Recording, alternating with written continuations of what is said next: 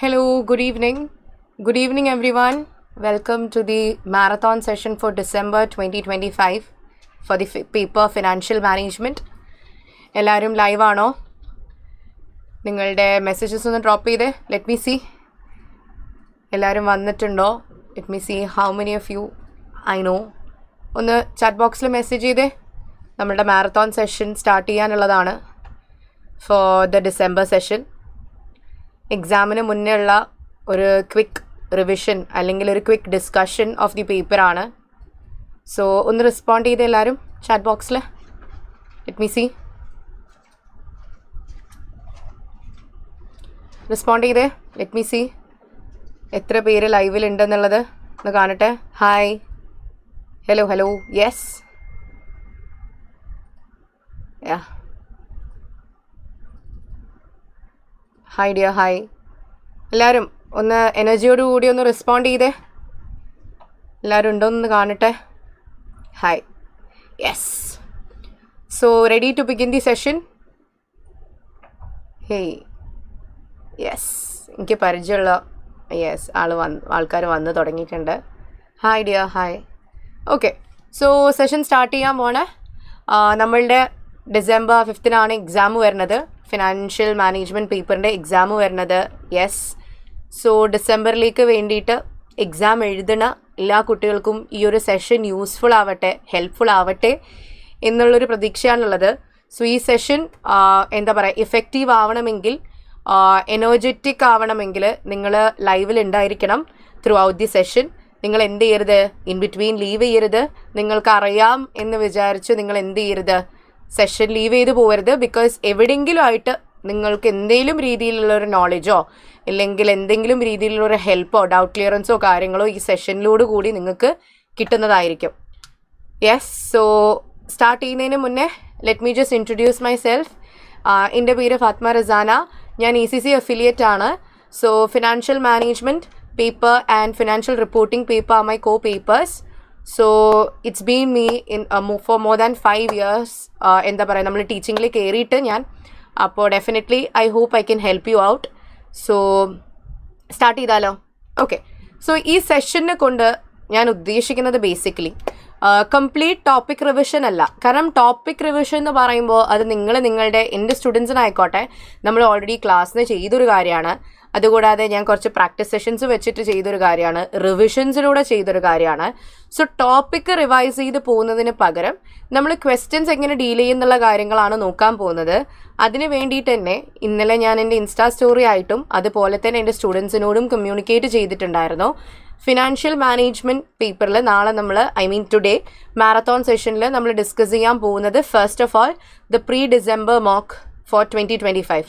അതായത് നിങ്ങളുടെ pre December mock exam നിങ്ങൾക്ക് CB പ്രാക്ടീസ് പ്ലാറ്റ്ഫോമിൽ അവൈലബിൾ ആണ്. സോ ഈ ഒരു ടൈം ആകുമ്പോൾ മോക്ക് എക്സാംസ് ഒക്കെ ചെയ്ത് സെറ്റാവേണ്ട ഒരു ടൈമാണ്. അല്ലാതെ ടോപ്പിക്സ് പഠിക്കുക എന്നുള്ളതല്ല നിങ്ങളുടെ മെയിൻ ഉദ്ദേശം ഉണ്ടായിരിക്കുന്നത്. സോ ആ ഡിസംബർ മോക്ക് നിങ്ങൾ അറ്റൻഡ് ചെയ്തിട്ടുണ്ടാവും. മേ ബി നിങ്ങൾ സെൽഫ് മാർക്ക് ചെയ്തിട്ടുണ്ടാവും, അല്ലെങ്കിൽ you might have gone through the answers. But still എൻ്റെ ഒരു രീതിയിൽ, എൻ്റെ ഒരു അപ്രോച്ചിൽ എങ്ങനെ നമുക്ക് ഈ ഒരു എക്സാം ഫുള്ളി സോൾവ് ചെയ്യാൻ പറ്റും, വിൽ ബി ഡിസ്കസിങ് ദാറ്റ്. അതിനുശേഷം ലേറ്റസ്റ്റ് ആയിട്ടുള്ള ഒരു എക്സാമിന് റിപ്പോർട്ട് ഡിസ്കസ് ചെയ്യണമെന്നുണ്ട്. And I also have one question in mind. Let me see, നമുക്ക് ടൈം പെർമിറ്റ് ചെയ്യുകയാണെങ്കിൽ ആ ക്വസ്റ്റ്യനും കൂടി ചെയ്യണമെന്നുണ്ട് എൻ്റെ മനസ്സിൽ. നോക്കട്ടെ, സോ ആ സമയത്ത് പറയാം. സോ ഇതിനൊരു സ്പെസിഫിക് ടൈമിങ് ഞാൻ വെക്കണില്ല. നമ്മളിപ്പോൾ സ്റ്റാർട്ട് ചെയ്യുന്നു. Let see how this session goes. So എന്താ പറയുക, നിങ്ങൾ ഉണ്ടാവുമ്പോൾ നിങ്ങൾ റെസ്പോണ്ട് ചെയ്യുന്നതിനനുസരിച്ചായിരിക്കും എൻ്റെ എനർജി ഉണ്ടാവുക. സോ നിങ്ങൾ ഡൗൺ ആണെങ്കിൽ ഡെഫിനറ്റ്ലി ഞാനും ഡൗൺ ആയി പോവും. സോ അതുകൊണ്ടാണ് പറയണത്, നിങ്ങൾ എന്ത് ചെയ്യുക, ഞാൻ ചോദിക്കുന്നതിനനുസരിച്ച് റെസ്പോണ്ട് ചെയ്യുക. ഇല്ലെങ്കിൽ നിങ്ങൾക്ക് എന്തെങ്കിലും ഡൗട്ട്സോ കാര്യങ്ങളോ ഉണ്ടെങ്കിൽ ഡെഫിനറ്റ്ലി നിങ്ങൾ എന്ത് ചെയ്യുക, ചാറ്റ് ബോക്സിൽ പറയാം കേട്ടോ. ഓക്കെ, ഇതാണ് സെഷൻ്റെ കേസ്. പിന്നെ ഈ ഒരു സംഭവം പറയേണ്ട ആവശ്യമില്ല എക്സാം ഫോർമാറ്റിനെ കുറിച്ച്. Because you are all aware of it and നിങ്ങൾ റെഡിയാണ് നിങ്ങളുടെ എക്സാം എഴുതാനായിട്ട് ഓൺ 5th. സോ എക്സാമിൻ്റെ ഫോർമാറ്റ് പറയുകയാണെങ്കിൽ 100 മാർക്സിൻ്റെ പേപ്പറിൽ 50 മാർക്സ് ആണ് നിങ്ങൾക്ക് പാസ്സാവാൻ വേണ്ടിയിട്ട് വേണ്ടത്. 3 hours ഓഫ് എക്സാം ആണിത്. So you have 3 sections, which is section A, B and C.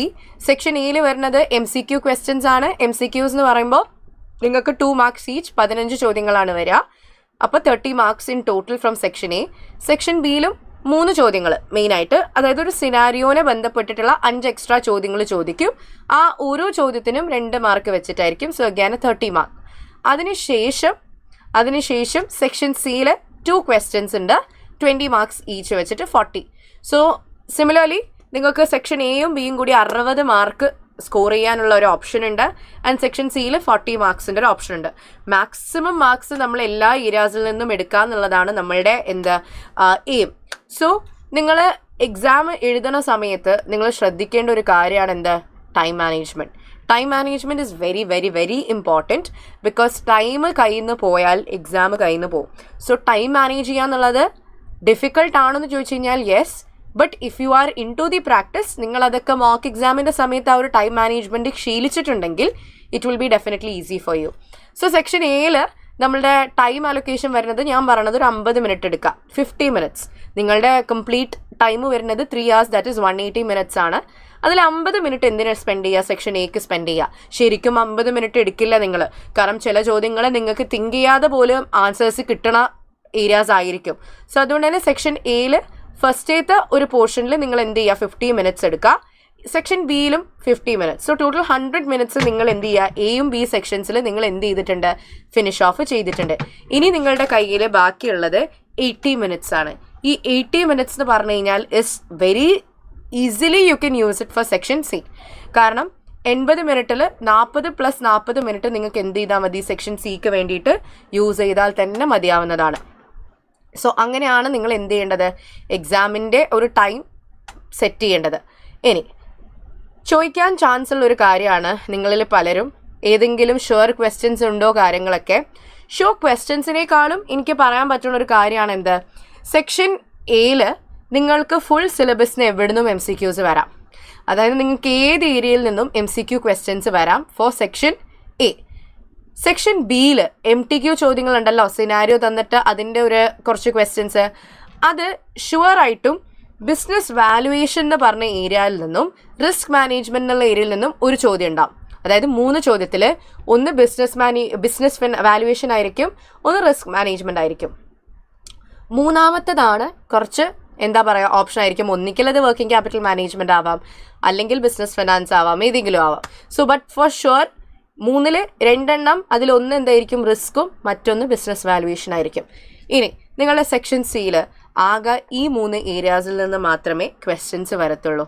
Working capital, അല്ലെങ്കിൽ ബിസിനസ് ഫിനാൻസ്, അല്ലെങ്കിൽ ഇൻവെസ്റ്റ്മെന്റ് അപ്രൈസൽ. ഇതിൻ്റെ അപ്പുറത്തോട്ടേക്കല്ല, മെയിൻലി ഇവിടെ നിന്നാണ് സെക്ഷൻ സി ക്വസ്റ്റ്യൻസ് ടെസ്റ്റ് ചെയ്യുക നോർമലി. ഓക്കെ അല്ലേ?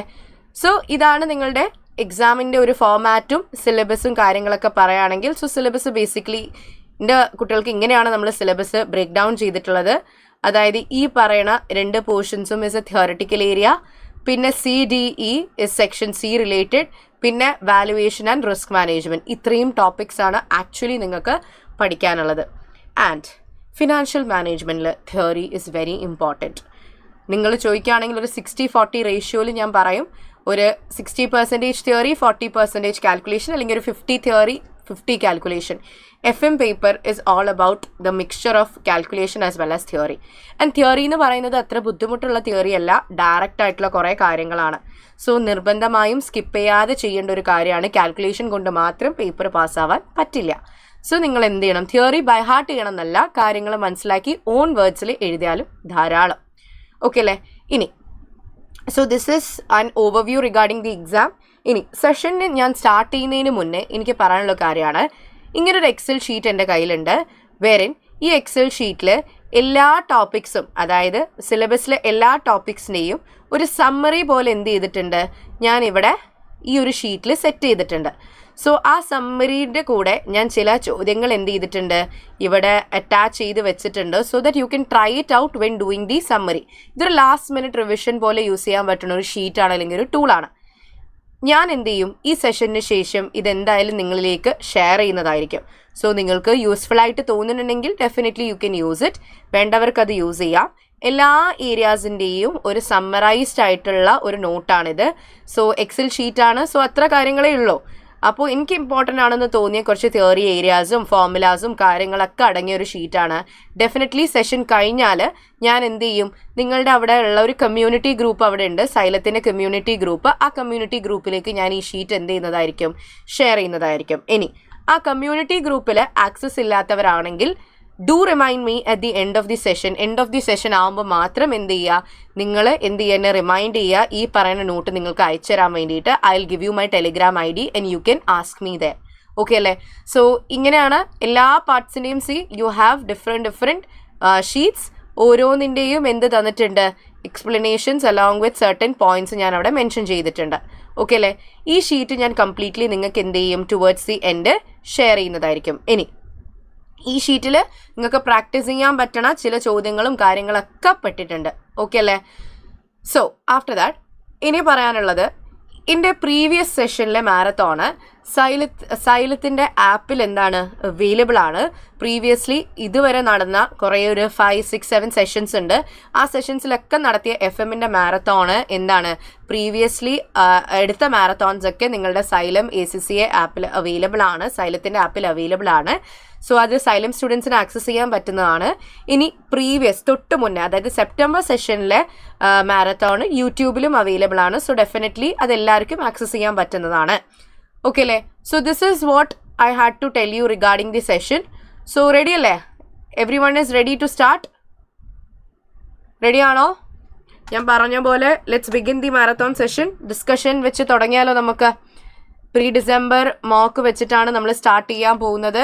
So we are going to discuss the mock along with it. ചില topics നമ്മളിങ്ങനെ cover ചെയ്ത് പോകും. സോ സ്റ്റാർട്ട് ചെയ്താലോ?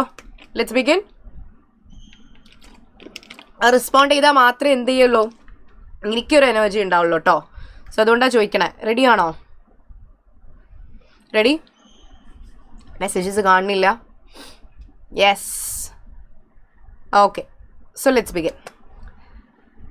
എക്സാമിൻ്റെ ഫസ്റ്റ് പോർഷൻ, പ്രീ ഡിസംബർ മോക്കിൻ്റെ first portion, section A. Okay, MCQ question ആണ്. And this is your question number 1. Question number 1 says, calculate Agassi Company's cash operating cycle using the working capital ratios, yes, rounded to the nearest day. Thank you for responding. Okay, so എന്താണ് ചോദിച്ചിരിക്കുന്നത്? കമ്പനിയുടെ cash operating സൈക്കിളാണ് നിങ്ങളോട് എന്ത് ചെയ്തിട്ടുള്ളത്, calculate ചെയ്യാൻ വേണ്ടിയിട്ട് പറഞ്ഞിട്ടുള്ളത്. Okay, cash operating cycle calculate ചെയ്യാൻ വേണ്ടിയിട്ട് ഞാനിപ്പുറത്ത് സ്ക്രാച്ച് പാഡ് ഓപ്പൺ ചെയ്ത് വെച്ചിട്ടുണ്ട്. സോ നിങ്ങൾക്ക് റഫ് പേപ്പർ തരും if you are doing your centre based exams. So നിങ്ങളോട് ചോദിച്ചിരിക്കുന്നത് cash operating cycle. Cash operating സൈക്കിളിൻ്റെ ഫോർമുല നമുക്ക് എല്ലാവർക്കും അറിയുന്നതാണ്. എന്താണ്? Inventory days plus receivable days minus payable days. So we know the formula, inventory days plus receivable days minus payable days. ഇനി calculate ചെയ്യാൻ പോണേ. ഓക്കെ, ഇവിടെ ഡേയ്സ് ഒക്കെ നമ്മൾ കാൽക്കുലേറ്റ് ചെയ്യേണ്ടത് 360 വെച്ചിട്ടാണ്. സോ ഇൻവെൻട്രി ഡേയ്സ് ആണ് നമ്മൾ ആദ്യം കാൽക്കുലേറ്റ് ചെയ്യാൻ പോകുന്നത്. Inventory days is equal to average inventory എത്രയാണ്? It is given as 350 million divided by cost of sales എത്രയാണ്? Cost of sales is 2700 and inventory ഡേയ്സിൽ ഈ പറയുന്ന 2700ൻ്റെ എത്ര പെർസെൻറ്റേജ്? ഈ പറയുന്ന 2700ൻ്റെ 80% പെർച്ചേസസ് എന്നാണ് പറഞ്ഞത്. പക്ഷെ നമ്മൾക്ക് കോസ്റ്റ് ഓഫ് സെയിൽസിൽ എടുക്കേണ്ടത് ഇൻവെൻട്രി ഡേയ്സിൽ. So we will divided by 2700 into 360. Okay അല്ലേ? സോ എത്ര ഡേയ്സ് ആണ് വരുന്നത്? 350 ഡിവൈഡഡ് ബൈ 2700 ഇൻറ്റു 360. നമ്മൾക്ക് ആ കോസ്റ്റ് ഓഫ് സെയിൽസ് കംപ്ലീറ്റ്ലി ആണ് വേണ്ടത്. So the answer is 47 days. ഇനി എന്ത് വേണം? Receivable days. ആവറേജ് റിസീവബിൾസ് എത്രയാണ്? 420 ഡിവൈഡഡ് ബൈ സെയിൽസ്. 3800ൽ ക്രെഡിറ്റ് സെയിൽസ് എത്രയാണ് വരുന്നത്? Cash sales 10%. ഈ മൊത്തം സെയില് 10% ക്യാഷാണ്. റിസീവബിൾസ് ക്രെഡിറ്റ് സെയിൽസിലാണല്ലോ. സോ എത്ര ശതമാനമാണ് ക്രെഡിറ്റ് സെയിൽസ്? 3800ൻ്റെ 90% അല്ലേ? 3800 ഫുള്ളി ഇസ് ഫോർ സെയിൽ. അതിൽ 10% ക്യാഷ് ആണെങ്കിൽ ബാക്കി 90% എന്ത്? Credit sales into 360 days. അപ്പോൾ എത്രയാണ് വരുന്നത്? 420 divided by 3800 into 90% into 360 which gives you 44 days. പിന്നെ വരുന്നതാണ് എന്ത്? Payable days. പേയബിൾ ഡേയ്സിൽ എത്രയാണ് വരുന്നത്? 250 ഡിവൈഡഡ് ബൈ പർച്ചേസസ് എടുക്കാം. പർച്ചേസസ് ഇല്ലെങ്കിൽ മാത്രമേ, ക്രെഡിറ്റ് പർച്ചേസ് ഇല്ലെങ്കിൽ മാത്രമേ നിങ്ങൾ എന്തെടുക്കേണ്ട ആവശ്യമുള്ളൂ? കോസ്റ്റ് ഓഫ് സെയിൽസ് എടുക്കേണ്ട ആവശ്യമുള്ളൂ. ആൻഡ് ഇവിടെ എന്ത് പറഞ്ഞിട്ടുണ്ട്? പർച്ചേസസ് എത്രയാണെന്ന് പറഞ്ഞിട്ടുണ്ട്. സോ 2700-ന്റെ 80% purchases ആണെന്ന് പറഞ്ഞിട്ടുണ്ടെങ്കിൽ you can definitely take that into 360. So എത്ര ഡേയ്സാണ് വരുന്നത്? 42 days. ഓക്കെ അല്ലേ? സോ ഇതാണ് നിങ്ങളുടെ ഡേയ്സ് വന്നിരിക്കുന്നത്. So cash operating cycle is equal to എത്രയാ? 47 plus 44 plus 44 minus 42. എത്ര ഡേയ്സ് ആണ്? 47 plus 44 minus 42, which is 49 days. So this is your answer and the option B. Okay la? Ready?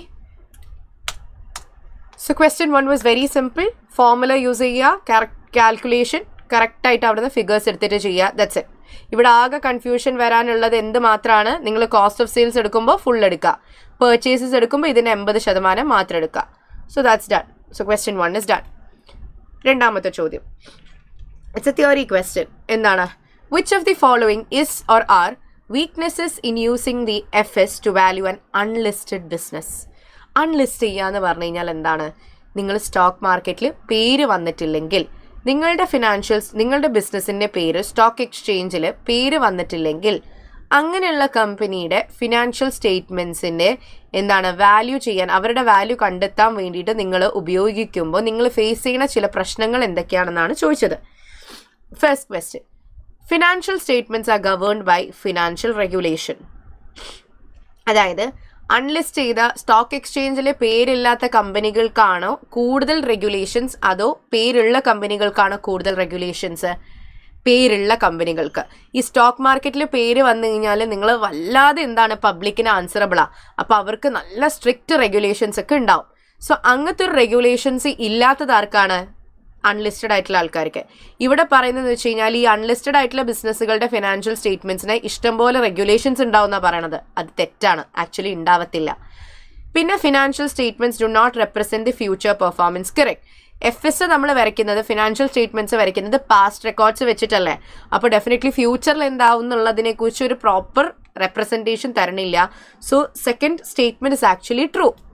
Third one എന്താണ്? Financial statements are produced on an annual basis. നിർബന്ധമുണ്ടോ annually produce ചെയ്യണമെന്ന്? ഇല്ല.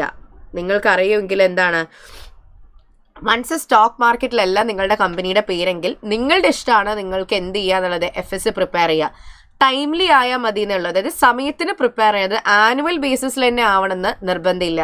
Interim reporting എന്നൊക്കെ പറഞ്ഞ കുറേ കാര്യങ്ങളുണ്ട്. അതായത് in between ഒക്കെ റിപ്പോർട്ടുകൾ റെഡിയാക്കുന്ന ഒരു കേസ് ഉണ്ട്. അൺലിസ്റ്റഡ് ബിസിനസ് ആണെങ്കിൽ അങ്ങനെ നിർബന്ധമായും ആനുവലി വർഷാവർഷം പ്രിപ്പയർ ചെയ്യണമെന്നില്ല. ടൈംലി റെഡിയാക്കിയാൽ മാത്രം മതിയാവും. അതുപോലെ തന്നെ ഫ്യൂച്ചർ പെർഫോമൻസിനെ കുറിച്ച് പറയാൻ പറ്റില്ല, കാരണം ഹിസ്റ്റോറിക്കലി ആണ് അത് പ്രിപ്പയർ ചെയ്യണത്. ആൻഡ് ഫസ്റ്റ് സ്റ്റേറ്റ്മെൻറ്റ് തെറ്റാണ്. എന്തുകൊണ്ട്? കാരണം റെഗുലേഷൻസ് അധികം ഇല്ല. സോ ഈ പറയണത് do not represent the future performance എന്ന് പറയുന്നത് ആക്ച്വലി കറക്റ്റ് ആണ്. കാരണം ഹിസ്റ്റോറിക്കേ പ്രൊവൈഡ് ചെയ്യുന്നുള്ളൂ, അതായത് ഫ്യൂച്ചറിനെ കുറിച്ച് പറയില്ല. ആ സ്റ്റേറ്റ്മെൻറ്റ് കറക്റ്റ് ആണ്. ആൻഡ് അത് ഇതിൻ്റെ ഒരു പോരായ്മയും കൂടിയാണ്. സ്റ്റേറ്റ്മെൻറ്റ് കറക്റ്റ് ആണ് ആൻഡ് ഇതിൻ്റെ പോരായ്മയും കൂടിയാണ് അൺലിസ്റ്റഡ് ബിസിനസ്സിന്. പിന്നെ ഈ സ്റ്റേറ്റ്മെൻറ്റ് എന്താണ്? Financial statements are produced on an annual basis. Okay അല്ലേ? Produced on an annual basis എന്ന് പറയുമ്പോൾ എന്തായിരിക്കും? ആനുവൽ ബേസിസിലാണ് സ്റ്റേറ്റ്മെൻറ്റ്സ് പ്രൊവൈഡ് ചെയ്യുന്നതെന്ന് പറഞ്ഞു കഴിഞ്ഞാൽ ഈ പറയുന്ന അൺലിസ്റ്റഡ് ബിസിനസ് മേ ബി എന്ത് ചെയ്യണില്ല, ടൈംലി പ്രൊവൈഡ് ചെയ്യണമെന്നില്ല. ടൈംലി ആയിട്ട് ചിലപ്പോൾ ഇൻറ്ററിം റിപ്പോർട്ടിംഗ് അങ്ങനത്തെ സിറ്റുവേഷനിലേക്ക് എത്തണമെന്നില്ല. സോ ഡെഫിനറ്റ്ലി ഈ പറയുന്ന രണ്ട് സ്റ്റേറ്റ്മെൻറ്റ്സും എന്താണ്? ട്രൂ ആണ്. And true means it is A weakness of those business. Okay അല്ലേ? വീക്ക്നെസ് ആയിട്ട് വേണമെങ്കിൽ നമുക്ക് കൺസിഡർ ചെയ്യാൻ പറ്റും.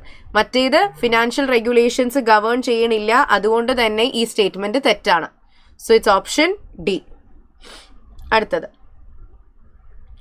റിസ്ക് മാനേജ്മെൻറ്റിൻ്റെ ഒരു ചോദ്യമാണ്. റിസ്ക് മാനേജ്മെൻറ്റിൻ്റെ assuming interest rate is 4.3% in 3 months' time, what will be the financial settlement under the FRA? FRA settlement ആണ് ചോദിച്ചിട്ടുള്ളത്. നിങ്ങളോട് ചോദിച്ചിരിക്കുന്നത് FRA സെറ്റിൽമെൻ്റ് ആണ്. അതായത് 3 മാസം കഴിഞ്ഞ് ആക്ച്വലി ഉള്ള റേറ്റ് 4.3 ആണെങ്കിൽ FRAയിൽ എത്രയാണ് സെറ്റിൽമെന്റ് എന്നാണ് ചോദിച്ചത്. നോക്കാം. സ്റ്റോൺ കമ്പനി ഒരു ഡെപ്പോസിറ്റ് ചെയ്യാൻ പ്ലാൻ ചെയ്യുന്നുണ്ട്. Stone company is planning four A deposit of $25 million in 3 months time. 3 months time. For how much? For 4 months. So അവർ ഉദ്ദേശിക്കുന്നത് എന്താണ്? 3 മാസത്തിനുള്ളിൽ ഡെപ്പോസിറ്റ് ചെയ്യും, 4 മാസത്തേക്ക്. So 3 to 4, 4 to 5, 5 to 6, 6 to 7. So 3 to 7 FRA എന്ന് വേണമെങ്കിൽ നമുക്ക് വേണമെങ്കിൽ പറയാം. FRAൻ്റെ പേരെന്താണ്? 3 to 7 FRA. എന്തുകൊണ്ട് അങ്ങനെ പറഞ്ഞത്? 3 to 4, 4 to 5, 5 to 6, 6 to 7.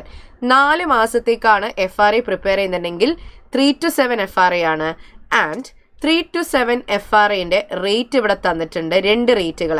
ഇതിൽ ഏത് റേറ്റ് നിങ്ങൾ എടുക്കും? ഏത് റേറ്റ് ആയിരിക്കും എടുക്കുക? Tell me. 3 to 7 FRAയിൽ ഇതിൽ ഏത് റേറ്റ് എടുക്കും? 2 റേറ്റ് ഉണ്ട്, 4.7ഉം 5%. ഏതെടുക്കുക? I need your answer. ഏതെടുക്കുക? ഏത് റേറ്റ് ആയിരിക്കും എടുക്കുക? Let me C. ഡെപ്പോസിറ്റിൻ്റെ ചോദ്യമാണ്. ആൻഡ് 3 to 7 FRA ആണ്. ഏതായിരിക്കും എടുക്കുക? Which one will you take? 3 to 7 FRAയിൽ 4.7 എടുക്കുമോ 5% എടുക്കുമോ? ഡെപ്പോസിറ്റ് ആണ്. So lower rate. Very good. Lower rate ആണ് എടുക്കുക. Very good. So 4.7%. So you are on track. അതിൻ്റെ അർത്ഥം 4.7 ആണ് നിങ്ങൾ എടുക്കേണ്ടി വരിക. ഓക്കെ, 4.7 ആണ്. ബിക്കോസ് ഇത് ഡെപ്പോസിറ്റ് ആണ്. ഡെപ്പോസിറ്റ് ചെയ്യുമ്പോൾ always take the lower rate. 4.7. Perfect. അപ്പോൾ FRAയിൽ നമ്മൾ ഫിക്സ് ചെയ്തത് ഭാവിയിൽ ഡെപ്പോസിറ്റ് ചെയ്യുമ്പോൾ 4.7 കിട്ടും എന്നുള്ള രീതിയിലാണ്. പക്ഷേ ആക്ച്വലി എന്ത് സംഭവിച്ചു? നിങ്ങൾ ഡെപ്പോസിറ്റ് ചെയ്യാൻ പോയപ്പോൾ ആക്ച്വൽ റേറ്റ് എത്രയായിട്ടാണ് വന്നത്? 4.3%. സോ നിങ്ങൾ ആക്ച്വലി ഡെപ്പോസിറ്റ് ചെയ്യാൻ പോയപ്പോൾ 4.3 കിട്ടിയുള്ളൂ. പക്ഷെ നിങ്ങൾക്ക് എത്ര കിട്ടുമെന്നുള്ളതിനെക്കുറിച്ച് ഒരു ഗ്യാരണ്ടി ബാങ്ക് തന്നിട്ടുണ്ടായിരുന്നു, 4.7. സോ എക്സ്ട്രാ നിങ്ങൾക്ക് FRA വീണ്ടും എത്ര സെറ്റിൽ ചെയ്ത് തരും?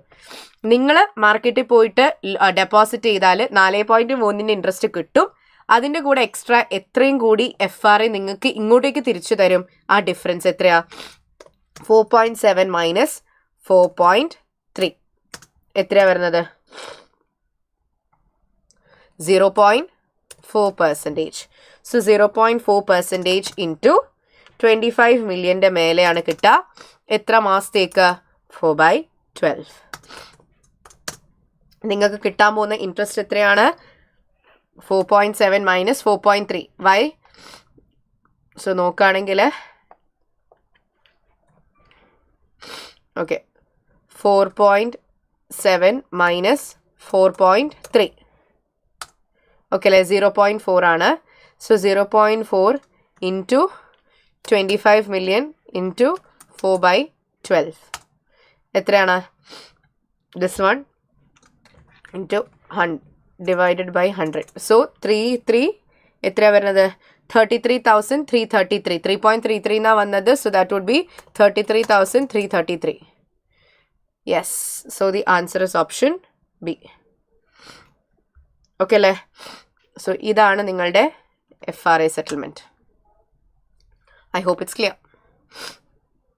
Okay അല്ലേ? ഓക്കെ, ഇനി നെക്സ്റ്റ് നോക്കാലോ.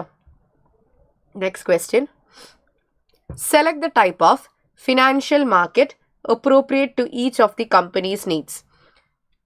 ഇത് ഫിനാൻഷ്യൽ മാനേജ്മെൻറ്റ് എൻവയൺമെൻറ്റിലുള്ളൊരു ചോദ്യമാണ്. സോ കമ്പനിയുടെ ആവശ്യങ്ങൾക്കനുസരിച്ച് നിങ്ങളൊന്ന് സെലക്ട് ചെയ്യാനാണ് പറഞ്ഞത്. ഓക്കെ, നോക്കാലോ. ആംബി കമ്പനിക്ക് എന്ത് വേണം? ഫോറിൻ കറൻസിയെ ഡൊമസ്റ്റിക് കറൻസിയിലോട്ടേക്ക് കൺവേർട്ട് ചെയ്യാനാണ് ആഗ്രഹമുള്ളത്. ഫോറിൻ കറൻസിയെ ഡൊമസ്റ്റിക്കിലോട്ടേക്ക് കൺവേർഷൻ നടത്താൻ എന്ന് പറയുന്നത് എന്താണ്? എക്സ്ചേഞ്ച് മാർക്കറ്റാണ്. So foreign exchange market. Dill company needs to issue new long term loan notes. Long term loan note എന്ന് പറയുമ്പോൾ ഏത് മാർക്കറ്റാണ്? ലോങ് ടേം ഫണ്ടിൻ്റെ മാർക്കറ്റാണ്, which is capital market. Okay അല്ലേ? Benji company needs to issue new ordinary shares. Ordinary shares എന്ന് പറയുമ്പോൾ capital market. അതിലും പുതിയ ഷെയർസ് എന്ന് പറയുമ്പോൾ ഏതാണ്? Primary market. First time IPOs ഒക്കെ എവിടെയാണ്? Primary capital market. Car loan short term investments ആണ്, അത് മണി മാർക്കറ്റ്. അതും ഓവർ ദി കൗണ്ടർ ഡെറിവേറ്റീവ്സ് ആണ്. ഡെറിവേറ്റീവ്സ് എന്ന് പറയുമ്പോൾ സ്റ്റോക്ക് എക്സ്ചേഞ്ച് ട്രേഡഡ് ആണ്, അപ്പം അത് സെക്കൻഡറി ആണ്, പ്രൈമറി ആണ് അല്ലേ? ഓക്കെ അല്ലേ? Primary needs to purchase short term over the counter derivatives ആണ്. So that is from primary money market. Clear ആണോ? ഓക്കെ അല്ലേ? So primary money market is the answer. കാരണം ഓവർ ദി കൗണ്ടർ ഡെറിവേറ്റീവ്സ് ആണ്, അതും ബാങ്കിൽ നിന്നൊക്കെ ആണ്. കാരണം OTC ആണ് ഡെറിവേറ്റീവ്സ് വരുന്നത്. എക്സ്ചേഞ്ച് ട്രേഡഡ് ആണെങ്കിലാണ് ഇവിടെ. ഇത് എക്സ്ചേഞ്ച് ട്രേഡഡ് അല്ല, OTC ആണ്. That is over the count which can not be traded in the market. അപ്പോൾ അതെന്താണ്? പ്രൈമറി മണി മാർക്കറ്റ് ആണ്. So this is the answer. അടുത്തത് this one. Buckland Marsh Company has a current market capitalization of 58 million and has recently paid a dividend of 5 million. The dividend payout ratio is 70% and ROE, return on equity, is 20%. Calculate the cost of equity. So നിങ്ങളോട് ചോദിച്ചത് എന്താണ്? Calculate the cost of equity എന്നുള്ള രീതിയിലാണ് ചോദിച്ചിട്ടുള്ളത്. So എന്താ ചെയ്യുക? Calculate the cost of equity. What to do? എങ്ങനെ ഇത് ചെയ്യുക? എങ്ങനെയായിരിക്കും ഇത് ചെയ്യുക? നിങ്ങൾ എന്ത് ചെയ്യാനുണ്ട്? KE കണ്ടുപിടിക്കാനുണ്ട്. KE ഇസ് ഈക്വൽ ടു, ഇവിടെ തന്ന ഇൻഫർമേഷൻസ് വെച്ച് you have a ratio given here. Dividend ഫിഗറിന് പകരം ഡിവിഡൻഡ് നിങ്ങൾക്ക് കുറച്ച് റേഷ്യോസാണ് തന്നത്.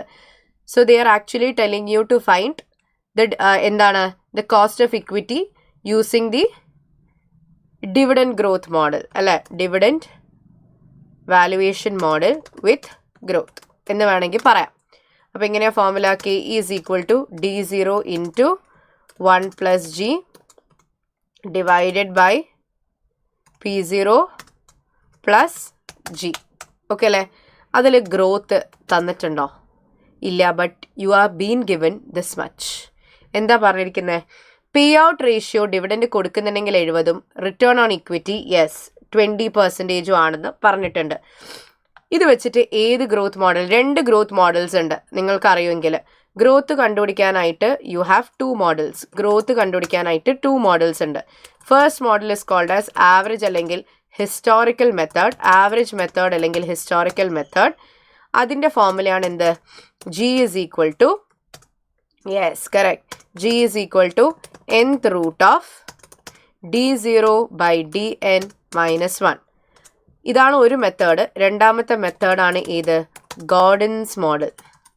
ഗോർഡൻസ് മോഡലിൽ G is equal to B into R എന്നാണ് വരിക. ഗോർഡൻസ് മോഡലിൽ വരിക G is equal to B into R. ഇവിടെ നമുക്ക് യൂസ് ചെയ്യാൻ പറ്റുന്നത് ഏതാണ്? ഗോർഡൻസ് മോഡലാണ്. G is equal to B into R. G is equal to B എന്ന് പറഞ്ഞു കഴിഞ്ഞാൽ നിങ്ങൾ ഉണ്ടാക്കിയ ലാഭത്തിൽ നിന്ന് ഡിവിഡൻഡ് കൊടുത്തു കഴിഞ്ഞിട്ട് ബാക്കി നിങ്ങൾ കമ്പനിയിൽ റീഇൻവെസ്റ്റ് ചെയ്യില്ലേ? അത് ഇപ്പം നിങ്ങൾ ഉണ്ടാക്കിയ ലാഭത്തിൽ നിങ്ങൾ എത്ര ഡിവിഡൻഡ് ആയിട്ട് കൊടുക്കണേ? 70.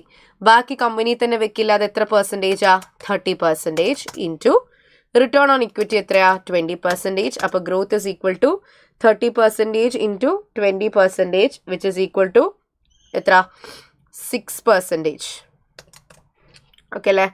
That is equal to 6%.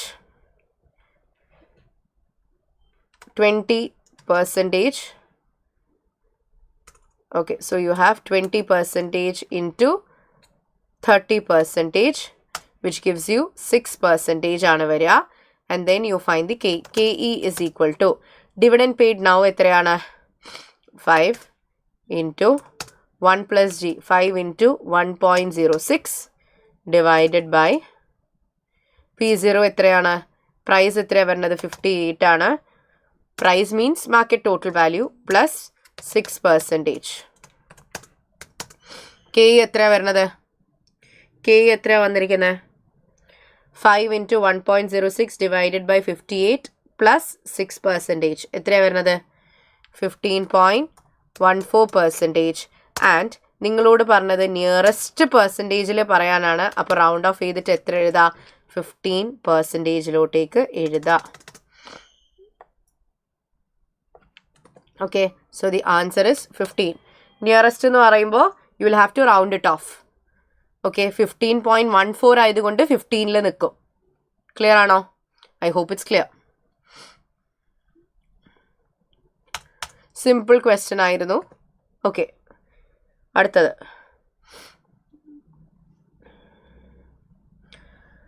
അടുത്ത ചോദ്യം എന്താണ്?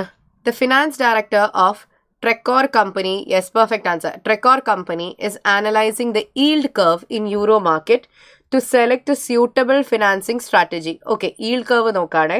He observes the yield curve has changed from yield curve ഏതിൽ നിന്ന് മാറി? നോർമൽ നിന്ന് ഇൻവേർട്ടഡിലേക്ക് മാറിയിട്ടുണ്ട്. First of all yield curve എന്താണെന്ന് അറിയാം. yield curveൽ എന്താ പറയുന്നത്? The relationship between the maturity of the loan and the interest rate ആണ്. ഓക്കെ, yield curveൻ്റെ കേസ് പറയുകയാണെങ്കിൽ there is a normal yield curve.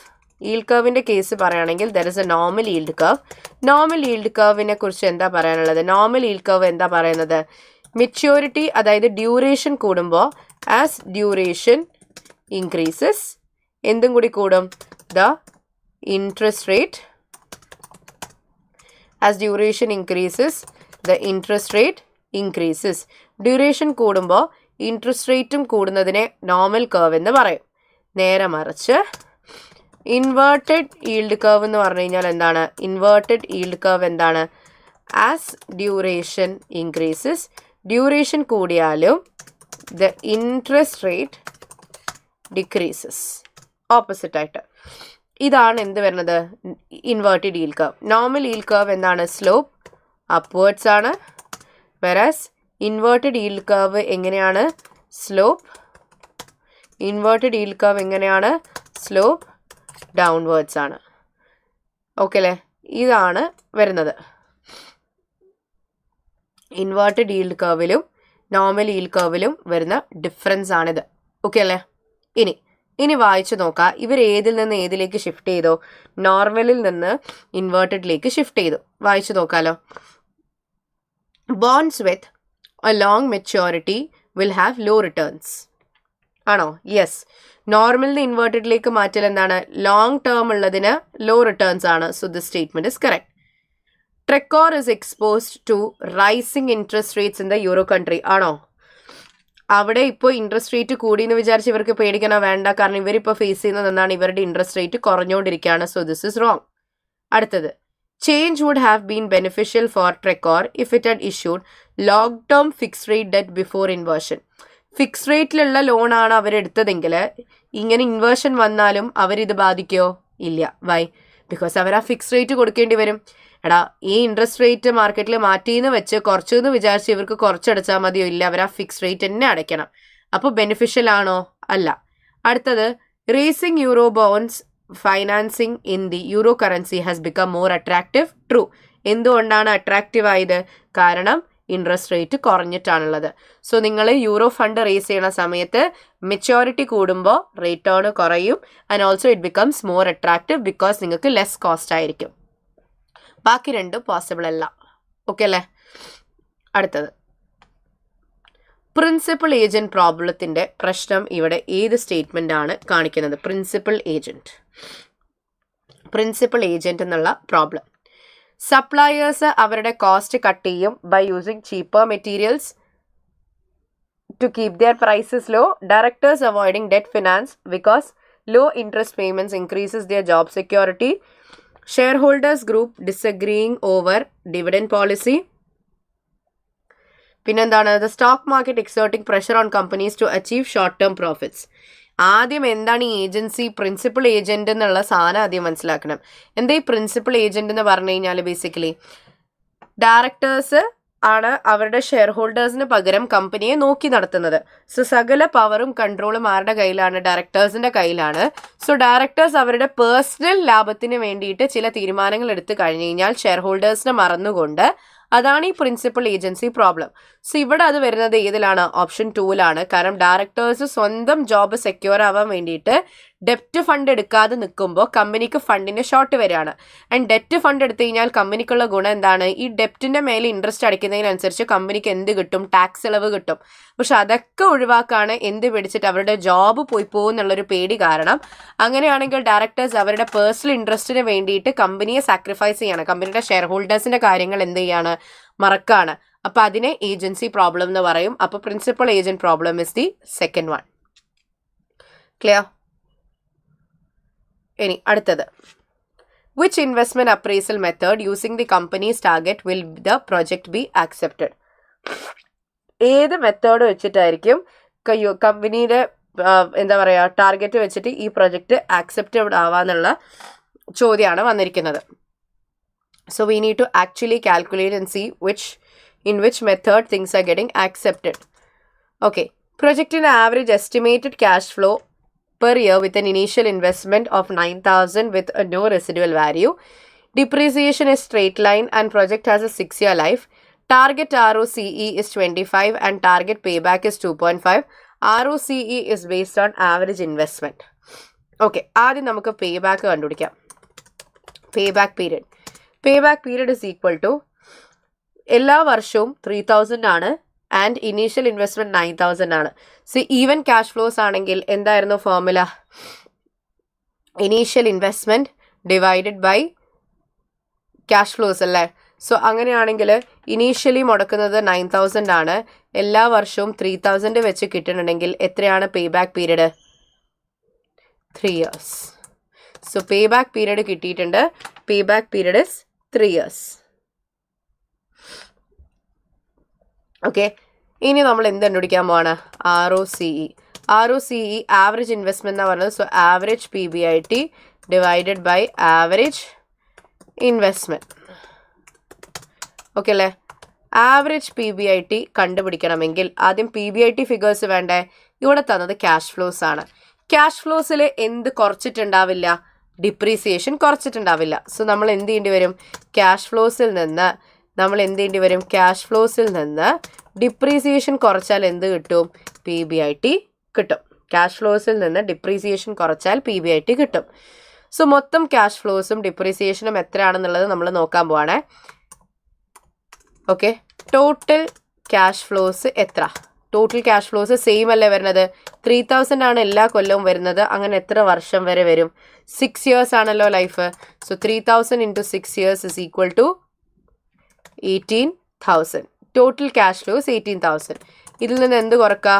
Total depreciation കുറക്കുക. ഡിപ്രീസിയേഷൻ എല്ലാ വർഷവും സെയിം ആണ്. വൈ? ബിക്കോസ് സ്ട്രേറ്റ് ലൈൻ മെത്തേഡാണ്. അപ്പോൾ ഡിപ്രീസിയേഷൻ എത്രയാണ്? ഡിപ്രീസിയേഷൻ എല്ലാ വർഷവും സെയിം ആണ്. സ്ക്രാപ്പ് വാല്യൂ 0 ആണ്. So 9,000 divided by 6 years. അപ്പോൾ എത്ര വരും? 9,000 by 6. 9,000 by 6 gives you 1,500 per year. അങ്ങനെ എത്ര വർഷം? ഇൻറ്റു 6 years അടിക്കുകയാണെങ്കിൽ ഡിപ്രീസിയേഷൻ എത്ര തന്നെയാണ് വരിക? അഗൈൻ 9,000 ആണ്. അത് ചെയ്യേണ്ട ആവശ്യമില്ല. ഇനി എന്ത് കണ്ടുപിടിക്കുക? ടോട്ടൽ PBIT എത്രയാണ്? 18,000 ക്യാഷ് ഫ്ലോയിൽ നിന്ന് 9,000 എന്ത് കുറക്കുക? ഡിപ്രീസിയേഷൻ കുറച്ചാൽ PBIT എത്ര വരും? 18,000 minus 9 gives you 9,000 total PBIT. നിങ്ങൾ ഇതിനെ എന്തിലേക്ക് മാറ്റണം? Average PBIT. Average PBIT is equal to total PBIT divided by number of years. എത്രയാണ്? 9,000 ഡിവൈഡഡ് ബൈ 6. ഓക്കെ അല്ലേ? 9,000 ഡിവൈഡഡ് ബൈ 6. സോ നിങ്ങളുടെ total PBIT, so 9,000 divided by 6. അപ്പോൾ 1,500 per year is your average PBIT. Okay അല്ലേ? ഇനി average investment is equal to ഫോമിൽ ഉണ്ടായിരുന്നല്ലോ, initial investment എത്രയാണത്? 9,000 plus scrap that is 0 divided by 2. Okay, so 9,000 plus 0 divided by 2 that is 4,500. അങ്ങനെയാണെങ്കിൽ ROCE is equal to average PBIT divided by average investment into 100. So 1500 divided by 4500 into 100. That is 33.33%. അപ്പോൾ ROCയും കിട്ടിയിട്ടുണ്ട്, പേ ബാക്കും കിട്ടിയിട്ടുണ്ട്. ഇനി compare ചെയ്ത് നോക്കാം. Pay back period കിട്ടിയത് 3 years. Target pay back എത്രയാണ്? 2.5. റിജക്റ്റ് അല്ലേ? സോ പേ ബാക്ക് മെത്തേഡ് പ്രകാരം റിജക്റ്റ്, കാരണം it's exceeding more than the target. അപ്പോൾ ഈ പേ ബാക്ക് കാരണം റിജക്റ്റാ. ഇനി ROCയുടെ കേസ് നോക്കുകയാണെങ്കിൽ അവർ പറഞ്ഞത് 28, നമുക്ക് കിട്ടുന്നത് 33. So you can actually accept. So option A. ഏത് വെച്ചാണ് ആക്സെപ്റ്റ് ചെയ്യാൻ പറ്റുക? ROC വെച്ച് ഈ പ്രൊജക്റ്റ് ആക്സെപ്റ്റ് ചെയ്യാം, because it's more than the return expected. Return expect ചെയ്തത് 28% ആണ്, പക്ഷെ റിട്ടേൺ വന്നത് 33.3% ആണ്. So you can accept as per ROCE. So this is also done. അടുത്തത്, Xylem is a charity that was set up with an objective of training dogs for the blind. Okay.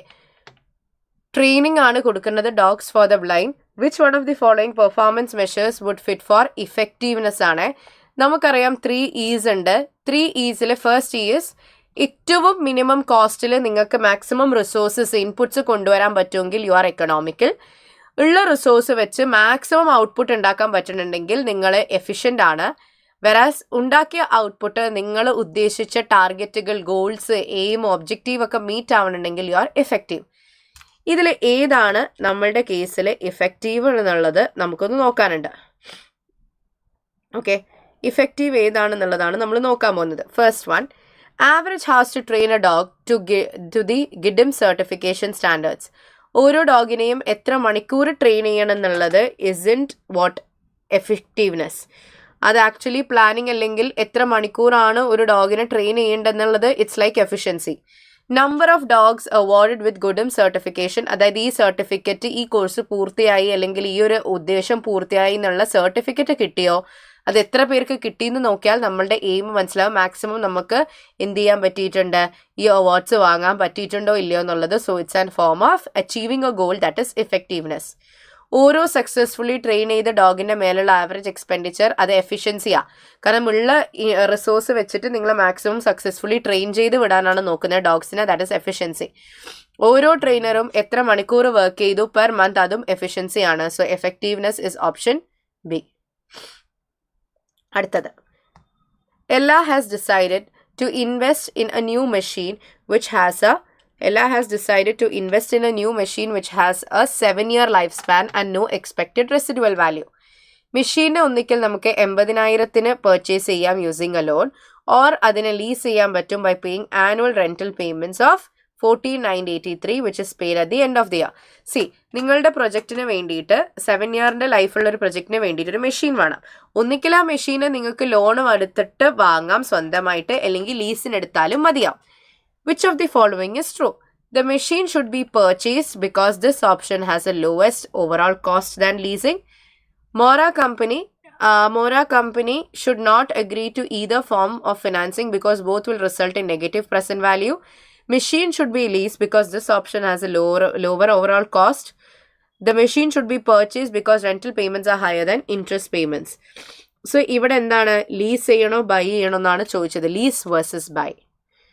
നമ്മൾ section സിയിൽ കാണുന്ന ഒരു ചോദ്യമാണ് normally. അത് section ബിയിൽ അവർ എന്ത് ചെയ്തിട്ടുണ്ട്, ചോദിച്ചിട്ടുണ്ട്. ബട്ട് അതിൻ്റെ രീതി ഒന്ന് മാറ്റി പിടിച്ചിട്ടുണ്ട്. MCQ മോഡലിലേക്ക് അവരത് കൺവേർട്ട് ചെയ്തു. ലീസ് ചെയ്യണോ ബൈ ചെയ്യണോ അല്ലെങ്കിൽ അങ്ങനെ എങ്ങനെ തീരുമാനിക്കുക, basically based on the calculation. So നിങ്ങൾ എന്ത് കണ്ടുപിടിക്കും, present value of cost, present value of cost of buy. നിങ്ങൾ എങ്ങനെയാണ് present value of cost of buying കണ്ടുപിടിക്കുക? നിങ്ങൾ മെഷീൻ വാങ്ങുകയാണെങ്കിൽ നിങ്ങൾ ഇപ്പം തന്നെ എന്ത് ചെയ്യേണ്ടി വരും, മെഷീൻ വാങ്ങേണ്ടി വരും. So that is 80,000 into discount factor is 1 which is equal to present value, that is 80,000 itself. Okay അല്ലേ? ഇനി നിങ്ങൾ എന്ത് ചെയ്യും, present value of cost of lease payments കൂടി കണ്ടുപിടിക്കും. ലീസ് പേയ്മെൻറ്റ്സിൻ്റെ കേസിൽ പറയുകയാണെങ്കിൽ എത്രയാണ് എല്ലാ വർഷവും കൊടുക്കേണ്ട lease payment? 14,983. It's an expense right. Into എത്ര വർഷം വരെ ഇങ്ങനെ പോവും, It is going for 7 years അല്ലേ? അപ്പോൾ നിങ്ങൾ 8% ഇനി നിങ്ങൾ യൂസ് ചെയ്യുന്ന ഡിസ്കൗണ്ട് റേറ്റ് എന്തായിരിക്കണം? 8. It should be the after tax interest rate അല്ലേ? ഇവിടെ ആഫ്റ്റർ ടാക്സ് ഇല്ല, സോ ഇൻട്രസ്റ്റ് റേറ്റ് എത്രയാണ്? 8%. അതിൻ്റെ എത്ര വർഷമാണ് ഇത് റിപ്പീറ്റഡ്ലി വരുന്നത്? 7 years ആണ്. സോ ആനുവിറ്റി ഫാക്ടർ എടുക്കാം. 8% സൈഡിൽ ഫോർമുല ഷീറ്റ് ഉണ്ട്, അവൈലബിൾ ആണ്. അതിൽ 8% ആനുവിറ്റി ഫാക്ടർ എടുക്കുക for 7 years. 8% annuity factor for 7 years എത്രയാ? 5.206.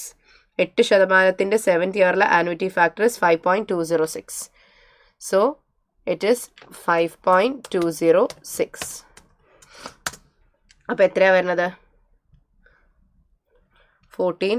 So let's calculate that. 14,983 into 5.206. അപ്പോൾ എത്രയാണ് വരുന്നത്?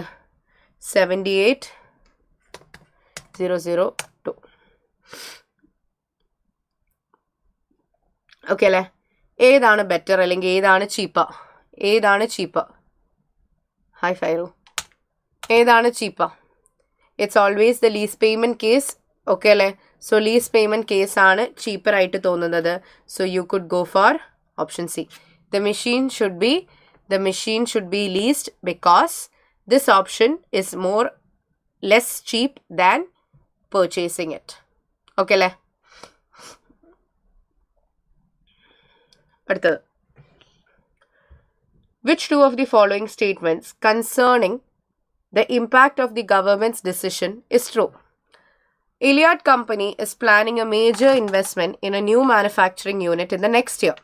Okay, ഒരു പുതിയ ഇൻവെസ്റ്റ്മെൻറ്റ് കൊണ്ടുവരാൻ വേണ്ടിയിട്ടുള്ള പ്ലാൻ ആണ്. Due to recent concerns that inflation ഭയങ്കര ഹൈ ആണ്.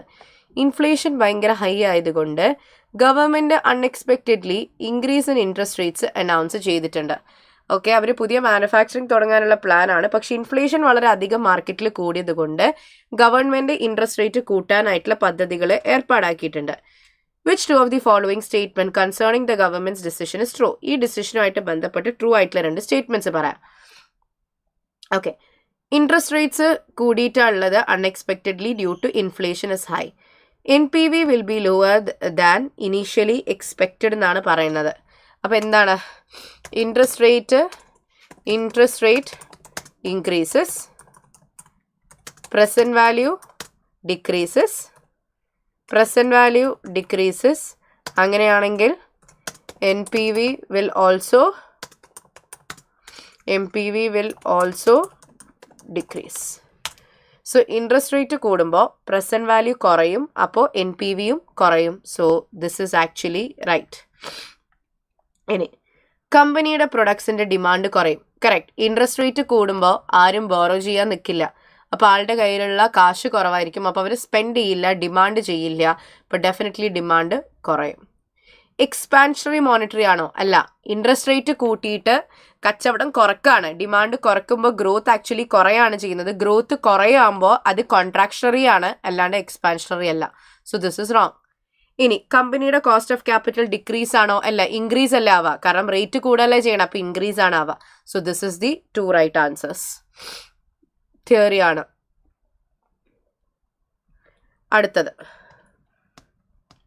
അടുത്തതാണ് എന്താ പറഞ്ഞിരിക്കുന്നത്? TRPയും കണ്ടുപിടിക്കാനുണ്ട് and rights issue price per ഷെയറും കണ്ടുപിടിക്കാനുണ്ട്. ഇത് നമ്മൾ ക്ലാസ്സിന് പഠിച്ച കുറച്ച് കാര്യങ്ങളാണ്. TRPയും കാൽക്കുലേറ്റ് ചെയ്യാനുണ്ട്. നമ്മൾ എന്ത് കണ്ടുപിടിക്കാനുണ്ട്? റൈറ്റ് ഇഷ്യൂ പ്രൈസും കണ്ടുപിടിക്കാനുണ്ട്. കണ്ടുപിടിച്ചാലോ? ഓക്കെ.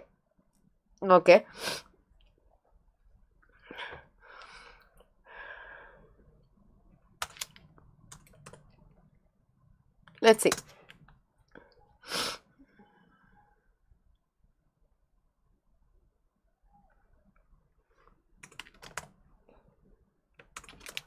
ഓക്കെ, ഒന്ന് നോക്കാലോ.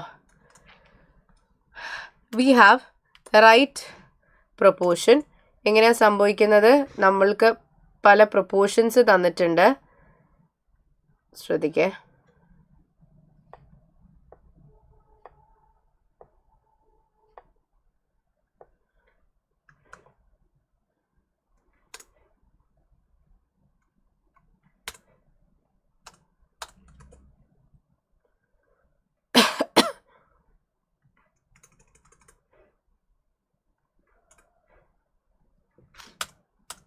ഓക്കെ, ശ്രദ്ധിക്കേ.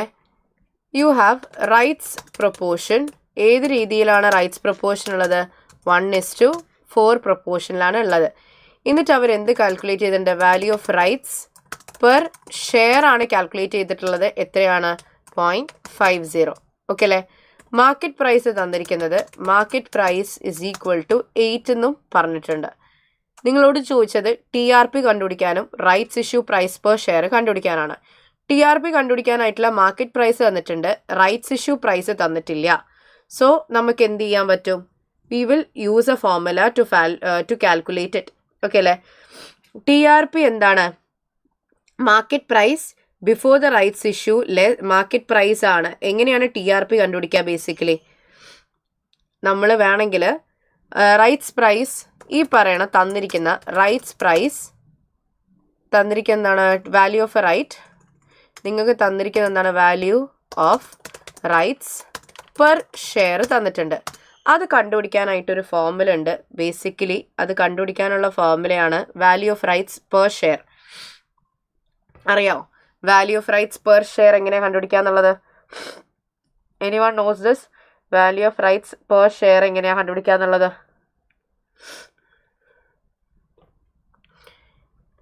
അറിയോ? Value of rights per share basically ഇത്രയേ ഉള്ളൂ. മാർക്കറ്റ് പ്രൈസ് മൈനസ് TRP ചെയ്താൽ you get value of rights per share. ഇവിടെ അവർ എന്ത് ചെയ്തിട്ടുണ്ട്? Value of rights per share 0.5 ആണെന്ന് പറഞ്ഞിട്ടുണ്ട്. മാർക്കറ്റ് പ്രൈസ് എത്രയാണ്? 8 ആണ്. സോ അതിൽ നിന്ന് TRP കുറക്കുക. TRP എത്രയാണ്? അറിയില്ല, അതാണ് കണ്ടുപിടിക്കേണ്ടത്. സോ 8ൽ നിന്ന് മാർക്കറ്റ് പ്രൈസിൽ നിന്ന് TRP കുറച്ച് you get value of rights per share. So TRP is equal to TRPന്ന് എങ്ങനെ കണ്ടുപിടിക്കുക? TRP is equal to 8 minus 0.5. അപ്പോൾ എത്രയാണ് വരിക? 7.5. So TRP is equal to 7.5. So ഇതിൽ ഈ പറയണ 7.5 is your TRP. TRP is equal to 7.5. ഇത് വെച്ചിട്ട് എന്ത് കണ്ടുപിടിക്കുക? റൈറ്റ്സ് പ്രൈസ് കണ്ടുപിടിക്കുക. ഓക്കെ അല്ലേ?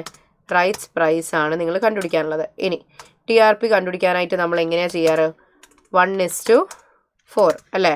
നോർമൽ റൈറ്റ് ഷെയർസിൻ്റെ പ്രൈസ് എത്രയാണെന്ന് ക്വസ്റ്റ്യനിൽ പറഞ്ഞു തന്നിട്ടില്ല.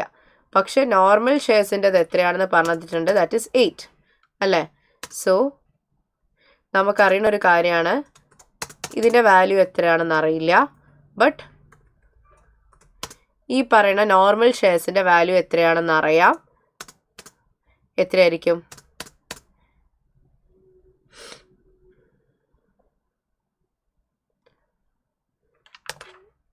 ഓക്കെ അല്ലേ?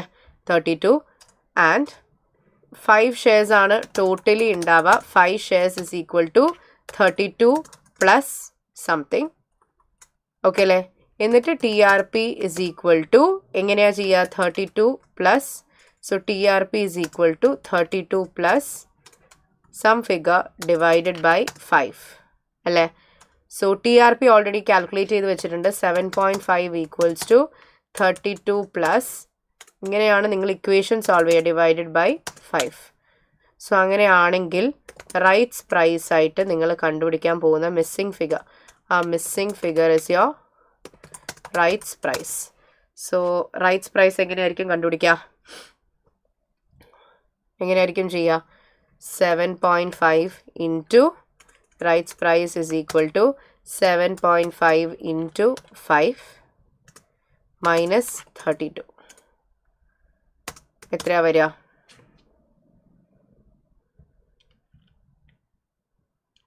7.5 ഇൻറ്റു 5 മൈനസ് 32. എത്ര വരുന്നത്? 5.5 അല്ലേ? So this is your rights price. ഇതാണ് നിങ്ങളുടെ റൈറ്റ്സ് പ്രൈസ് വരുന്നത്. So 5.5 is your rights price. Okay, നേരെ റിവേഴ്സ് വന്നതാ. നേരെ പോകുന്നതിന് പകരം നമ്മൾ എന്ത് ചെയ്തിട്ടുണ്ട്? നേരെ റിവേഴ്സ് ആണ് വന്നിരിക്കുന്നത്. So value of a rights per ഷെയറിൻ്റെ ഫോർമുല അറിയാം. മാർക്കറ്റ് പ്രൈസിൽ നിന്ന് TRP കുറച്ച് കഴിഞ്ഞാൽ you get value of a rights price per share അപ്പോൾ TRP കണ്ടുപിടിക്കാനായിട്ട് എന്ത് ചെയ്താൽ മതി? Value of rights per share minus, അതായത് market price minus value of right ചെയ്താൽ TRP കിട്ടി. ഇനി TRP ആണ് തന്നിട്ടുള്ളതെങ്കിൽ TRP വെച്ച് നിങ്ങൾക്ക് എന്ത് ചെയ്യാൻ പറ്റും?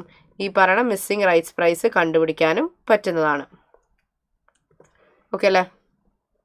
സോ അങ്ങനെയാണ് 5.5 റൈറ്റ്സ് പ്രൈസ് ആയിട്ട് കിട്ടിയത്. So that is done. അടുത്തത് 13th ക്വസ്റ്റ്യൻ നോക്കാലോ. 13th ക്വസ്റ്റ്യനിൽ എന്താ പറയുന്നത്? What will be the ordinary share price at the end of today, ordinary share price at the end of today if the capital market is semi-strong form and strong form. Okay അല്ലേ? 3 forms of market ഉണ്ട്. Weak form, semi strong, strong form. Okay, ഒരു information വരുമ്പോൾ share price മാറണം. പുതിയ information discussion നടക്കുമ്പോൾ തന്നെ share price മാറണില്ല. അത് public അനൗൺസ്മെൻറ്റിന് ശേഷവും ഷെയർ പ്രൈസ് അനൗൺസ്മെൻറ്റിന് ശേഷമാണ് ആ കമ്പനിയുടെ ഷെയർ പ്രൈസ് മാറുന്നതെങ്കിൽ അത് വീക്ക് ഫോം. നേരെ മറിച്ച് ഡയറക്ടേഴ്സ് തമ്മിൽ ഒരു പുതിയ കാര്യം ലോഞ്ച് ചെയ്യാനുള്ള ഒരു ഡിസ്കഷൻ നടത്തി അത് പബ്ലിക്ലി ഇൻഫോം ചെയ്യുമ്പോഴത്തേക്കും ഷെയർ പ്രൈസ് മാറിയിട്ടുണ്ടെങ്കിൽ അത് സെമി സ്ട്രോങ് ആണ്. നേരെ മറിച്ച് ഒരു കാര്യം ഡിസ്കഷൻ നടക്കുമ്പോൾ തന്നെ ഷെയർ പ്രൈസ് മാറി, ഇനി നിങ്ങൾ അനൗൺസ്മെൻറ്റിന് പോണതിനൊന്നും പ്രോബ്ലം ഇല്ല, ഇറ്റ്സ് ഓൾറെഡി ചേഞ്ച്ഡ് എങ്കിൽ അതാണ് സ്ട്രോങ് ഫോം. ക്ലാസ്സിൽ പഠിച്ചൊരു കാര്യമാണ്, ഞാൻ റിവൈസും ചെയ്തിട്ടുണ്ട്. ഇനി ഈ കേസിൽ സെമി സ്ട്രോങ് മാർക്കറ്റിൽ എത്രയായിരിക്കും ഷെയർ പ്രൈസ് എന്നാണ് ചോദിച്ചത്, സ്ട്രോങ് ഫോമിൽ എത്രയായിരിക്കും ഷെയർ പ്രൈസ് എന്നാണ് ചോദിച്ചിട്ടുള്ളത്. ലെറ്റ്സ് സി എന്താ സംഭവിക്കുക എന്നുള്ളത്. ടെലിറ്റ് കമ്പനി ഒരു ലിസ്റ്റഡ് കമ്പനിയാണ്. അവർക്ക് 400 മില്യൺ ഷെയർസ് ഇൻ ഇഷ്യൂ ഉണ്ട്. ഓക്കെ അല്ലേ? അവരുടെ മൊത്തം നമ്പർ ഓഫ് ഷെയർസ് എത്രയാ? 400 million shares. Yesterday the ordinary share price closed at $5. Yesterday at $5 എന്ന് പറയുമ്പോൾ എന്താണ്? ഇന്നലത്തെ ഷെയർ പ്രൈസ് 5 നിന്നു. ഓക്കെ, അതിന് 2 ദിവസം മുന്നേ ഡയറക്ടേഴ്സ് അപ്രൂവ് ചെയ്തിട്ടുണ്ട് 2 പുതിയ പ്രൊഡക്റ്റ് ലോഞ്ച് ചെയ്യാന്നുള്ളത്. പക്ഷെ ഇതുവരെ അത് പബ്ലിക്കലി അനൗൺസ് ചെയ്തിട്ടില്ല. ഓക്കെ, അതില് പ്രൊഡക്റ്റ് എ എന്ന് പറഞ്ഞ പ്രൊഡക്റ്റിന് NPV 40 മില്യൺ ഉണ്ട്. സോ 400 മില്യൺ ഷെയർസ് ഉള്ളതാണ്. പ്രൊഡക്റ്റ് എന്റെ കേസ് നോക്കുകയാണെങ്കിൽ മൊത്തം എത്രയാണ് NPV ഉള്ളത്? 40 മില്യൺ. അങ്ങനെ എത്ര ഷെയർസിലാണ് ആ 40 മില്യൺ ഉള്ളത്? 400 ഷെയർസ് അല്ലേ? അപ്പോൾ 40 ഡിവൈഡഡ് ബൈ 400. അപ്പോൾ പെർ ഷെയർ എത്രയാണ്? എടാ 400 ഷെയറിനാണ് 40 മില്യൺ. അപ്പോൾ ഒരു ഷെയറിന് എത്ര വെച്ചിട്ടായിരിക്കും? 40 ഡിവൈഡഡ് ബൈ 400 എത്ര വെച്ചിട്ടാ? 0.1 പെർ ഷെയർ വെച്ചിട്ടാണ്. അപ്പോൾ പ്രൊഡക്റ്റ് എന്റെ ലോഞ്ച് ചെയ്ത് നമുക്ക് പോസിറ്റിവിറ്റി ഷെയർ പ്രൈസ് കൂടെ എത്ര വെച്ചിട്ടാ? 0.1 വെച്ചിട്ടാണ്. നേരെ മറിച്ച് പ്രൊഡക്റ്റ് ബി ആണെങ്കിൽ എത്ര വെച്ചായിരിക്കും കൂടാ? 400 ഷെയറിന് 160 ആണെങ്കിൽ ഒരു ഷെയറിന് എത്ര? 160 ഡിവൈഡഡ് ബൈ 400. 400 ഷെയറിന് 160 ആണെങ്കിൽ ഒരു ഷെയറിന് എത്ര? 0.4 പെർ ഷെയർ. ഓക്കെ അല്ലേ? സോ പ്രൊഡക്റ്റ് എയും ഉണ്ട്, പ്രൊഡക്റ്റ് ബി ഉണ്ട്. അപ്പോൾ 0.1 പെർ ഷെയറും കൂടും, 0.4 പെർ ഷെയറും കൂടും. ഇനി ശ്രദ്ധിച്ച് നോക്കേ, പ്രൊഡക്റ്റ് എന്റെ ലോഞ്ചിങ് എപ്പോഴാണ് നടത്തുന്നത്? 4 അനൗൺസ് ചെയ്യും എന്നാണ് പറഞ്ഞത്, നാളെ. അപ്പോൾ യെസ്റ്റർഡേ എന്ന് പറയുമ്പോൾ ഇന്നലെ, അതിന് 2 ദിവസം മുന്നെയാണ് ഈ ഒരു ചർച്ച നടന്നത്. പക്ഷെ അനൗൺസ്മെന്റ് എപ്പോൾ നടത്തുക? നാളെ. ഓക്കെ, ഇനി പ്രൊഡക്റ്റ് ബിയുടെ കേസ് നോക്കുകയാണെങ്കിൽ അനൗൺസ്മെന്റ് ഇന്ന് രാവിലെ എന്ത് ചെയ്യും? അനൗൺസ്മെന്റ് നടത്തും. ഓക്കെ, എല്ലാ കാര്യങ്ങളും സെയിം ആണ്. ബോത്ത് പ്രൊഡക്ട്സ് ഇനീഷ്യലി ഇന്റേണലി ഫണ്ടിൽ നിന്നാണെന്ന് വിചാരിച്ച് സെമി സ്ട്രോങ് ആണെങ്കിൽ എന്തായിരിക്കും സംഭവം? ഈ സെമി സ്ട്രോങ് മാർക്കറ്റിന്റെ പ്രത്യേകത എന്താണ്? പബ്ലിക് അനൗൺസ്മെന്റ് ആവുമ്പോഴത്തേക്ക് ഷെയർ പ്രൈസ് മാറിയിട്ടുണ്ടാവും അല്ലേ? പബ്ലിക് അനൗൺസ്മെന്റ് ആവുമ്പോഴത്തേക്ക് ഷെയർ പ്രൈസ് മാറിയിട്ടുണ്ടാവും എന്നുള്ളതാണ് ഏതിൽ വരുന്നത്? സെമി സ്ട്രോങ്ങിൽ വരുന്നത്. പബ്ലിക് അനൗൺസ്മെന്റ് ആവുമ്പോഴത്തേക്ക് എന്ത് ചെയ്തിട്ടുണ്ടാവും? Share price മാറിയിട്ടുണ്ടാവും. ഓക്കെ അല്ലേ? ഇതിൽ പബ്ലിക് അനൗൺസ്മെന്റിന് മുന്നേ ഓക്കെ എന്തായിരിക്കും ഷെയർ പ്രൈസ്? പബ്ലിക് അനൗൺസ്മെന്റ് ആവുമ്പോഴത്തേക്ക് ഷെയർ പ്രൈസ് മാറിയിട്ടുണ്ടാവും. എന്താ സംഭവിക്കുക? ഈ പറയുന്ന പ്രൊജക്റ്റ് എന്റെ പബ്ലിക് അനൗൺസ്മെന്റ് നാളെയാണ്. ഓക്കെ അല്ലേ? നിങ്ങളോട് ചോദിച്ചത് ഇന്ന് എൻഡ് ആകുമ്പോഴുള്ള പ്രൈസാ, ഇന്ന് രാത്രിക്കുള്ള. ഇപ്പം ഇന്ന് ഫോർ എക്സാമ്പിൾ ഇന്ന് രാവിലെ വരെയുള്ള പ്രൈസ് 5 ആണെങ്കിൽ ഇന്നലത്തെ പ്രൈസ് 5, അപ്പം ഇന്ന് രാവിലത്തെ പ്രൈസ് 5. ഇന്ന് എൻഡ് ആകുമ്പോഴത്തേക്കുള്ള പ്രൈസ് എന്ന് ചോദിക്കുകയാണെങ്കിൽ ഇന്നത്തെ ദിവസം അനൗൺസ്മെന്റ് ആകുമ്പോഴത്തേക്കുള്ള പ്രൈസ് എത്രയാണ്? ഈ ബി എന്നുള്ള പ്രൊഡക്റ്റിന്റെ മാത്രമല്ലേ വരത്തുള്ളൂ. എന്തുകൊണ്ടാ? കാരണം മറ്റേ പ്രൊഡക്റ്റ് നാളെയാണ്. ഇന്ന് എൻഡ് ആകുമ്പോഴത്തേക്ക് പ്രൈസ് ഇൻ സെമി സ്ട്രോങ് എത്രയായിരിക്കും? 5 അല്ല, പകരം 5ന്റെ കൂടെ ആ പ്രൊജക്റ്റിന്റെ അനൗൺസ്മെന്റ് ആകുമ്പോഴത്തേക്ക് മാറും. That is 0.4, so which is 5.4. എന്താണ് ഇപ്പോൾ ഉള്ള പ്രൈസ്? മോർണിംഗിലുള്ള പ്രൈസ് 5 ആണ്, രാത്രി ആകുമ്പോഴത്തേക്ക് അത് 5.4 ആവും. എന്തുകൊണ്ടാ?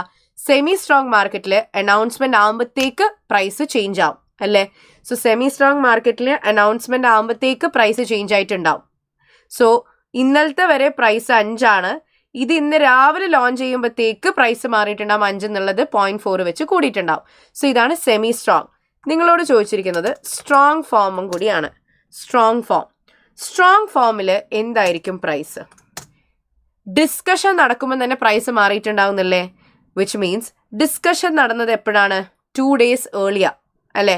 അതായത് ഇന്നേക്കാളും 2 ദിവസം മുന്നേ. അന്ന് തന്നെ പ്രൈസ് മാറിയിട്ടുണ്ടാവുമല്ലോ.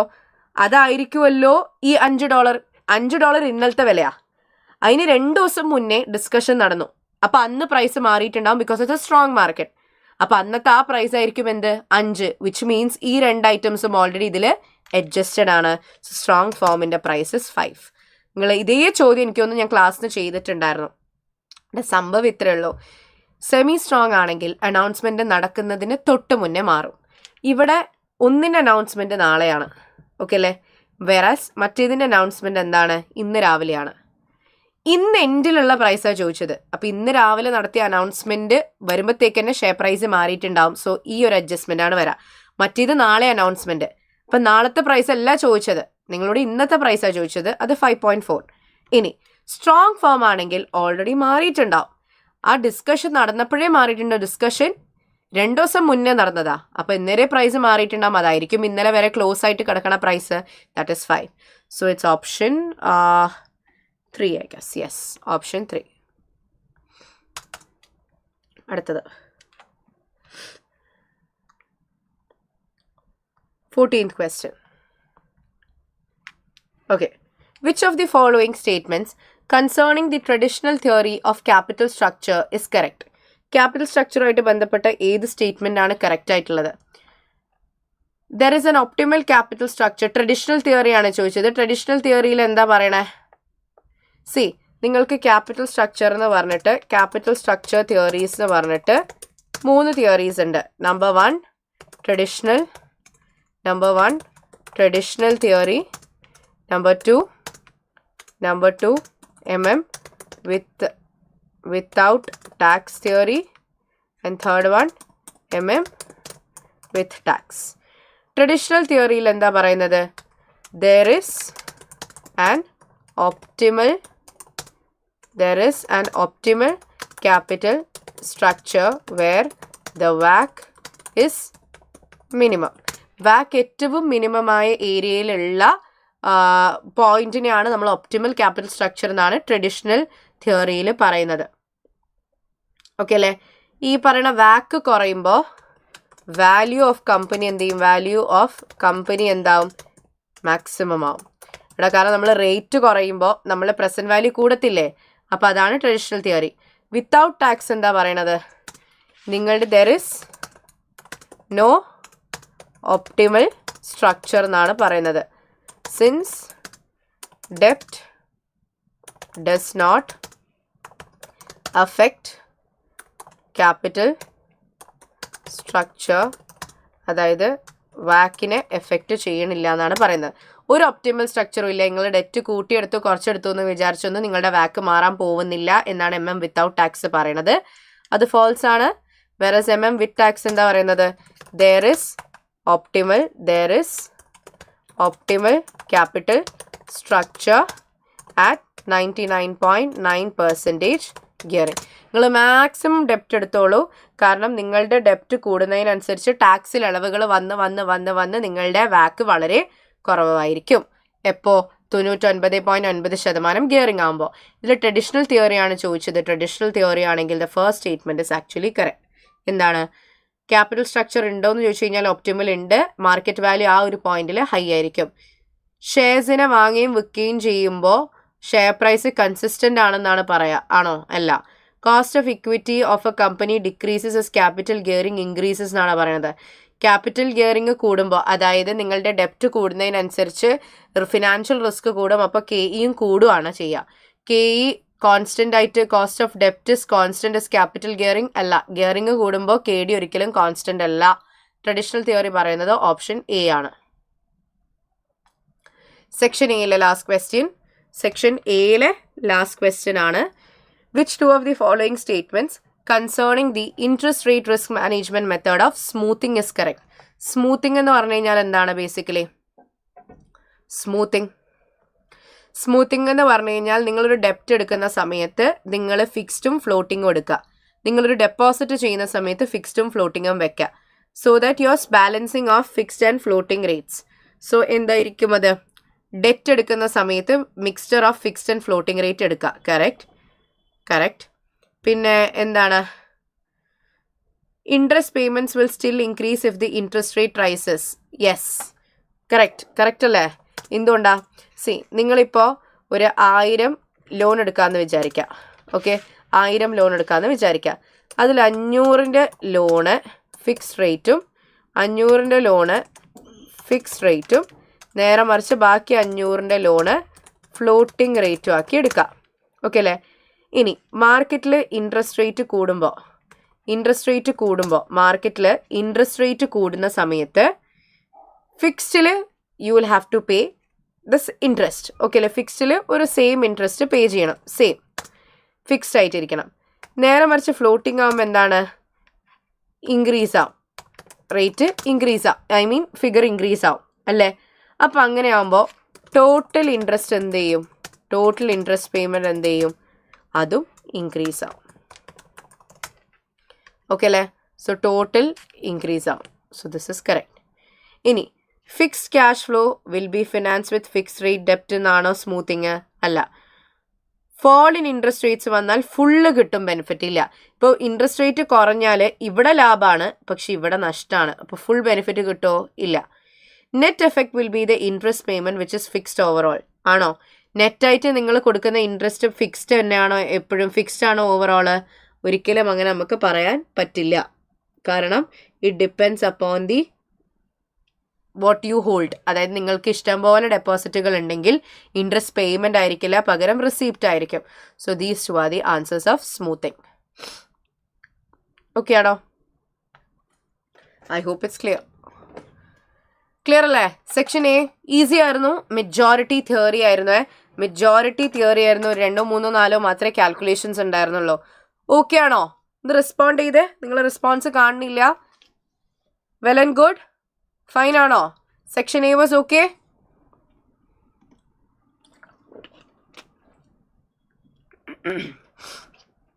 പോരട്ടെ, നിങ്ങളുടെ റെസ്പോൺസ് പോരട്ടെടാ. സെക്ഷൻ ഓക്കെ ആയിരുന്നോ? സെക്ഷൻ എ ഓക്കെ ആയിരുന്നോ? യെസ്. ഓക്കെ, സെക്ഷൻ ബിയിലേക്ക് പോയാലോ? Yes. So let's start with section B. Section ബിയിൽ question 16. There's your question. Thank you so much for responding. Okay. So question 16 to 20. This is an MTQ question. ഈ ഒരു MTQ തീർക്കുമ്പോഴത്തേക്ക് നമുക്ക് പ്രെയറിൻ്റെ ബ്രേക്കിന് time ആവും കേട്ടോ. Okay. What is the financial consequence of accepting bulk purchase discount from Tandy company? Basically, section ബിയിൽ ചോദിച്ചിരിക്കുന്നത് എന്താണ്? Section ബിയിൽ നിങ്ങളോട് ചോദിച്ചിരിക്കുന്ന ചോദ്യം എന്താണ്? ബൾക്ക് പർച്ചേസ് ഡിസ്കൗണ്ട് ആക്സെപ്റ്റ് ചെയ്തപ്പോൾ ഉള്ള കോൺസിക്വൻസ്. ബൾക്ക് പർച്ചേസ് ഡിസ്കൗണ്ട് എന്ന് പറഞ്ഞു കഴിഞ്ഞാൽ എന്താണ്? നമ്മളെടുത്ത സപ്ലയർ അടുത്ത് നിന്ന് നമുക്ക് കിട്ടുന്ന ഒരു ഓഫർ. അതായത് സപ്ലയർ നമ്മളോട് പറയുന്നുണ്ട്, നിങ്ങൾ ഇന്ന ക്വാണ്ടിറ്റി ഓഫ് സാധനങ്ങൾ വാങ്ങുകയാണെങ്കിൽ നിങ്ങൾക്ക് ഇത്ര % ഡിസ്കൗണ്ട് തരാം. ഇത് അവർ പറയുകയാണെങ്കിൽ അത് ബൾക്ക് പർച്ചേസ് ഡിസ്കൗണ്ട് ആണ്. അത് ഇൻവെൻട്രിയിൽ വരുന്നതാണ്. ഇനി നമുക്ക് വേണമെങ്കിൽ അത് എടുക്കാം, എടുക്കാതിരിക്കാം. ബൾക്കായിട്ട് വാങ്ങുമ്പോൾ ചിലവ് കുറവാണെങ്കിൽ എടുക്കാം, അല്ലെങ്കിൽ കറണ്ടുമായിട്ട് കണ്ടിന്യൂ ചെയ്യാം. സോ അത് എടുക്കണോ വേണ്ടയോ എന്നുള്ളതല്ല ചോദ്യം. അത് എടുത്തു, അങ്ങനെയാണെങ്കിൽ അതിൻ്റെ കോൺസിക്വൻസ് എന്താണെന്നാണ് ചോദിച്ചിട്ടുള്ളത്. ഓക്കെ, അതിന് വേണ്ടിയിട്ട് നമ്മൾ എന്ത് ചെക്ക് ചെയ്യാനുണ്ട്? ഇപ്പോൾ നിലവിൽ എന്താ അവസ്ഥ? ബൾക്ക് പർച്ചേസ് ചെയ്താൽ എന്താണ് അവസ്ഥ? സോ കറൻ്റ്ലി ഉള്ള സിനാരിയോ അതേപോലെ തന്നെ ബൾക്കായിട്ട് വാങ്ങുമ്പോഴുള്ള സിനാരിയോ നമ്മൾക്ക് എന്ത് ചെയ്യാനുണ്ട്, നോക്കാനുണ്ട്. ഓക്കെ അല്ലേ? കറണ്ടും ബൾക്ക് സിനാരിയോയും നമുക്ക് രണ്ടും ഒരുമിച്ച് എന്ത് ചെയ്യാനുണ്ട്, കൺസിഡർ ചെയ്യാനുണ്ട്. Let's see. ഓക്കെ, ക്വസ്റ്റ്യൻ ഒന്ന് നമുക്ക് വായിച്ചു നോക്കാലോ. ഡുണ്ടി കമ്പനി ഒരു ലാർജ് കമ്പനിയാണ്. അവരുടെ വർക്കിംഗ് ക്യാപിറ്റലിന് റിവ്യൂ ചെയ്യാണ്. Dundi company has received an offer of discount of bulk purchase from one of its major supplier. Tandy company our offer ചെയ്തത് 0.75 discount on orders of 30,000 units or more. അപ്പോൾ 0.7% ആണ്, 75% ആണ് അവർക്ക് discount കിട്ടുക. എത്ര quantity order ചെയ്യുകയാണെങ്കിൽ 30,000 quantities order ചെയ്യുകയാണെങ്കിൽ എന്നാണ് പറഞ്ഞിരിക്കുന്നത്. സോ 30,000 ക്വാണ്ടിറ്റീസ് ഓർഡർ ചെയ്യുകയാണെങ്കിൽ കിട്ടണ ഒരു ഡിസ്കൗണ്ട് ആണ് ഇത്. കറണ്ട് പർച്ചേസ് പ്രൈസ് എത്രയാ, 20 ആണ് തന്നിരിക്കുന്നത്. സോ കറൻ്റ്ലി ഉള്ള പർച്ചേസ് പ്രൈസ് എത്രയാണ്, നിലവിലുള്ള പർച്ചേസ് പ്രൈസ് 20 ആണ്. ഓക്കെ അല്ലേ? Dundee currently consumes 120,000 units of component each year. ഒരു കൊല്ലം അവർ ഈ പറയുന്ന കോമ്പോണൻറ്റ് എത്ര എണ്ണം കൺസ്യൂം ചെയ്യാറുണ്ട്, ഒരു കൊല്ലം എത്രയാണ് അവർ കൺസ്യൂം ചെയ്യുന്നത് ഈ പറയുന്ന ഐറ്റത്തിൻ്റെ ഒരു ക്വാണ്ടിറ്റി എന്ന് പറഞ്ഞിട്ട് അവരുടെ ഡിമാൻഡ് എന്ന് പറഞ്ഞിട്ട് വരുന്നത് എത്രയാണ്, ഒരു വർഷം 120,000. ഒരു വർഷം അവരുടെ ഡിമാൻഡ് വരുന്നത് എത്രയാണ്, 120,000 ആണ്. ഓക്കെ. ആൻഡ് ഓരോ തവണയും അവർ ഓർഡർ പ്ലേസ് ചെയ്യുന്നത് എല്ലാ മാസവും എൻഡിൽ 10,000 യൂണിറ്റ്സിൻ്റെ ഓർഡറാണ്. അപ്പോൾ 12 ഓർഡേഴ്സ് അവർ പ്ലേസ് ചെയ്യും. ഓരോ ഓർഡറിലും 10 എണ്ണം വെച്ചിട്ടാണ് അവർ വാങ്ങുന്നത്. സോ കറണ്ട് ക്വാണ്ടിറ്റി എത്രയാണ്, കറൻ്റ്ലി അവർ എത്രയാണ് ക്വാണ്ടിറ്റി എടുക്കണേ, 10,000. സോ കറൻ്റ്ലി അവർ ഓർഡർ കൊണ്ടുവരുന്നത് 10,000-ൻ്റെതാണ് ഓരോ ഓർഡറിലും. അങ്ങനെ 12 ഓർഡറാണ് ഒരു വർഷത്തേക്ക്. നമുക്ക് കിട്ടിയ ഓഫർ എത്രയാണ്, അത് മാറി നമുക്ക് 30,000 വെച്ച് കൊണ്ടുവന്നാലോ എന്നുള്ളതാണ്. ഓക്കെ അല്ലേ? ഇനി ഹോൾഡിംഗ് കോസ്റ്റും ഓർഡറിംഗ് കോസ്റ്റും എത്രയാണ്. കോസ്റ്റ് ഓഫ് ഓർഡറിംഗ് വരുന്നത്, കോസ്റ്റ് ഓഫ് ഓർഡറിംഗ് നിലവിൽ വരുന്നത് 125 പെർ ഓർഡർ ആണ്. നേരെ മറിച്ച് കോസ്റ്റ് ഓഫ് ഹോൾഡിംഗ് വരുന്നത്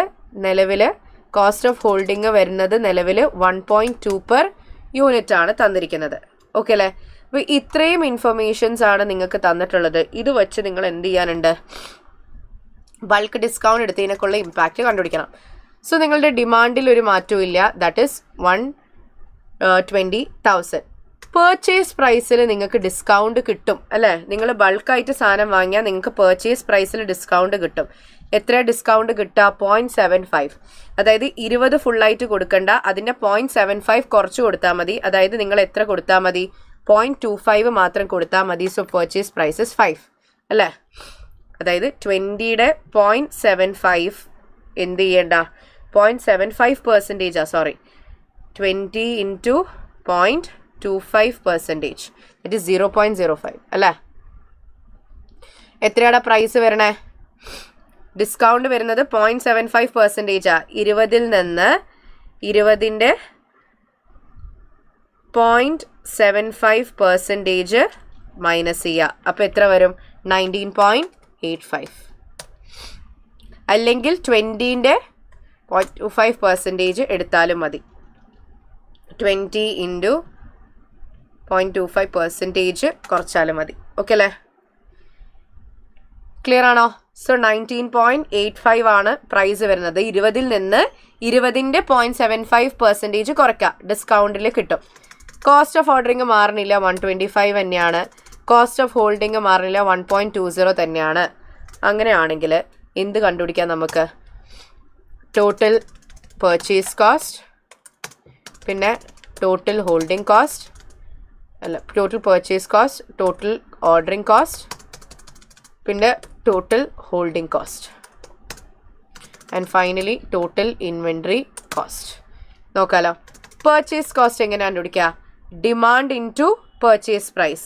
നിങ്ങളുടെ മൊത്തം ഡിമാൻഡ് എത്രയാണ്, 120,000 ഇൻറ്റു എത്രയ്ക്കാണ് ഓരോ യൂണിറ്റും പർച്ചേസ് ചെയ്യാൻ പോകുന്നത്, നിലവിൽ 20. അപ്പോൾ 2400. ഇതാണ് നിങ്ങളുടെ ടോട്ടൽ പർച്ചേസ് കോസ്റ്റ് ആയിട്ട് വരുന്നത്. What about your total purchase cost if we go for the bulk discount? 120,000 bulk ഡിസ്കൗണ്ടിലേക്ക് പോവുകയാണെങ്കിൽ 120,000 ഇൻറ്റു 19.85 അപ്പോൾ എത്ര വരും 2382 ഓക്കെ അല്ലേ ഇനി ടോട്ടൽ ഓർഡറിംഗ് കോസ്റ്റ് എങ്ങനെയാണ് formula D/Q into CO D എത്രയാ 120,000 divided by Q that is 10,000 into 125 which is cost of ordering that is 1,500 നേരെ മറിച്ച് നിങ്ങൾ ബൾക്കിലാണ് സാധനം വാങ്ങിയതെങ്കിലോ 120,000 is your demand divided by Q is 30,000 into CO which is 125 that is 500 ഇനി എത്രയാണ് total holding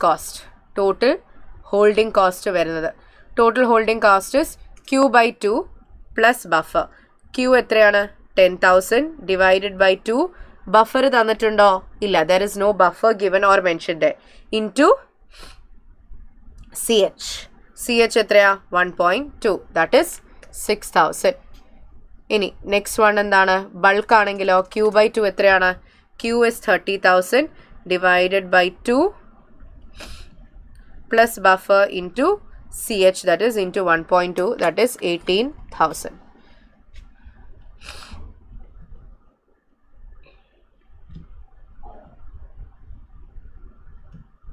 okay അല്ലേ അങ്ങനെയാണെങ്കിൽ total inventory cost എത്രയാണെന്നുള്ളത് calculate ചെയ്യാൻ പോവാണ് total inventory cost is equal to 2,400,000 plus 1,500 plus 6,000 which is equal to 24,07,500 24,07,500 okay അല്ലേ നേരെ മറിച്ച് ഇവിടുത്തെ കേസ് നോക്കുകയാണെങ്കിൽ എത്രയായിരിക്കും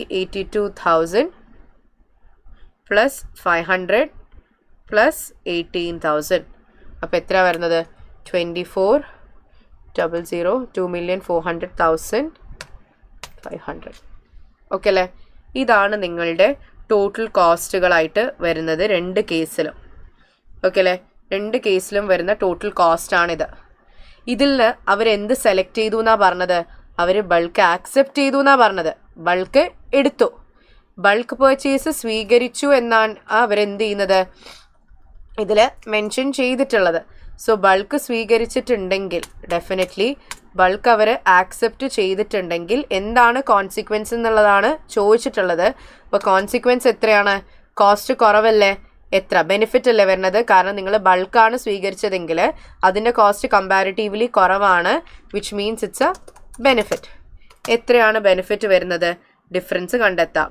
ദിസ് മൈനസ് 240,7500 എത്രയാണ് ബെനിഫിറ്റ് വരുന്നത് 7,000 ഇത് രണ്ടും തമ്മിലുള്ള ഡിഫറൻസ് ആണ് 7,000 ബെനിഫിറ്റ് ആണ് വരുന്നത് ക്ലിയർ ആണോ സോ നിങ്ങൾ quantity demand purchase price cost of ordering cost of holding ഒക്കെ തന്നിട്ടുണ്ട് അത് വെച്ച് ടോട്ടൽ പർച്ചേസ് കോസ്റ്റ് കണ്ടുപിടിക്കുക ടോട്ടൽ പർച്ചേസ് കോസ്റ്റിൻ്റെ ഫോർമുല എന്താണ് ഡിമാൻഡ് ഇൻറ്റു പർച്ചേസ് പ്രൈസ് ആണ് ടോട്ടൽ ഓർഡറിങ് കോസ്റ്റിൻ്റെ ഫോർമുല എന്താണ് D/Q into CO that is cost of ordering total cost of holding എന്താണ് Q/2 plus buffer into CH whereas total inventory cost എന്തൊക്കെയാണ് purchase കോസ്റ്റിൻ്റെ കൂടെ ordering കോസ്റ്റും holding കോസ്റ്റും കൂടി ആഡ് ചെയ്താൽ U will get your total inventory cost and അത് വെച്ച് ബൾക്ക് സ്വീകരിച്ചു ബൾക്ക് എടുത്തതിനെ കൊണ്ടുള്ള ബെനിഫിറ്റ് $7,000 ബെനിഫിറ്റാണ്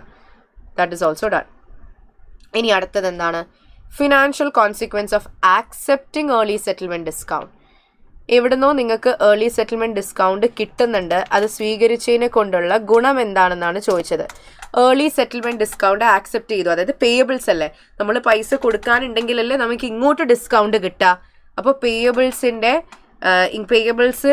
മീറ്റ് ചെയ്യുന്ന സമയത്ത് സപ്ലയർ എനിക്ക് ഇങ്ങോട്ട് ഡിസ്കൗണ്ട് തന്നു അത് ഞാൻ എടുത്തു അതിനെ കൊണ്ടുള്ള ഗുണമാണോ ദോഷമാണെന്നോ ചോദിച്ചത് വായിച്ചു നോക്കാല്ലേ ഇവിടെ നോട്ട് ഓക്കെ സാൽവോ കമ്പനി ഒരു മേജർ സപ്ലയർ ആണ്. നമ്മൾ ഓർഡർ പ്ലേസ് ചെയ്യുന്നുണ്ട്. അവിടെ അവർ എന്ത് ഓഫർ ചെയ്തിട്ടുണ്ട്? 1% ഏർലി സെറ്റിൽമെൻറ്റ് ഡിസ്കൗണ്ട് ആണ് ഓഫർ ചെയ്തിട്ടുള്ളത്. 1% early settlement for payment within 20 days. നിങ്ങൾ 20 ദിവസത്തിനുള്ളിൽ സെറ്റിൽ ചെയ്യുകയാണെങ്കിൽ നിങ്ങൾക്ക് 1% ഡിസ്കൗണ്ട് ഏർലി കിട്ടുമെന്നാണ് സപ്ലയർ നമ്മളോട് പറഞ്ഞത്. നിലവിൽ നമ്മൾ എടുക്കുന്നത് 60 ദിവസമാണ് സെറ്റിൽമെൻറ്റ് ചെയ്യാനായിട്ട്. ആൻഡ് ഇപ്പോൾ ഉള്ളത് പേബിൾസ് എന്ന് പറഞ്ഞു കഴിഞ്ഞാൽ 3,300,000 ആണ്. നിലവിലുള്ള പേബിൾസ് 3,300,000 ആണ്. ഇപ്പോൾ സെറ്റിൽ ചെയ്യുകയാണെങ്കിൽ 20 ദിവസത്തിനുള്ളിൽ 1% ഡിസ്കൗണ്ട് കിട്ടും. നോർമലി നമ്മൾ 60 ദിവസമാണ് എടുക്കുക. ഇനി ഓക്കെ അല്ലേ? Okay, 360 days in a year ആണ്. നോർമലി ഡുണ്ടി ലോൺ എടുക്കുന്നത് എത്ര വെച്ചിട്ടാണ്? 5% ഇൻട്രസ്റ്റ് ആണ് ലോൺ എടുക്കുക. അപ്പോൾ ഇതെങ്ങനെയാണ് കാൽക്കുലേറ്റ് ചെയ്യുക? നമുക്കറിയാം ഏർലി സെറ്റിൽമെൻറ്റ് ഡിസ്കൗണ്ട് എടുക്കണോ വേണ്ടയോ എന്ന് എങ്ങനെയാണ് തീരുമാനിക്കുക? Extra benefit compared to extra cost അല്ലേ? ഡിസ്കൗണ്ട് കിട്ടുമ്പോൾ അത് നമ്മൾ എടുത്തു എന്ന് തന്നെ വിചാരിക്കുക. അപ്പോൾ നമുക്ക് എന്ത് കിട്ടി? Discount received. അതൊരു ബെനിഫിറ്റ് അല്ലേ? എത്രയാണ് വരിക? ഡിസ്കൗണ്ട് റിസീവ്ഡ് എത്രയാണ് വരിക? നമുക്കറിയാം ഡിസ്കൗണ്ട് റിസീവ്ഡ് എത്രയാണ് കാൽക്കുലേറ്റ് ചെയ്യുക? നമുക്ക് കിട്ടിയ ഡിസ്കൗണ്ട് എത്രയാണെന്നുള്ള രീതിയിൽ കാൽക്കുലേറ്റ് ചെയ്യുക. എങ്ങനെയായിരിക്കും? ദാറ്റ് ഈസ് ഡിസ്കൗണ്ട് പെർസെൻറ്റേജ് എത്രയാണ്? 1%. ഡിസ്കൗണ്ട് എടുത്താൽ 1% ഇൻറ്റു പെർച്ചേസസ് അല്ലേ? പക്ഷെ പെർച്ചേസ് എമൗണ്ട് തന്നിട്ടുണ്ടോ? നിങ്ങൾ വാങ്ങിയത് എത്രയാണോ അത്ര സാധനങ്ങൾക്ക് നിങ്ങൾക്ക് ഡിസ്കൗണ്ട് കിട്ടില്ലേ? ഏർലി സെറ്റിൽമെൻറ്റ് ഡിസ്കൗണ്ട് കിട്ടില്ലേ? സോ ബട്ട് ഇവിടെ എന്ത് തന്നിട്ടില്ല? നിങ്ങൾക്ക് പെർച്ചേസ് എത്രയാണെന്ന് പറഞ്ഞു തന്നിട്ടില്ല അല്ലേ? സോ പെർച്ചേസസ് എത്രയാണെന്ന് അറിയാത്തതുകൊണ്ട് നിങ്ങൾ ആദ്യം പെർച്ചേസസ് കണ്ടുപിടിക്കണം. എങ്ങനെയാണ് നമ്മൾ ക്രെഡിറ്റ് പെർച്ചേസ് കണ്ടുപിടിക്കുക? വെരി സിമ്പിളാണ്. നമുക്ക് ക്രെഡിറ്റ് പെർച്ചേസ് എത്രയാണെന്ന് പറഞ്ഞു തന്നിട്ടില്ല. പക്ഷെ നമ്മളോട് എന്ത് പറഞ്ഞിട്ടുണ്ട്? പേയബിൾ ഡേയ്സ് എത്രയാണ് നോർമലി എടുക്കാമെന്ന് പറഞ്ഞിട്ടുണ്ട്. ദാറ്റ് ഈസ് 60 days ആണ് നമ്മൾ പൊതുവെ എടുക്കാമെന്ന് പറഞ്ഞിട്ടുണ്ട്. ഇത് വെച്ച് നിങ്ങൾക്ക് എന്ത് ചെയ്യാം? ക്രെഡിറ്റ് പെർച്ചേസ് കണ്ടുപിടിച്ചൂടെ? ഫോമിൽ ഓർക്കുന്നുണ്ടോ? പേയബിൾ ഡേയ്സ് എങ്ങനെ കണ്ടുപിടിക്കുക? Average payables divided by average payables നമുക്ക് തന്നിട്ടുണ്ട്. പേയബിൾസ് എമൗണ്ട് എത്രയാണ് തന്നിരിക്കുന്നത്? 3,300,000 അല്ലേ? So average payables divided by credit purchase into 360 അടിച്ചാലാണ് ഇത് കിട്ടുക. സോ നേരെ റിവേഴ്സ് അടിക്കുക. So credit purchase is equal to എങ്ങനെ ചെയ്താൽ മതിയാവും? നമ്മൾ 3,300,000 അതായത് പേയബിൾസ് ഇൻറ്റു 360/60 ചെയ്താൽ മതിയാവും ഇല്ലേ? റിവേഴ്സ് ചെയ്താൽ പോരെ? നിങ്ങളൊന്ന് ഓർത്ത് നോക്കിയേ. നിങ്ങൾ നോർമലി ചെയ്യുക എങ്ങനെയാണ്? Payables by credit purchase into 360 ആണ്. ഇവിടെ നിങ്ങൾക്ക് ക്രെഡിറ്റ് പെർച്ചേസ് അറിയാത്തത് കൊണ്ട് നിങ്ങൾ എന്ത് ചെയ്യും? പേയബിൾ ഡേയ്സ് ഇൻറ്റു 360/60 ചെയ്താൽ മതി. അപ്പോൾ എത്രയാണ് വരിക? ക്രെഡിറ്റ് പെർച്ചേസ് വരുന്നത് എത്രയാണ്? 19,800,000 ആണ് വരുന്നത്. ഓക്കെ, ക്രെഡിറ്റ് പെർച്ചേസ് കിട്ടിയിട്ടുണ്ടെങ്കിൽ ഡിസ്കൗണ്ട് റിസീവ്ഡ് എത്രയാണ്? 19 million ഇൻറ്റു 800,000 ഇൻറ്റു 1%. എത്രയാണ് വരിക? 1% ഓഫ് 19,800,000 എത്രയാണ് വരിക? 198,000. ഇതാണ് നിങ്ങളുടെ ഡിസ്കൗണ്ട് റിസീവ്. ഇതിനെ ഏതുമായിട്ട് കമ്പയർ ചെയ്യും? Extra cost. എക്സ്ട്രാ കോസ്റ്റ് എന്താ? നിങ്ങൾ ഈ ഡിസ്കൗണ്ട് എടുക്കാൻ വേണ്ടിയിട്ട് നിങ്ങളുടെ കയ്യിൽ കാശ് വേണം. ഈ ഡിസ്കൗണ്ട് എടുക്കണമെങ്കിൽ നിങ്ങൾ പേ ചെയ്യേണ്ട 20 ദിവസത്തിനുള്ളിൽ. പേ ചെയ്യണമെങ്കിൽ നിങ്ങൾക്ക് ക്യാഷ് വേണം. ക്യാഷ് കയ്യിലില്ലെങ്കിൽ നിങ്ങൾ ലോൺ എടുത്തിട്ടുണ്ടാവും അല്ലേ? ആ ലോണിൻ്റെ മേലെ എന്തടയ്ക്കണം? ഇൻട്രസ്റ്റ് അടയ്ക്കണ്ടേ? സോ ഈ ഡിസ്കൗണ്ട് പിടിക്കാനായിട്ട് നിങ്ങൾ തൽക്കാലം കടം വാങ്ങിക്കൊണ്ടുവന്ന് ആ കാശ് വെച്ചിട്ട് പേയ്മെൻറ്റ് ചെയ്തു അല്ലേ? അപ്പോൾ അതിനൊരു ഇൻട്രസ്റ്റ് സഹിക്കണ്ടേ? So that is called as extra interest paid. അപ്പോൾ അതെങ്ങനെയായിരിക്കും കാൽക്കുലേറ്റ് ചെയ്യുക? എക്സ്ട്രാ ഇൻട്രസ്റ്റ് പെയ്ഡ് കാൽക്കുലേറ്റ് ചെയ്യാനായിട്ട് സിമ്പിൾ. എങ്ങനെ ചെയ്യും? മുന്നേ നമ്മൾ എടുത്ത ലോണും ഇപ്പം നമ്മൾ എടുക്കാൻ പോകുന്ന ലോണും കൂടി കമ്പയർ ചെയ്യുക. ഓക്കെ അല്ലേ? പണ്ട് നമുക്കുണ്ടായ പേയബിൾസ് എത്രയാണ്? പണ്ടത്തെ കേസ് വെച്ചിട്ട് നോക്കുകയാണെങ്കിൽ 60 ദിവസം കൊണ്ട് സെറ്റിൽമെൻറ്റ് ചെയ്യേണ്ടി വരുന്ന പേയബിൾസ് എത്രയായിരുന്നു? 3,300,000. ഇപ്പോൾ അതേ സമയത്ത് നിങ്ങൾ ഏർലി സെറ്റിൽമെൻറ്റ് ഡിസ്കൗണ്ടിലൂടെ സെറ്റിൽ ഓഫ് ചെയ്യുകയാണെങ്കിൽ നിങ്ങളുടെ പേയബിൾസ് എത്ര ആവണുണ്ട്? ഏർലി സെറ്റിൽമെൻറ്റിലൂടെയാണ് നിങ്ങൾ പേയബിൾസ് സെറ്റിൽ ചെയ്യുന്നതെങ്കിൽ എത്രയാണ് നിങ്ങളുടെ ന്യൂ പേയബിൾസ് എന്ന് പറഞ്ഞിട്ട് വരുന്നത്? ഏർലി സെറ്റിൽമെൻറ്റിലൂടെ വരികയാണെങ്കിൽ ന്യൂ പേയബിൾസ് എത്രയാണ്? As per new days new payables എത്രയായിരിക്കും? എത്ര? ക്രെഡിറ്റ് പെർച്ചേസ് 19,800,000 ഇൻറ്റു പുതിയ ഡേയ്സ് എത്രയാണ് 20/360. 20 ദിവസത്തിനുള്ളിൽ പേ ചെയ്യുകയാണെങ്കിൽ എത്രയായിരിക്കും ന്യൂ പേയബിൾസ് വരാമെന്നുള്ളതാണ്. സോ 19 അപ്പോൾ എത്രയായിരിക്കും വരിക? കാൽക്കുലേറ്റ് ചെയ്ത് നോക്കാമല്ലോ. ന്യൂ പേയബിൾസ് ഇതാണ് നമ്മുടെ 19,800,000 ഇൻറ്റു 20 ഡിവൈഡഡ് ബൈ 360 എത്രയാ? 11 million. ഓക്കെ, സോ ഇതാണ് വന്നിരിക്കുന്നത് 11 million. സോ 3.3 million ഉണ്ടായത് എത്രയാണായത്? 1,100,000. ഓക്കെ അല്ലേ? 3.3 ഉണ്ടായത് ഇനി 1,100,000. വൈ? ബിക്കോസ് നിങ്ങൾ പേയബിൾസ് പേ ഓഫ് ചെയ്യാണ്. പക്ഷെ ആ പേയബിൾസ് പേ ഓഫ് ചെയ്യാനായിട്ട് നിങ്ങൾ എന്തെടുത്തിട്ടുണ്ട്? ലോൺ എടുത്തിട്ടില്ലേ? ഇൻട്രസ്റ്റ് അടയ്ക്കണ്ടേ? അത് എത്രയാണ് വരുന്നത്? സോ നിങ്ങൾ ആ ഫിഗറാണ് കണ്ടുപിടിക്കാൻ പോകുന്നത്. എത്രയാണ് പേയബിൾസ് നിങ്ങൾ പേ ഓഫ് ചെയ്തത്? 3.3 ഉണ്ടായത് നിങ്ങൾ എന്തിലേക്ക് എത്തിച്ചു? 1.1 എത്തിച്ചിട്ടുണ്ട്. അപ്പോൾ എത്രയാണ് പേ ഓഫ് ചെയ്തത്? റിഡക്ഷൻ ഇൻ പേയബിൾസ് എത്രയാണ്? റിഡക്ഷൻ ഇൻ പേയബിൾസ് എത്രയാണ് വന്നിരിക്കുന്നത്?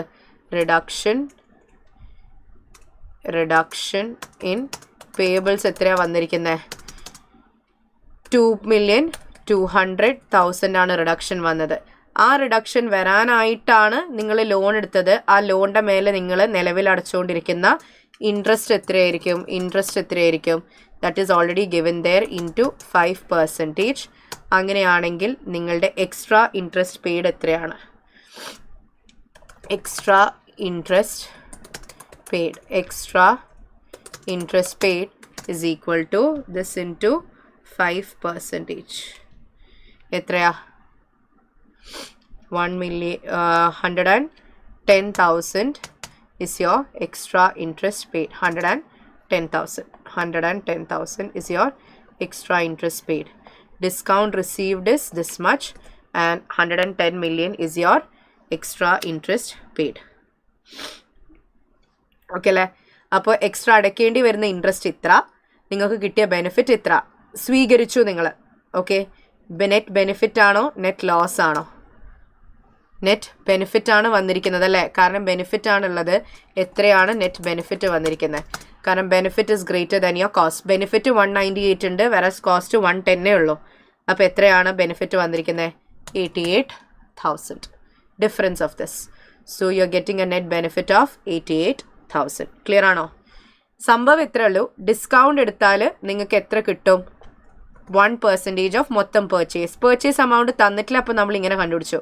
നിലവിലുള്ള ഡേയ്സ് അറിയാം, നിലവിലുള്ള പേയബിൾസ് അറിയാം, അത് വെച്ച് ക്രെഡിറ്റ് പർച്ചേസ് കണ്ടെത്തി. അപ്പോൾ ഇത്രയും ഡിസ്കൗണ്ട് കിട്ടി. കോസ്റ്റ് എന്താണ്? നിങ്ങൾ ആ ഡിസ്കൗണ്ട് എടുക്കാൻ വേണ്ടി തൽക്കാലം കാശ് കടം വാങ്ങി കൊണ്ടുവന്നിട്ടാണ് പേ ചെയ്ത് ഡിസ്കൗണ്ട് എടുക്കുന്നത്. അപ്പോൾ അതിൻ്റെ മേലെ ഇൻട്രസ്റ്റ് സഹിക്കണ്ടേ? മുന്നേ നിങ്ങളുടെ പേയബിൾസ് 3,300,000 ആണ്. അപ്പോൾ നിങ്ങൾക്ക് അത്രയും സമാധാനമായിരുന്നു. ഇപ്പോൾ നിങ്ങൾ അതേ പേയബിൾസ് സെറ്റിൽ ഓഫ് ചെയ്തു അല്ലേ?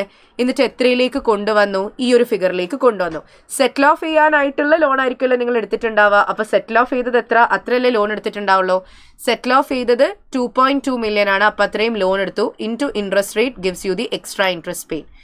കോസ്റ്റും ബെനിഫിറ്റും കമ്പയർ ചെയ്യുമ്പോൾ benefit is greater than cost by 88,000. So ഇത് ആക്സെപ്റ്റ് ചെയ്താലുള്ള ബെനിഫിറ്റ് എന്താ? 88,000 ആണ്. ഓക്കെ അല്ലേ? So that is done.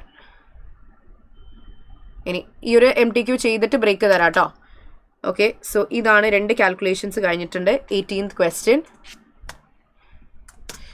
Which of the following is the annual percentage cost of discount given to Carlos receiving the $15,000 within 30 days? നിങ്ങളോട് ഡിസ്കൗണ്ടിനെ annual ആക്കാൻ വേണ്ടിയിട്ടാണ് പറഞ്ഞിരിക്കുന്നത്. ഡിസ്കൗണ്ടിനെ നിങ്ങളോട് എന്താ പറഞ്ഞിരിക്കുന്നത്? ആനുവൽ റേറ്റ് ആക്കിയിട്ട് മാറ്റാനാണ് പറഞ്ഞിരിക്കുന്നത്. ആനുവൽ പെർസെൻറ്റേജിലേക്ക് മാറ്റാൻ വേണ്ടിയിട്ടാണ് പറഞ്ഞത്. എന്താ നോക്കാലോ. ഡാൻഡി കുറച്ച് ഗുഡ്സ് കാർലോസിന് സെല്ല് ചെയ്യും, കോസ്റ്റിംഗ് 15,000. ടേംസ് ഓഫ് പേയ്മെൻറ്റ് എന്താണ്?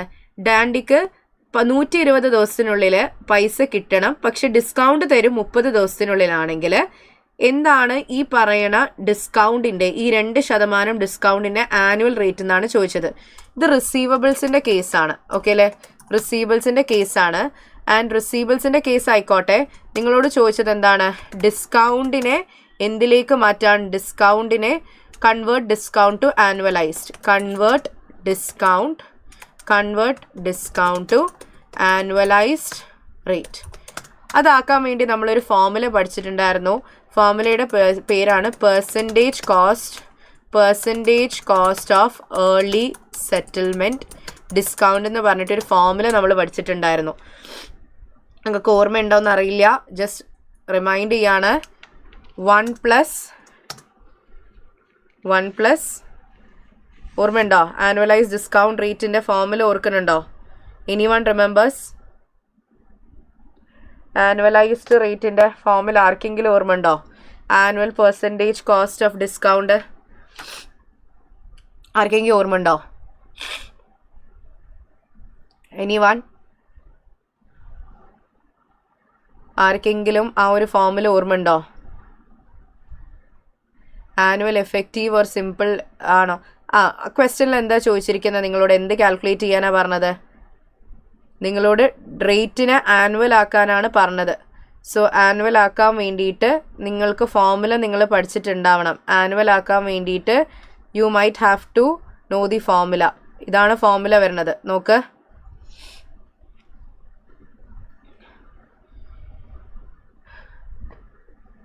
ഫോർമുല കാണുന്നുണ്ടോ?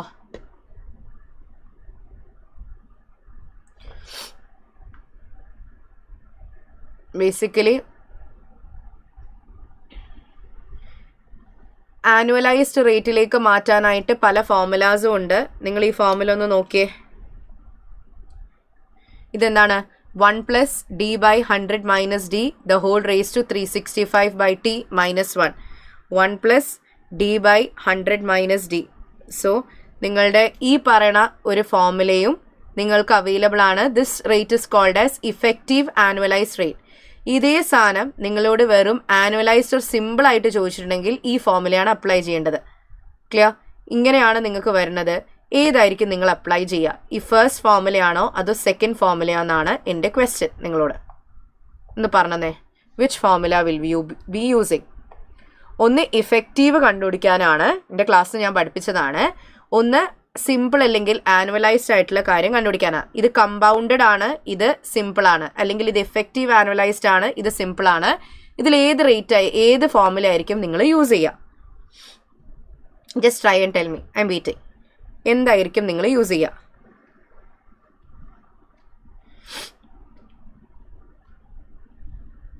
ഏതായിരിക്കും നിങ്ങൾ യൂസ് ചെയ്യുക?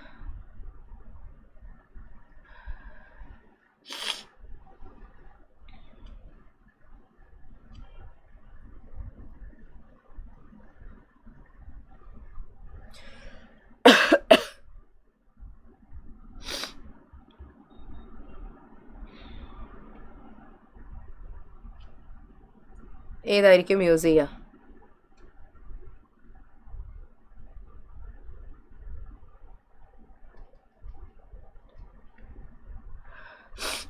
ഏത് റേറ്റ് ആയിരിക്കും നിങ്ങൾ യൂസ് ചെയ്യുക?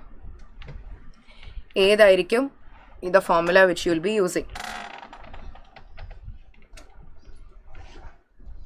ഏതായിരിക്കും നിങ്ങൾ യൂസ് ചെയ്യുക?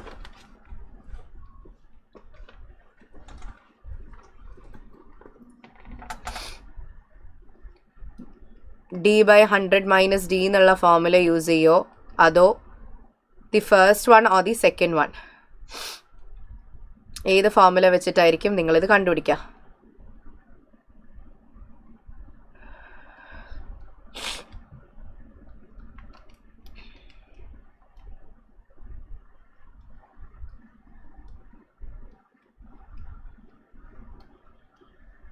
ഏതായിരിക്കൂടാ?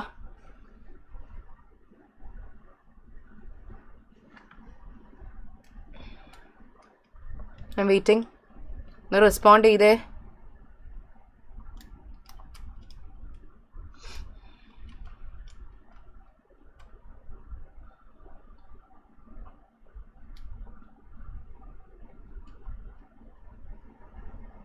ഏതായിരിക്കും? എടാ I'm waiting. First rate. നിങ്ങൾ ഫസ്റ്റ് റേറ്റ് ആയിരിക്കും യൂസ് ചെയ്യുക. എന്തുകൊണ്ടാ? ക്വസ്റ്റ്യനിൽ നിങ്ങളോട് ചോദിച്ചിരിക്കുന്നത് യെസ് എഫക്റ്റീവ് ആണ്, പെർഫെക്റ്റ്. നിങ്ങളോട് എന്താ ചോദിച്ചിരിക്കുന്നത്? Which of the following is the annual percentage cost ആണ് നിങ്ങളോട് ജസ്റ്റ് മെൻഷൻ ചെയ്തിരിക്കുന്നത്. Given to Carlos and receiving 15,000 within 30 days. ഈ ക്വസ്റ്റനിൽ പറഞ്ഞിരിക്കുന്നത് as per the terms of payment 120 ഡേയ്സിനുള്ളിൽ കിട്ടണം, പക്ഷേ നിങ്ങൾ 30 ദിവസത്തിനുള്ളിൽ പേ ചെയ്യുകയാണെങ്കിൽ 2% ഡിസ്കൗണ്ട് തരുന്നു പറഞ്ഞിട്ടുണ്ട്. നിങ്ങളോട് ഇവിടെ ചോദിച്ചിരിക്കുന്നത് എന്താണ്? ഈ പറയുന്ന ഡിസ്കൗണ്ടിനെ ആനുവലിലേക്ക് മാറ്റാന്നുള്ളതാണ്. That is basically effective annual റേറ്റിലേക്ക് മാറ്റാന്നുള്ളതാണ്. നോർമലി ആണെങ്കിൽ അവർ എന്ത് പറയും? ഒന്നിക്കൽ അത് സിമ്പിൾ ആയിട്ട് നിങ്ങൾ എന്ത് ചെയ്യുക, സിമ്പിൾ ആനുവലൈസ്ഡ് ആക്കി മാറ്റാന്ന് പറയും. സിമ്പിൾ ആനുവലൈസ്ഡ് എന്ന് പറഞ്ഞിട്ടുണ്ടെങ്കിൽ that is the second formula. Simple annualized ആണെങ്കിൽ you will use this formula. നേരെ മറിച്ച് നിങ്ങളോട് ചോദിച്ചിരിക്കുന്നത് ഇഫക്റ്റീവ് അല്ലെങ്കിൽ ആനുവൽ റേറ്റ് ആണ്, വിച്ച് ഇസ് ദിസ്. ഇഫക്റ്റീവ് അല്ലെങ്കിൽ ആനുവൽ റേറ്റ് ആണെങ്കിൽ ഇത്. നേരെ മറിച്ച് സിമ്പിൾ അല്ലെങ്കിൽ വെറും ആനുവൽ റേറ്റ് ആണെങ്കിൽ this would be the answer. Okay അല്ലേ? സിമ്പിൾ റേറ്റ് ആണ് എൻ്റെ സെക്കൻഡ് ഫോർമുല. സോ അങ്ങനെയാണെങ്കിൽ 1 + D/100 - D. 1 + D എത്രയാണ് discount? 2 divided by 100 minus 2. D/100 minus D plus 1 the whole raised to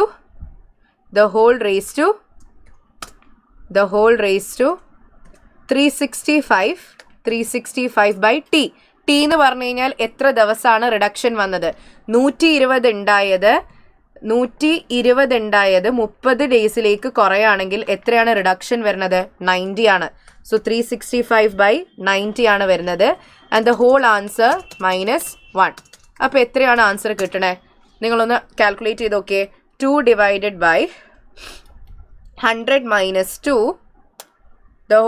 that plus 1 the whole raised to 365 by 90 the whole answer -1 into 100.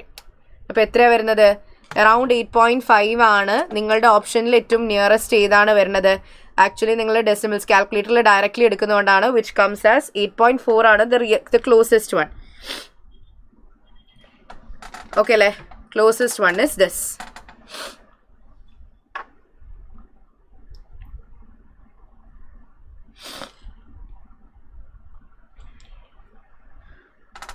Okay ആണോ?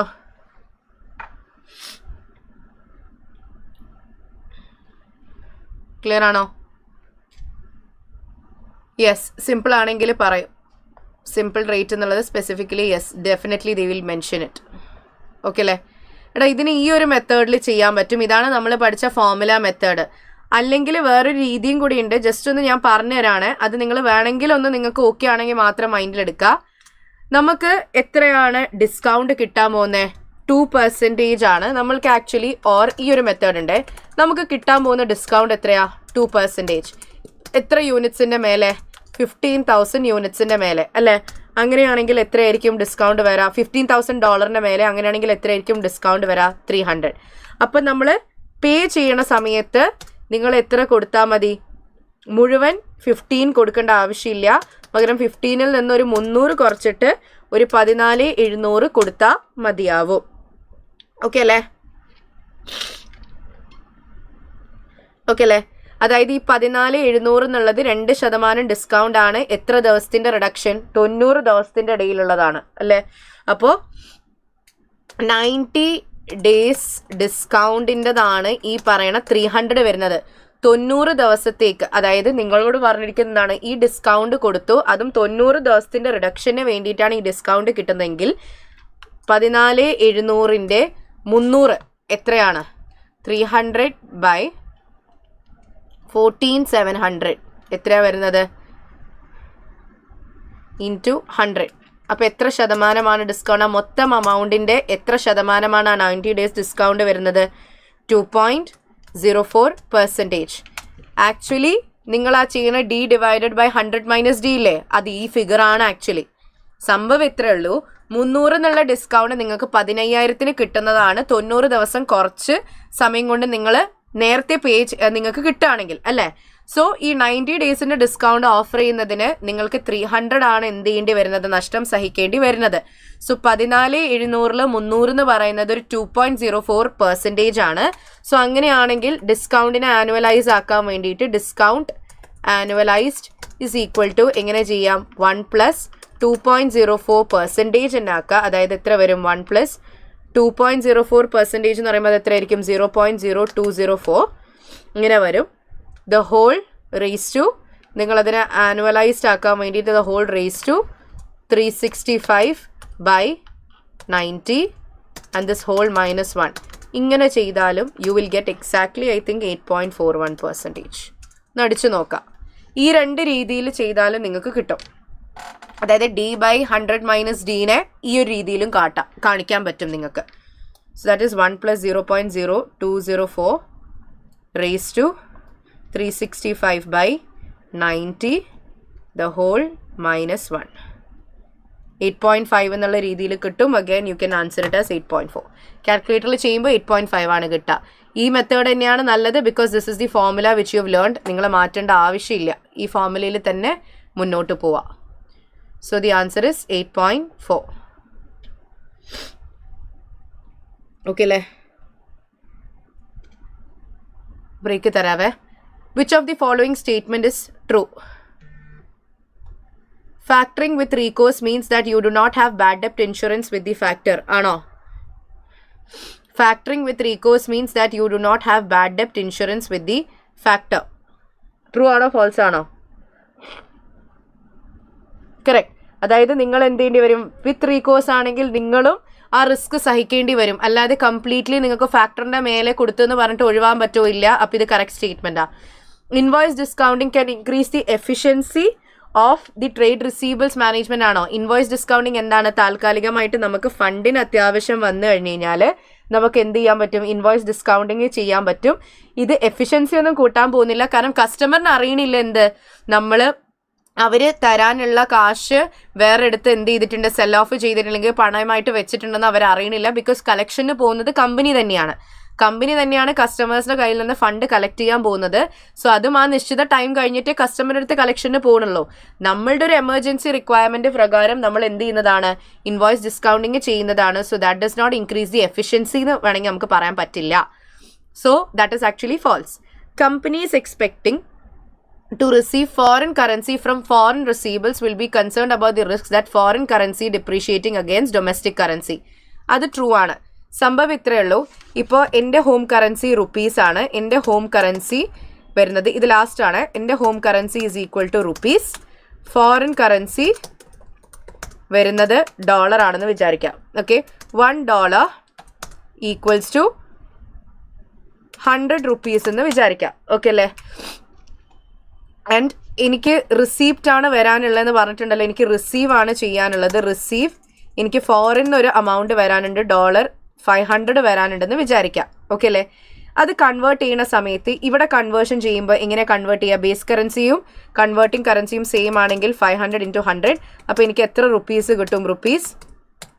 ഇത്രയും rupees കിട്ടും. ഇനി ഈ rate എപ്പോഴാണ് എനിക്ക് എന്ത് ചെയ്യുക? റിസ്ക് വരിക? ഈ റേറ്റ് $1 ഈക്വൽസ് ടു 100 rupeesന് പകരം $1 ഈക്വൽസ് ടു 95 rupees ആയിട്ടുണ്ടെങ്കിൽ എനിക്ക് നഷ്ടമല്ലേ? നിങ്ങളൊന്ന് കാൽക്കുലേറ്റ് ചെയ്ത് നോക്കുക. 500 × 95 അടിച്ചാൽ എത്രയാണ് വരാ? 500 × 95 എത്രയായിരിക്കും വരാ? ₹475 അല്ലേ? ഇത്രയായിരിക്കും എനിക്ക് വരാം. സോ ഇതല്ലേ എനിക്ക് നഷ്ടം. ഇവിടെ ഏത് കറൻസിയാ വീക്കും ഏത് കറൻസിയാ സ്ട്രോങ് ആയത്? റിസീവ് ചെയ്യുന്ന സമയത്ത് റേറ്റ് ഇങ്ങനെ മാറിയാലാണ് എൻ്റെ ഒരു റിസ്ക്. അപ്പോൾ ഇവിടെ ഏത് കറൻസി വീക്ക്, ഏത് കറൻസി സ്ട്രോങ് ആയി? പണ്ട് $1 100 രൂപനെ വാങ്ങാനുള്ള പവർ ഉണ്ടായിരുന്നു. ഇതേ സമയം ഇപ്പോൾ $1 95 രൂപനെ വാങ്ങാനുള്ള ഒരു പവറേ ഉള്ളൂ. അതായത് ഇവിടെ ഫോറിൻ കറൻസി വീക്കായി, ഹോം കറൻസി സ്ട്രോങ് ആയി അല്ലേ? ഈ കേസിലാണ് നമുക്ക് നഷ്ടം വരിക. ഇവരെന്താ പറയുന്നത്? നഷ്ടം എപ്പോഴാണ് വരിക? ഫോറിൻ കറൻസി വീക്കായി അഗേൻസ്റ്റ് ഹോം കറൻസി. കറക്റ്റ് അല്ലേ? ഫോറിൻ കറൻസി വീക്കായി അഗേൻസ്റ്റ് ഹോം കറൻസി ആണെങ്കിൽ നമുക്ക് നഷ്ടം തന്നെയല്ലേ? അത് തന്നെയല്ലേ ഇവരിവിടെ പറഞ്ഞത്. നമുക്കൊരു എമൗണ്ട് ഫോറിനിൽ കിട്ടാനുണ്ടെങ്കിൽ എക്സ്ചേഞ്ച് റേറ്റ് ഇങ്ങനെ ആവുകയാണെങ്കിൽ നമുക്ക് നഷ്ടമാണെന്നാണ് പറഞ്ഞത്. ആ സ്റ്റേറ്റ്മെന്റ് എന്താണ്? കറക്റ്റ് ആണ്. So the option is 1 and 3. That is option B. Okay അല്ലേ? എങ്ങനെ മനസ്സിലായി വീക്ക് ആൻഡ് സ്ട്രോങ്? എണ്ണം കൂടിയ കറൻസി ഏതാണ്? 100ൽ നിന്ന് അത് 95ലേക്ക് കുറഞ്ഞു. അപ്പോൾ അത് വീക്കായി, ആ കറൻസി സ്ട്രോങ് ആയി എന്നർത്ഥം. അപ്പോൾ റുപ്പീസ് സ്ട്രോങ് ആയി, നേരെ മറിച്ച് ഫോറിൻ കറൻസി വീക്കായി. അപ്പോൾ അങ്ങനെ ആകുമ്പോൾ നമുക്ക് കിട്ടാൻ പോകുന്ന എമൗണ്ട് നഷ്ടത്തിലേക്ക് പോകും. That is actually true. Last one, which of the following directly leads to a conflict between working capital objectives of liquidity and profitability? Liquidity and profitabilityയുടെ ഒബ്ജക്റ്റീവ്സിന് മാറ്റം വരുത്തുന്നത് ഏതൊക്കെയാണ്? EOQ യൂസ് ചെയ്ത് കഴിഞ്ഞ് കഴിഞ്ഞാൽ ഇത് എഫക്റ്റഡ് ആവുമോ? ഇല്ല. കാരണം EOQ യൂസ് ചെയ്യുകയാണെങ്കിൽ നിങ്ങളുടെ കോസ്റ്റും കുറയും, നിങ്ങളുടെ ലിക്വിഡിറ്റിനെ വലിയ രീതിയിൽ ബാധിക്കാൻ പോണില്ല. Offering early settlement discounts to encourage prompt payment of debts. അതെന്താണ്? നിങ്ങൾ ഡിസ്കൗണ്ട് ഓഫർ ചെയ്യുമ്പോൾ നിങ്ങൾ നഷ്ടം സഹിക്കുന്നു അല്ലേ? ഡിസ്കൗണ്ട് ഓഫർ ചെയ്യുമ്പോൾ നിങ്ങൾ നഷ്ടം സഹിക്കുന്നു ടു എൻകറേജ്, അല്ല, നിങ്ങൾ ഡിസ്കൗണ്ട് ഓഫർ ചെയ്യുന്ന സമയത്ത് നിങ്ങളുടെ എന്താണ് ഡെബ്റ്റ്സ് പ്രോംപ്റ്റ് പേയ്മെൻറ്റ് വരും, പെട്ടെന്ന് നിങ്ങളുടെ ക്യാഷ് സെറ്റിൽഡ് ആവും. അപ്പോൾ റിസീബിൾസ് കുറയും. റിസീബിൾസ് കുറയുമ്പോൾ നിങ്ങൾക്ക് കിട്ടണുള്ള പൈസയ്ക്ക് കിട്ടിക്കഴിഞ്ഞ് കഴിഞ്ഞാൽ നിങ്ങൾക്ക് റിസീബിൾസ് കുറയുമ്പോൾ ലിക്വിഡിറ്റി എന്ത് ചെയ്യും? കുറയും. കാരണം കറണ്ട് അസറ്റ് കുറയല്ലേ. പക്ഷെ പ്രോഫിറ്റബിലിറ്റി കൂടും. എന്തുകൊണ്ട്? നിങ്ങളിനി ലോൺ എടുക്കേണ്ട ആവശ്യമില്ല, കാരണം നിങ്ങൾക്ക് കിട്ടാനുള്ള കാശ് കിട്ടിയിട്ടുണ്ട്. സോ ഈ സംഭവം ചെയ്യുമ്പോൾ നിങ്ങളുടെ ലിക്വിഡിറ്റിനെയും പ്രോഫിറ്റബിലിറ്റിനെയും അത് എന്ത് ചെയ്യും? കോൺഫ്ലിക്റ്റ് ചെയ്യില്ലേ? ഈ ഒരു ഓപ്ഷൻ ചെയ്താൽ റിസീബിൾസ് കുറയും, കറണ്ട് അസറ്റ്സ് കുറയും, ലിക്വിഡിറ്റി കുറയും. പക്ഷേ ലോൺ എടുക്കേണ്ടി വരില്ല. അപ്പോൾ ഇൻട്രസ്റ്റ് ലാഭിക്കാം, പ്രോഫിറ്റബിലിറ്റി കൂടും. So option B. Cash balance കുറച്ച് ബിസിനസ്സിൻ്റെ നീഡ്സിനെ സെറ്റ് ഓഫ് ചെയ്യാന്ന് പറയുമ്പോൾ no, that does not have a conflict. Miller Orr model to manage ചെയ്യുമ്പോൾ കോൺഫ്ലിക്റ്റ് അല്ല, അത് ആക്ച്വലി സോൾവ് ആണ് ചെയ്യുന്നത്. So option B is the answer. That's it. Okay അല്ലേ? സോ നമുക്ക് എന്ത് ചെയ്യാം? ഒരു ബ്രേക്ക് എടുത്തിട്ട് തിരിച്ച് വന്നിട്ട് നെക്സ്റ്റ് ക്വസ്റ്റ്യൻ സോൾവ് ചെയ്യാം. സോ ബിഫോർ ദാറ്റ് എത്ര ടൈം വേണം നിങ്ങൾക്ക്?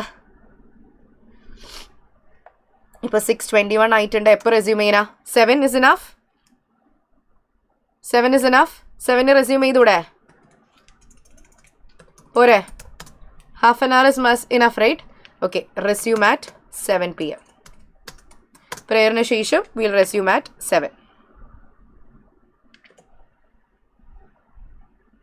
Okay, അല്ലേ? So go for your break and come back at 7.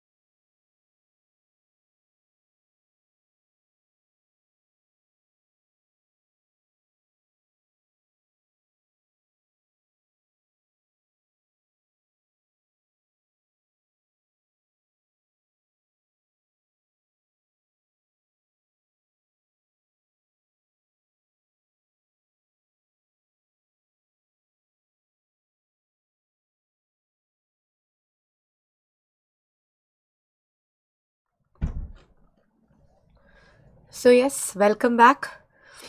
Audible ആണോ എല്ലാവർക്കും? ലൈവിലുണ്ടോ എല്ലാവരും? ജസ്റ്റ് ഒന്ന് റെസ്പോണ്ട് ചെയ്തിടാ. Everyone's there. So let's resume. ഒന്ന് റെസ്പോണ്ട് ചെയ്തിടാ. എല്ലാവരും ഉണ്ടോ? ലൈവിലുണ്ടോ? നോക്കട്ടെ. How many of you there? Just let me see. ഇതിൽ എത്ര പേരുണ്ട് എന്നുള്ളതൊന്ന് അറിയട്ടെ. If you are there or not, let me see. ഒന്ന് റെസ്പോണ്ട് ചെയ്തേ. Audible and clear? Yes. Okay, so start ചെയ്യാമല്ലോ നമുക്ക്. So yes, let's proceed with the paper.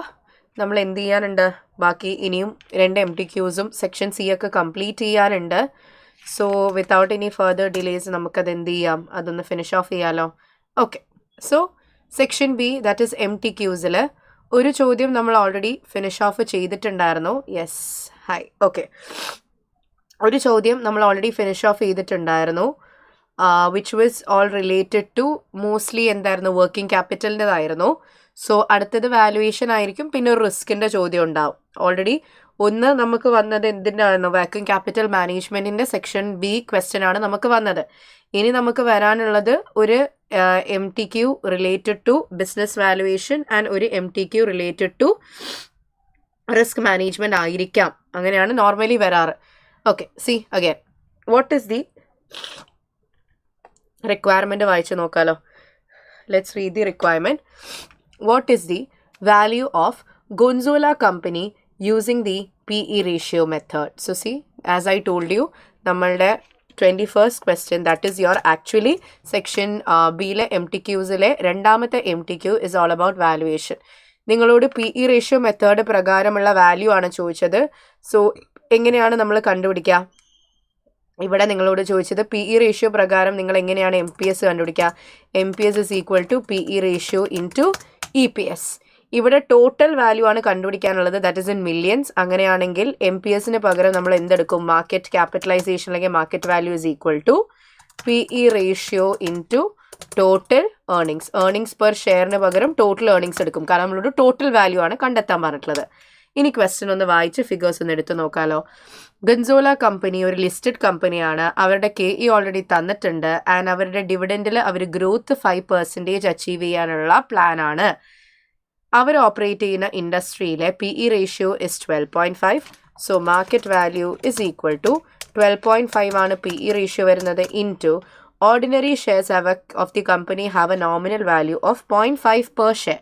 Okay, nominal value ആണേ.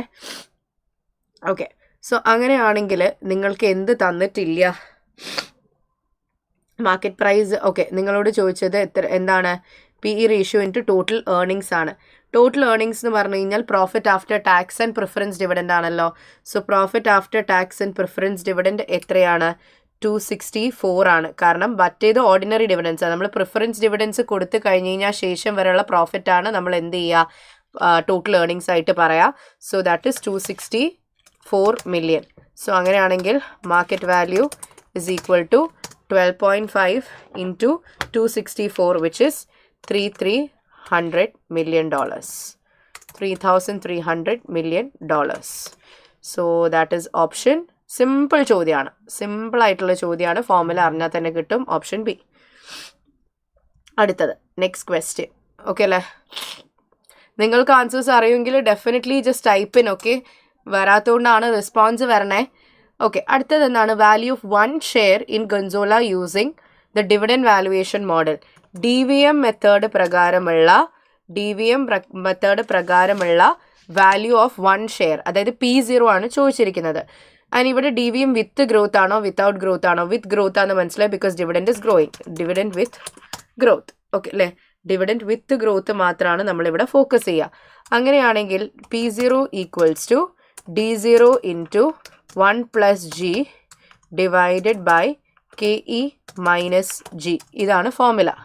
സോ P0 ഈക്വൽസ് ടു, ഇവിടെ നിങ്ങൾക്ക് തന്നിരിക്കുന്നത് total dividends ആണ് തന്നിരിക്കുന്നത്. സോ ടോട്ടൽ മാർക്കറ്റ് വാല്യൂ ആണ് തന്നിരിക്കുന്നത്. സോ ടോട്ടൽ നിങ്ങൾക്ക് തന്നിരിക്കുന്നത് ടോട്ടൽ മാർക്കറ്റ് വാല്യൂ ആണ്. So total market value is equal to എത്രയാണ് ഡിവിഡൻഡ് വരുന്നത്? 160 ആണല്ലോ. So 160 into 1+G. എത്രയാണ് ഗ്രോത്ത് പറഞ്ഞിരിക്കുന്നത്? 5% ആണ്. 1+0.05 that is 1.05 divided by cost of equity എത്രയാണ്? 12% മൈനസ് ഗ്രോത്ത് എത്രയാണ്? 5%. അങ്ങനെയാണെങ്കിൽ total market value is equal to $2 million, $2,400,000. Okay അല്ലേ? സോ 2,400 million ആണ് മാർക്കറ്റ് വാല്യൂ വരുന്നത്. സോ 2,400 ആണ് മാർക്കറ്റ് വാല്യൂ വരുന്നത്. പക്ഷെ നിങ്ങളോട് ചോദിച്ചത് ടോട്ടൽ അല്ല, പെർ ഷെയർ ആണ്.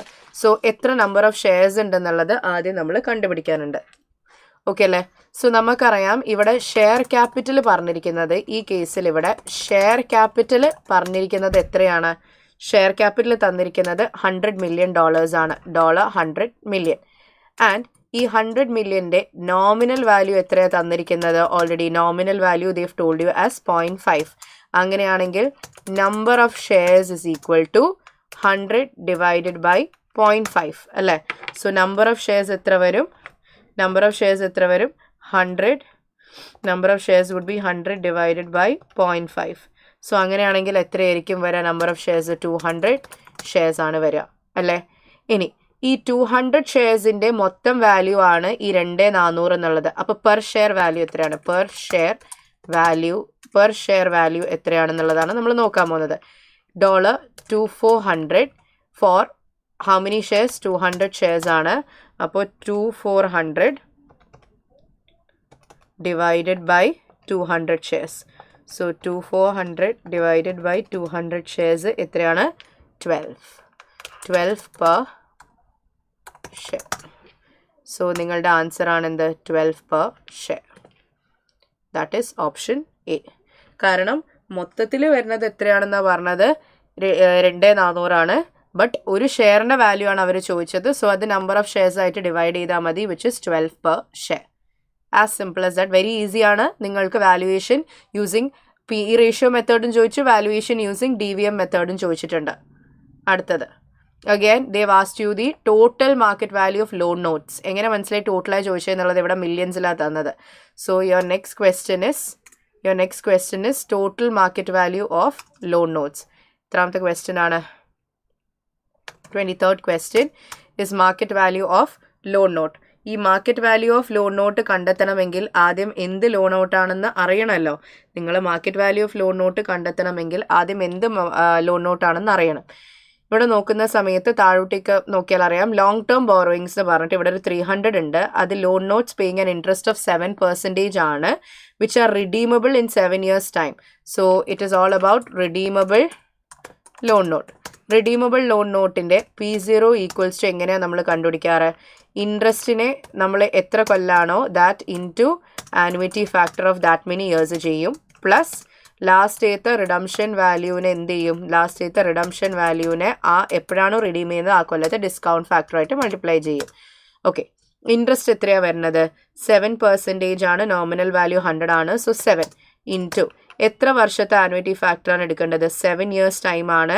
7 yearsൻ്റെ ആനുവിറ്റി ഫാക്ടറാണ്. അതും ഏത് പെർസെൻറ്റേജിൻ്റെതാണ് എടുക്കാനുള്ളത്? KD before tax. KD എത്രയാണ്? ബിഫോർ ടാക്സ് ആണോ ആഫ്റ്റർ ടാക്സ്? നിങ്ങൾ വാല്യുവേഷൻ കണ്ടുപിടിക്കുന്ന സമയത്ത് KD ബിഫോർ ടാക്സ് എടുക്കോ KD ആഫ്റ്റർ ടാക്സ് എടുക്കോ? Tell me, I'm waiting. നിങ്ങൾ വാല്യുവേഷൻ ചെയ്യുന്ന സമയത്ത് നിങ്ങൾ KD എന്ന് പറഞ്ഞിട്ട് ബിഫോർ ടാക്സ് എടുക്കോ അതോ ആഫ്റ്റർ ടാക്സ് ആണോ എടുക്കുക? Tell me, I'm waiting. ചെറിയൊരു കോൾഡ് ഉണ്ട്, സോ ദാറ്റ് ഇസ് വൈ. എന്താണ് നിങ്ങൾ ബിഫോർ ടാക്സ് KD ആണോ എടുക്കുക ആഫ്റ്റർ ടാക്സ് KD ആണോ എടുക്കുക?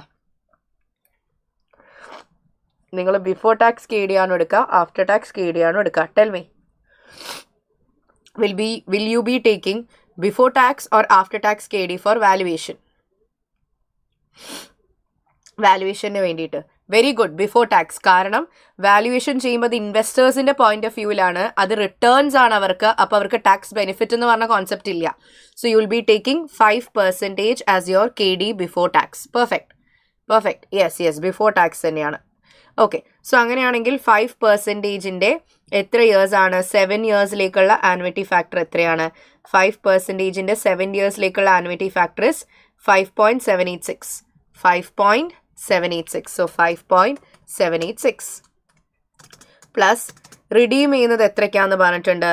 at a 5% premium to nominal. അതായത് 100 അല്ല പകരം 105 റിഡീം ചെയ്യുക.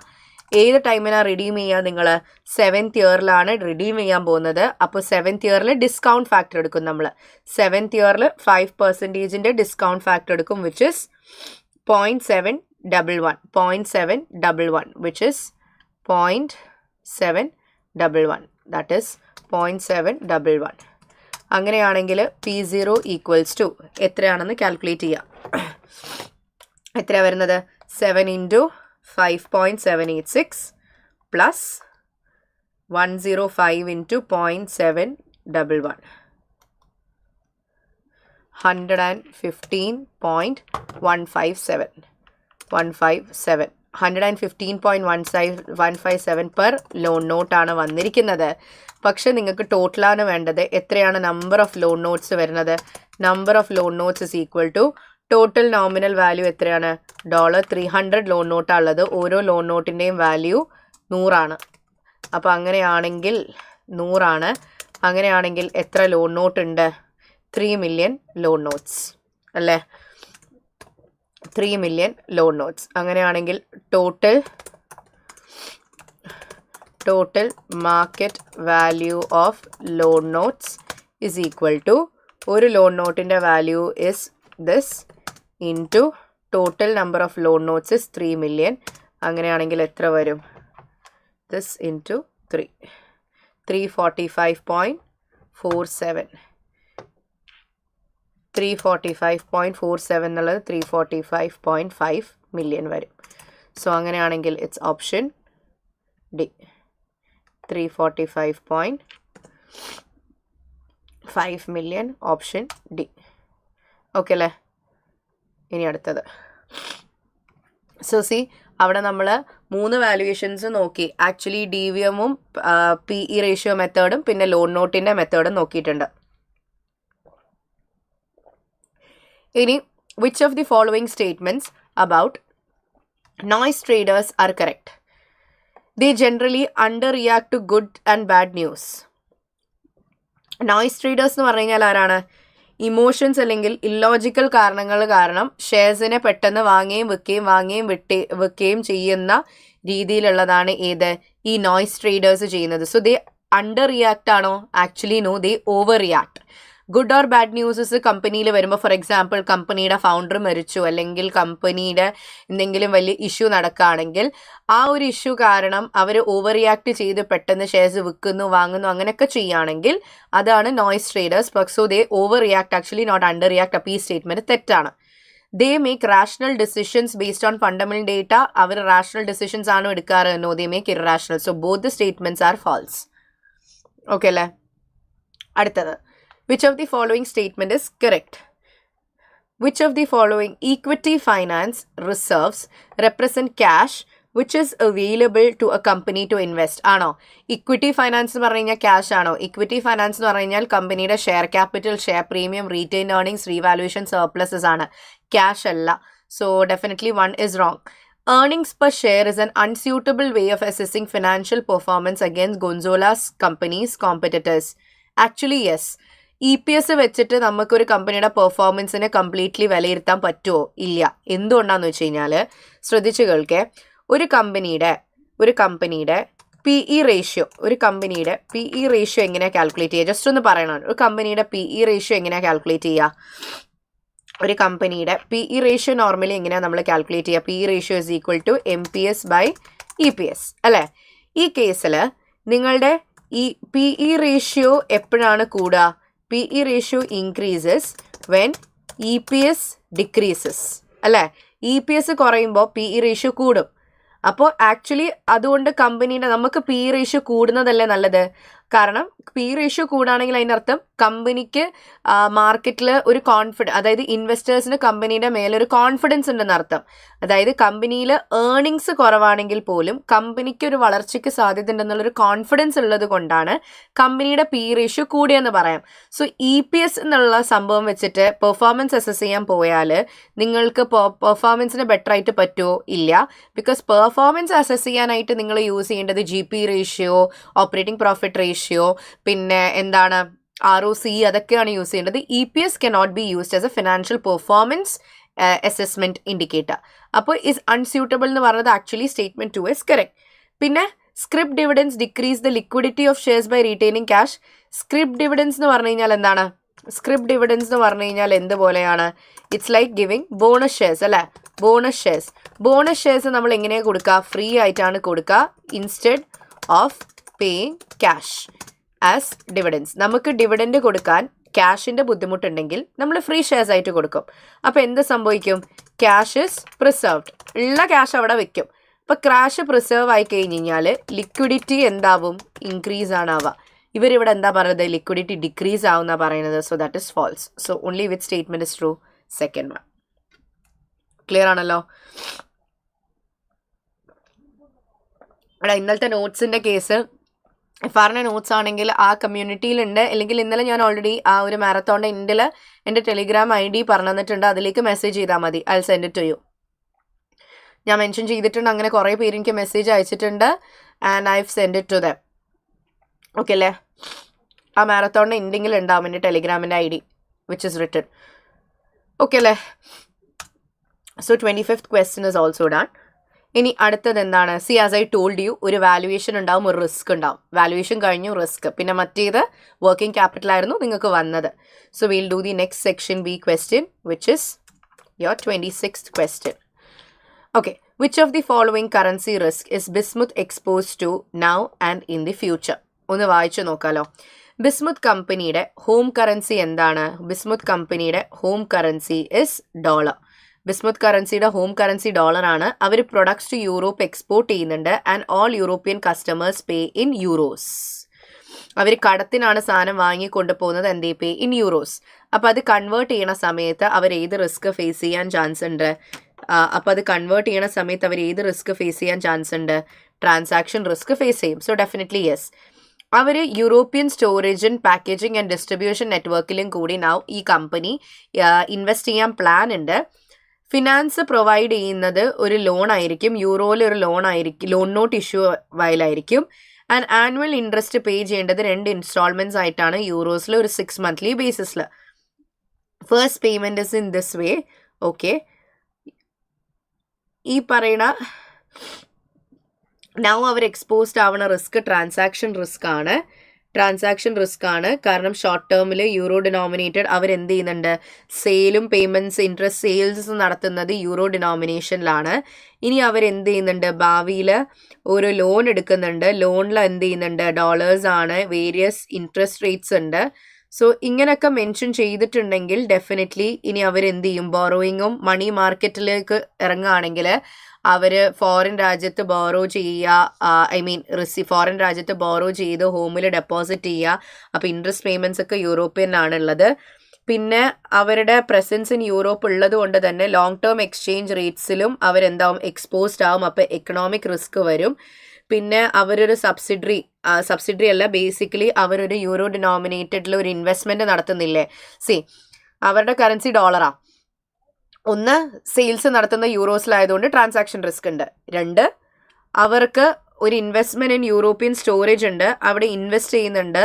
അപ്പോൾ ആ ഇൻവെസ്റ്റ്മെൻറ്റ് നടത്തുമ്പോഴും യൂറോപ്യൻ സ്റ്റോറേജിൽ ഇൻവെസ്റ്റ് ചെയ്യുന്ന സമയത്ത് അവർക്ക് ആ ഫിഗേഴ്സിനൊക്കെ എന്ത് ചെയ്യാനുണ്ടാവും? ട്രാൻസ്ലേറ്റ് ചെയ്യാനുണ്ടാവും for the consolidated financial statements. കാരണം അവർ വേറെ സെപ്പറേറ്റ് ഇൻവെസ്റ്റ്മെൻറ്റ് ഇൻ സെപ്പറേറ്റ് രാജ്യമാണ് നടത്തുന്നത്.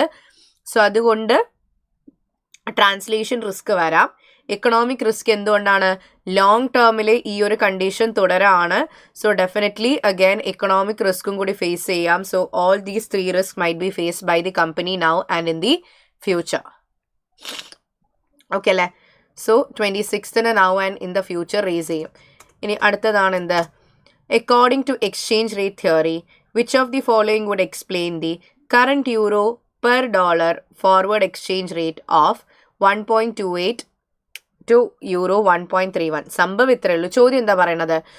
ഈ പറഞ്ഞ സ്റ്റേറ്റ്മെന്റിൽ ഏതാണ് ഈ സിനാരിയോനെ സപ്പോർട്ട് ചെയ്യുന്നത്? ഓക്കെ, നിങ്ങൾക്ക് കറണ്ട് റേറ്റ് എങ്ങനെയാണ് തന്നത്? യൂറോസ് ടു ഡോളർ അല്ലേ?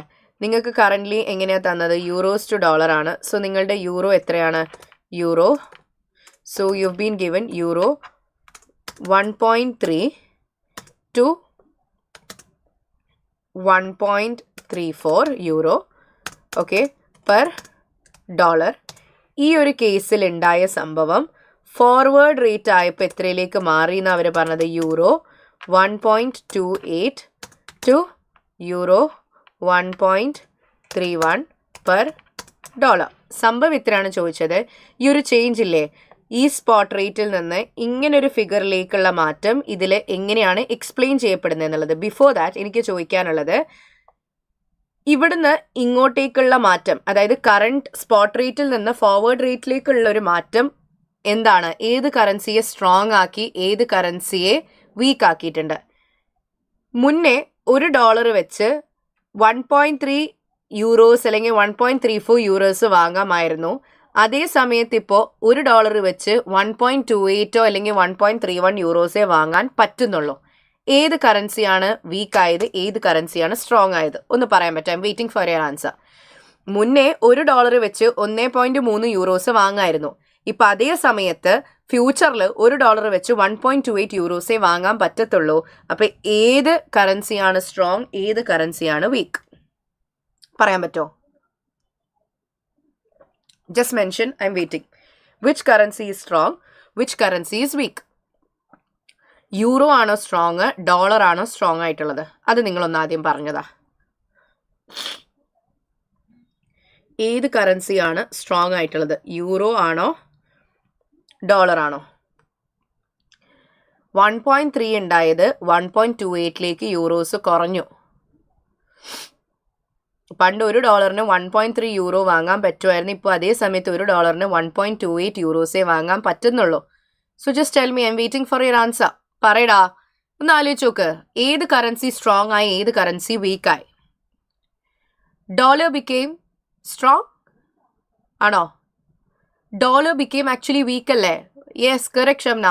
സംഭവം എന്താണ്? പണ്ട് $1 കൊടുത്താൽ നമുക്ക് 1.3 യൂറോ കിട്ടും. അതേ സമയത്ത് ഇപ്പോൾ $1 കൊടുത്താൽ 1.2 യൂറോ കിട്ടണുള്ളൂ. അതായത് ഡോളർ എന്തായിട്ടുണ്ട്? വീക്ക് ആയിട്ടുണ്ട്. വെയറാസ് യൂറോ ഹാസ് ബിക്കം സ്ട്രോങ്. ഇതെങ്ങനെ മനസ്സിലാക്കാം? ഏത് കറൻസിയുടെ കൗണ്ട് ആണോ കുറഞ്ഞത് ആ കറൻസി സ്ട്രോങ് ആയി. പണ്ട് യൂറോ 1.3, ഇപ്പം അതേ യൂറോ 1.28 ആയിട്ടുണ്ടെങ്കിൽ യൂറോ സ്ട്രോങ് ആയി. കുറച്ച് യൂറോ കൊടുത്താൽ മതിയാവും, അപ്പോൾ യൂറോ സ്ട്രോങ് ആയി. നേരെ മറിച്ച് പണ്ട് $1 കൊടുത്താൽ ഇത് കിട്ടുന്നിടത്ത് ഇപ്പോൾ $1 കൊടുത്താൽ ഇത്രേ കിട്ടുന്നുള്ളൂ. So dollar is weak, euro is strong. Okay അല്ലേ? So dollar weak, euro strong ആണെന്ന് മനസ്സിലായിട്ടുണ്ട്. ഇനി ഓരോ സ്റ്റേറ്റ്മെന്റ്സ് നമ്മൾ വായിക്കും. യൂറോയുടെ inflation rate is higher than the dollar inflation rate എന്നാണ് പറഞ്ഞത്. ശ്രദ്ധിച്ച് കേൾക്കണേ. ഓക്കെ, ഫസ്റ്റ് സ്റ്റേറ്റ്മെന്റിനെ കുറിച്ചാണ് പറയണത്. നോക്കേ, യൂറോന്റെ ഇൻഫ്ലേഷൻ റേറ്റ് ഹൈ ആണെന്ന് പറഞ്ഞു. യൂറോന്റെ ഇൻഫ്ലേഷൻ ഹൈ. യൂറോന്റെ ഇൻഫ്ലേഷൻ ഹൈ ആകുമ്പോൾ വാല്യൂ എന്ത് ചെയ്യും? യൂറോയുടെ ഇൻഫ്ലേഷൻ കൂടുമ്പോൾ പണത്തിന്റെ മൂല്യം എന്ത് ചെയ്യും? വാല്യൂ ഡിക്രീസ് ചെയ്യും. അപ്പോൾ യൂറോ കറൻസി എന്തായിരിക്കും? വീക്ക്. ഇവിടെ യൂറോന് എന്താ വേണ്ടത്? സ്ട്രോങ് അല്ലേ? അപ്പം ഇത് തെറ്റാണ്. ക്ലിയർ അല്ലേ? So this statement is wrong. രണ്ടാമത്തെ സ്റ്റേറ്റ്മെന്റ് ഒന്ന് നോക്കാലോ. Supply of dollars is expect to decrease in future. Okay, ഡോളറിന്റെ സപ്ലൈ കൂടും. ഇസ് എക്സ്പെക്റ്റഡ്, സോറി, ഡോളറിന്റെ സപ്ലൈ കുറയുന്നാണ് പറഞ്ഞത് അല്ലേ? ഇവിടെ എന്താ സംഭവിച്ചേ? ഡോളർ വീക്ക് അല്ലേ? ഡോളർ വീക്ക് എന്ന് പറഞ്ഞു കഴിഞ്ഞാൽ അതിൻ്റെ കൗണ്ട് എന്താണ്? ഹൈ. അതിൻ്റെ എണ്ണം കൂടും. അതിൻ്റെ അർത്ഥം എന്താണ്? സപ്ലൈ ഇൻക്രീസ് ആണ് ചെയ്യുന്നത്. കാരണം അത് സുലഭമായി ലഭിക്കും. That is actually very weak. So the supply increases. And അതുകൊണ്ട് ഈ സ്റ്റേറ്റ്മെന്റ് തെറ്റാണ്. അടുത്തത്, യൂറോയുടെ interest rate is lower than dollar interest rate. Okay, യൂറോയുടെ interest rate is lower than dollar interest rate. ഇത് ഫോർവേഡ് റേറ്റ് അല്ലേ? ഓക്കെ, നമ്മൾ interest rate parity പഠിച്ച ആൾക്കാരല്ലേ? F0 equals to F0 is equal to S0 into F0 is equal to S0 into 1 plus IC divided by 1 plus IB. ഓർക്കുന്നുണ്ടോ? F0ന്റെ formula, interest rate പാരിറ്റിയുടെ formula F0 equals to S0 into 1 plus IC by 1 plus IB. ഇവിടെ base currency ഏതായിരുന്നു? Dollar അല്ലേ? Okay, and ഇവിടെ എന്താ പറയുന്നത്? ഡോളറാണ് ബേസ് കറൻസി വരുന്നത്, ഫോറിൻ കറൻസി യൂറോ. ഇവിടെ എന്താ പറയുന്നത്? യൂറോൻ്റെ ഇൻട്രസ്റ്റ് റേറ്റ് കുറഞ്ഞു. അതായത് 1 plus IC എന്ന് പറഞ്ഞാൽ ഇത് കുറയുമ്പോൾ, ഈ പറയുന്ന ന്യൂമറേറ്റർ കുറയുമ്പോൾ ഫോർവേഡ് റേറ്റും എന്ത് ചെയ്യും? കുറയില്ലേ? കുറയില്ലേ? F0 decreases. എന്ത് പറയാൻ പറ്റും നമുക്ക്? F0 decreases when 1 plus IC decreases. പറഞ്ഞൂടെ? കാരണം ഡിനോമിനേറ്ററിലുള്ള ആ ഇൻട്രസ്റ്റ് റേറ്റ് കുറയുന്ന സമയത്ത്, that is euro interest rate കുറയുമ്പോൾ ഈ കിട്ടുന്ന ഉത്തരം F0 കുറയുമെന്ന് പറയാൻ പറ്റില്ലേ? അപ്പോൾ കറക്റ്റ് അല്ലേ? എന്തുകൊണ്ടാ? കാരണം F0 കുറവല്ലേ ആയത്? സ്പോട്ടിനേക്കാളും കുറവല്ലേ F0? So definitely this is A true statement. അടുത്ത കേസും കൂടി ജസ്റ്റ് ഒന്ന് നമുക്ക് നോക്കാം. Government of euro country has been selling euro from it's official. Euro selling ആണെങ്കിൽ, യൂറോ ഗവൺമെൻറ് സെല്ലിംഗ് ചെയ്യുകയാണെങ്കിൽ അതിൻ്റെ സപ്ലൈ കൂടി എന്നർത്ഥം, സപ്ലൈ ഇൻക്രീസ് ആയി എന്നർത്ഥം. സപ്ലൈ ഇൻക്രീസ് ചെയ്യുമ്പോൾ വാല്യൂ എന്ത് ചെയ്യും? ഫോൾ ചെയ്യും. അപ്പോൾ യൂറോ ആക്ച്വലി എന്താവും? വീക്കാവും. പക്ഷെ ഇവിടെ യൂറോ സ്ട്രോങ് ആണ്. So this is the answer. മനസ്സിലായിട്ടുണ്ടോ എങ്ങനെയാണ് ആൻസർ സിയിലേക്ക് എത്തിയെന്നുള്ളത്? See this was how you figure out risk management question. കാരണം ഓരോന്നും വായിച്ച് ബ്രേക്ക് ഡൗൺ ചെയ്ത് വേണം നിങ്ങൾ മനസ്സിലാക്കി എടുക്കാനായിട്ട്. ഇത് ക്ലിയർ ആണോടാ? കാരണം ഇത് കുറച്ചൊരു ഇച്ചിരി കോംപ്ലിക്കേറ്റഡ് ആയിട്ട് ചിന്തിക്കേണ്ട ഒരു കാര്യമായിരുന്നു. Are you clear with this? Are you clear with this? Clear ആണോ? എങ്ങനെയാണ് നമുക്ക് ഓപ്ഷൻ സിയിലേക്ക് എത്താൻ പറ്റിയെന്നുള്ളത് ക്ലിയർ ആണോ? I have explained it very well.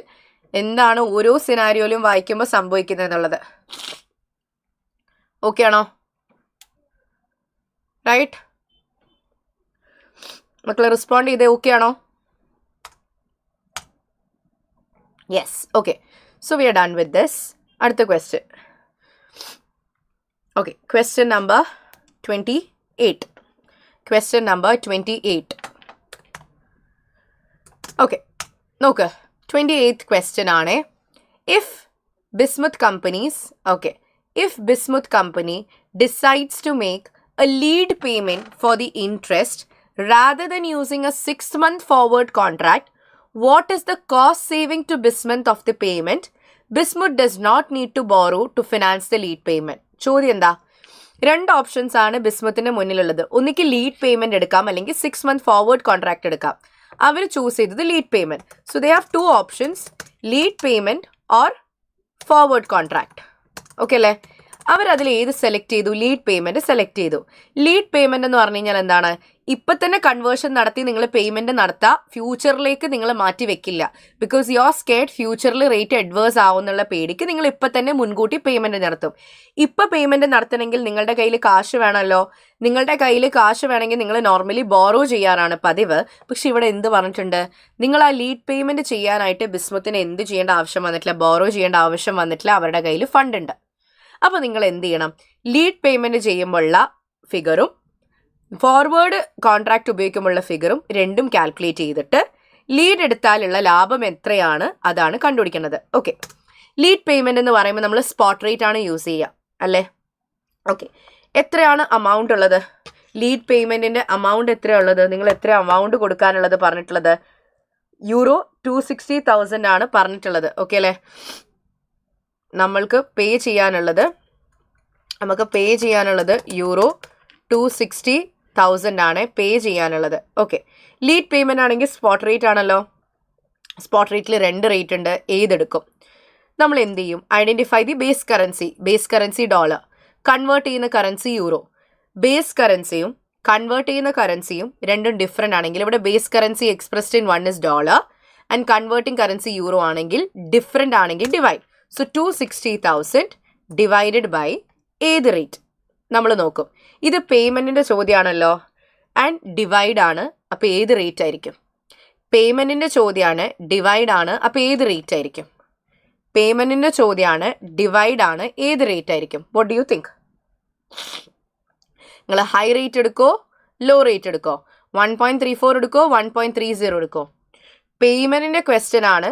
ഡിവൈഡും കൂടിയാണെങ്കിൽ യു വിൽ ടേക്ക് 1.3 ഓർ 1.34. അതായത് ലോ റേറ്റ് ആണോ, ഹൈ റേറ്റ് ആണോ? എൻ്റെ സ്റ്റുഡൻസും ഉണ്ട്, അല്ലാത്തവരും ഉണ്ട്. നിങ്ങളൊന്ന് പറഞ്ഞേ, ഏത് റേറ്റ് ആയിരിക്കും എടുക്കുക? ഹൈ റേറ്റ് ആണോ, ലോ റേറ്റ് ആണോ? പേയ്മെൻറ്റിൻ്റെ ചോദ്യമാണ്, ഡിവൈഡ് ആണ്. So you will B taking 1.3 or 1.34. small rate, which is 1.3. So you will be taking 1.3. So 260,000 divided by 1.3, which is equal to $200,000. So lead payment ചെയ്യാണെങ്കിൽ നിങ്ങൾക്ക് വരുന്ന payment 200,000 ആയിരിക്കും. Okay അല്ലേ? ഈ മറ്റേ പേ ഡിവൈഡ് എന്നുള്ളതൊരു ബോക്സ് ഞാൻ പഠിപ്പിച്ചിട്ടുണ്ടായിരുന്നു. നിങ്ങൾക്ക് റിസീവിൻ്റെ ചോദ്യമാണ്. ഡിഫറെൻറ്റ് കറൻസി വന്നാൽ ഡിവൈഡ് ആണ്. അങ്ങനെയാണെങ്കിൽ ഹൈ റേറ്റ്. ഇതായിരുന്നു നമ്മളുടെ റൂള്. നേരെ മറിച്ച് റിസീവിൻ്റെ ചോദ്യമാണ്. സെയിം കറൻസി ആണെങ്കിൽ മൾട്ടിപ്ലൈ, അങ്ങനെയാണെങ്കിൽ ലോ റേറ്റ്. ഇങ്ങനൊരു കീ നമ്മൾ പ്രിപ്പയർ ചെയ്തിട്ടുണ്ടാവും. പേയ്മെൻറ്റിൻ്റെ ചോദ്യമാണ്. ഡിഫറെൻറ്റ് കറൻസി ആണെങ്കിൽ ഡിവൈഡ്, അങ്ങനെയാണെങ്കിൽ ലോ റേറ്റ്. പേയ്മെൻറ്റിൻ്റെ ചോദ്യമാണ്. സെയിം കറൻസി ആണെങ്കിൽ മൾട്ടിപ്ലൈ, അങ്ങനെയാണെങ്കിൽ ഹൈ റേറ്റ്. അല്ലെങ്കിൽ വേറൊരു രീതിയിൽ നോക്കിയാൽ മതി. ബേസ് കറൻസി ഡോളർ ആണല്ലോ. ഇവിടെ നിങ്ങൾക്ക് എന്താ കിട്ടുക? നിങ്ങൾക്ക് എന്താ ഉള്ളത്? ഡോളർ നിങ്ങൾ ബാങ്കിൽ കൊടുത്തിട്ട് അത് യൂറോ ആക്കി മാറ്റിയിട്ട് പേയ്മെൻറ്റ് ചെയ്യാണ്. കയ്യിലുള്ള ഡോളർ നിങ്ങൾ എന്ത് ചെയ്യും? സെല്ലാണ് ചെയ്യുക. നിങ്ങൾ ബാങ്കിന് വെക്കുമ്പോൾ നിങ്ങൾക്ക് ചെറിയ പൈസ കിട്ടത്തുള്ളൂ. That is small rate. Okay. Forward contract ആണെങ്കിൽ നിങ്ങൾ ഏത് റേറ്റാണ് യൂസ് ചെയ്യുക? 260,000 divided by 1.28. That is a smaller rate. അപ്പോൾ എത്രയാണ് വരുന്നത്? ദാറ്റ് ഈസ് $203125 അല്ലേ? 203125. സോ അവർ സെലക്ട് ചെയ്തത് ലീഡ് പേയ്മെൻ്റ് ആണെന്ന് അവർ പറഞ്ഞിട്ടുണ്ട്. സോ അങ്ങനെയാണെങ്കിൽ എത്രയാണ് കോസ്റ്റ് സേവിങ്? എത്രയാണ് ബെനിഫിറ്റ്? ഫോർവേഡ് ആയിരുന്നെങ്കിൽ ഇത്ര കൊടുക്കേണ്ടി വന്നതന്നെ. ബട്ട് ലീഡ് ആയതുകൊണ്ട് ഇത്രേ കൊടുക്കേണ്ടി വന്നിട്ടുള്ളൂ. സോ ലാഭം എത്രയാണ്? 3125 ഇസ് യുവർ കോസ്റ്റ് സേവിങ്. അത് അങ്ങനെ തന്നെ ആ ഫുൾ എമൗണ്ട് അവിടെ എഴുതി കൊടുക്കുക. 3125. So 3125 is the cost saving. I hope it's clear. 3125 is the cost saving. അടുത്ത ക്വസ്റ്റ്യൻ ആണ്. What should Bismuth company do in dollars now? What should Bismuth company do in dollars now to correctly set up a money market hedge on the payment of interest expected in 6 months time? സംഭവം എത്ര? ഈ പറയുന്ന കേസിൽ ഈ payment നടത്താനായിട്ട് എന്താണ് ഇപ്പോൾ ഡോളേഴ്സിനെ ചെയ്യേണ്ടതെന്നാണ് ചോദിച്ചിരിക്കുന്നത്. ഓക്കെ, അവരെന്താ ചെയ്യേണ്ടതെന്നുള്ളതാണ് ക്വസ്റ്റ്യനിൽ ചോദിച്ചിരിക്കുന്നത്. As per money market hedge. Question എന്താണ്? പേ യൂറോ ആണ്. എത്ര എമൗണ്ട്? പേ യൂറോ ഓഫ് 260,000 ആണ്. നമ്മൾ ഫോറിൻ കറൻസിയിൽ പേ ചെയ്യണമെങ്കിൽ നമ്മൾ ഹോം കറൻസിയിൽ എന്ത് ചെയ്യും? ഹോം കറൻസി ഡോളറാണ്. അതിലെന്ത് ചെയ്യും? ബോറോ ചെയ്യും. നമുക്ക് ഫോറിനിൽ പേയ്മെൻ്റ് ആണ് വരുന്നതെങ്കിൽ ഹോമിൽ എന്ത് ചെയ്യും? ബോറോ ചെയ്യും. നേരെ മറിച്ച് നമ്മൾ എന്ത് ചെയ്യും? ഫോറിൻ കറൻസിയിൽ ഹോമിൽ നമ്മൾ ബോറോ ചെയ്യും. ഫോറിൻ കറൻസിയായ യൂറോയിൽ നമ്മൾ എന്ത് ചെയ്യും? ഡെപ്പോസിറ്റ് ചെയ്യും. ഹോമിൽ നമ്മൾ ബോറോ ചെയ്തിട്ട് ഫോറിനിൽ നമ്മൾ എന്ത് ചെയ്യും? ഡെപ്പോസിറ്റ് ചെയ്യും ഇപ്പം തന്നെ അല്ലേ? ഓക്കെ. സോ നിങ്ങളോട് ചോദിച്ചത് എന്താണ്? ഇപ്പോൾ ദാറ്റ് ഈസ് നൗ ഡോളേഴ്സിൽ എന്ത് ചെയ്യുന്നതാണ്? ഡോളേഴ്സിൽ ബോറോ ചെയ്യും. എത്ര എമൗണ്ട്? അതും കൂടി ചോദിച്ചിട്ടുണ്ട്. സോ അതെങ്ങനെയാണ് കണ്ടുപിടിക്കുക? നിങ്ങളുടെ കാൽക്കുലേഷൻ എപ്പോഴും സ്റ്റാർട്ട്സ് ഫ്രം ഫോറിൻ. ഞാൻ പഠിപ്പിച്ചിട്ടുണ്ട്. ഇവൻ ദോ നിങ്ങൾ ഹോമിൽ നിന്നാണ് ബോറോ ചെയ്യണമെങ്കിൽ എത്ര ബോറോ ചെയ്യണം എന്നുള്ള കാൽക്കുലേഷന് വേണ്ടി നിങ്ങൾ എവിടെ നിന്ന് സ്റ്റാർട്ട് ചെയ്യണം? ഫോറിന് സ്റ്റാർട്ട് ചെയ്യണം. സോ എത്രയാണ് ഡെപ്പോസിറ്റ് ചെയ്യുക? പ്രസൻറ്റ് വാല്യൂവിൽ. നിങ്ങൾക്ക് 260 ആണല്ലോ വേണ്ടത്. അതിന് പ്രസൻറ്റ് വാല്യൂയിലോട്ടേക്ക് മാറ്റുക. പ്രസൻറ്റ് വാല്യൂയിലോട്ടേക്ക് മാറ്റാനായിട്ട് എങ്ങനെയാണ് ചെയ്യുക? Future value divided by 1+r⁻n. Okay, ഇവിടെ നിങ്ങൾക്കറിയാം എന്ത്? ഫോറിൻ രാജ്യത്ത് ഫോറിൻ കറൻസിയിൽ നിങ്ങൾക്ക് ഡെപ്പോസിറ്റ് ചെയ്യാനായിട്ട് ഉള്ള റേറ്റ് എത്രയാണ്? ഒരു വർഷത്തേക്ക് 2% ആണ്. പക്ഷെ നിങ്ങൾക്ക് അതിൻ്റെ എത്ര വേണ്ടതുള്ളൂ? 2% വേണ്ട. നേരെ മറിച്ച് 2%ൻ്റെ എത്ര വേണ്ടതുള്ളൂ? How many? എത്ര ടൈമിലേക്കാണ്? 6 months അല്ലേ? സോ 6/12 which is equal to 1% അല്ലേ? സോ ദാറ്റ് ഈസ് 1.01 ആണ് വരിക. So 260,000. So you will have 260,000 divided by 1.01. എത്രയാണ്? 257,425.74. ഓക്കെ അല്ലേ? ഇതാണ് നിങ്ങളുടെ ഡെപ്പോസിറ്റ് ചെയ്യേണ്ട യൂറോ എമൗണ്ട്. ഡെപ്പോസിറ്റ് ചെയ്യേണ്ട യൂറോ എമൗണ്ട് ആണിത്. ഓക്കെ അല്ലേ? നിങ്ങൾ ഫോറിൻ കറൻസിയിൽ ഡെപ്പോസിറ്റ് ചെയ്യേണ്ട യൂറോ എമൗണ്ട്. പക്ഷെ നിങ്ങൾ എന്ത് ചെയ്യും, ഇതിനെ ഓട്ടോമാറ്റിക്കലി ഇപ്പം തന്നെ സ്പോട്ട് റേറ്റ് വെച്ച് കൺവേർട്ട് ചെയ്തിട്ട് ഇങ്ങോട്ട് കൊണ്ടുവരും. സോ സ്പോട്ട് റേറ്റിൽ കൺവേർട്ട് ചെയ്യാൻ പോവാണ്. So you going to convert it in the spot rate. Spot rate ചെയ്തെടുക്കുക. ആ ഫിഗറായ 257425.74 divided by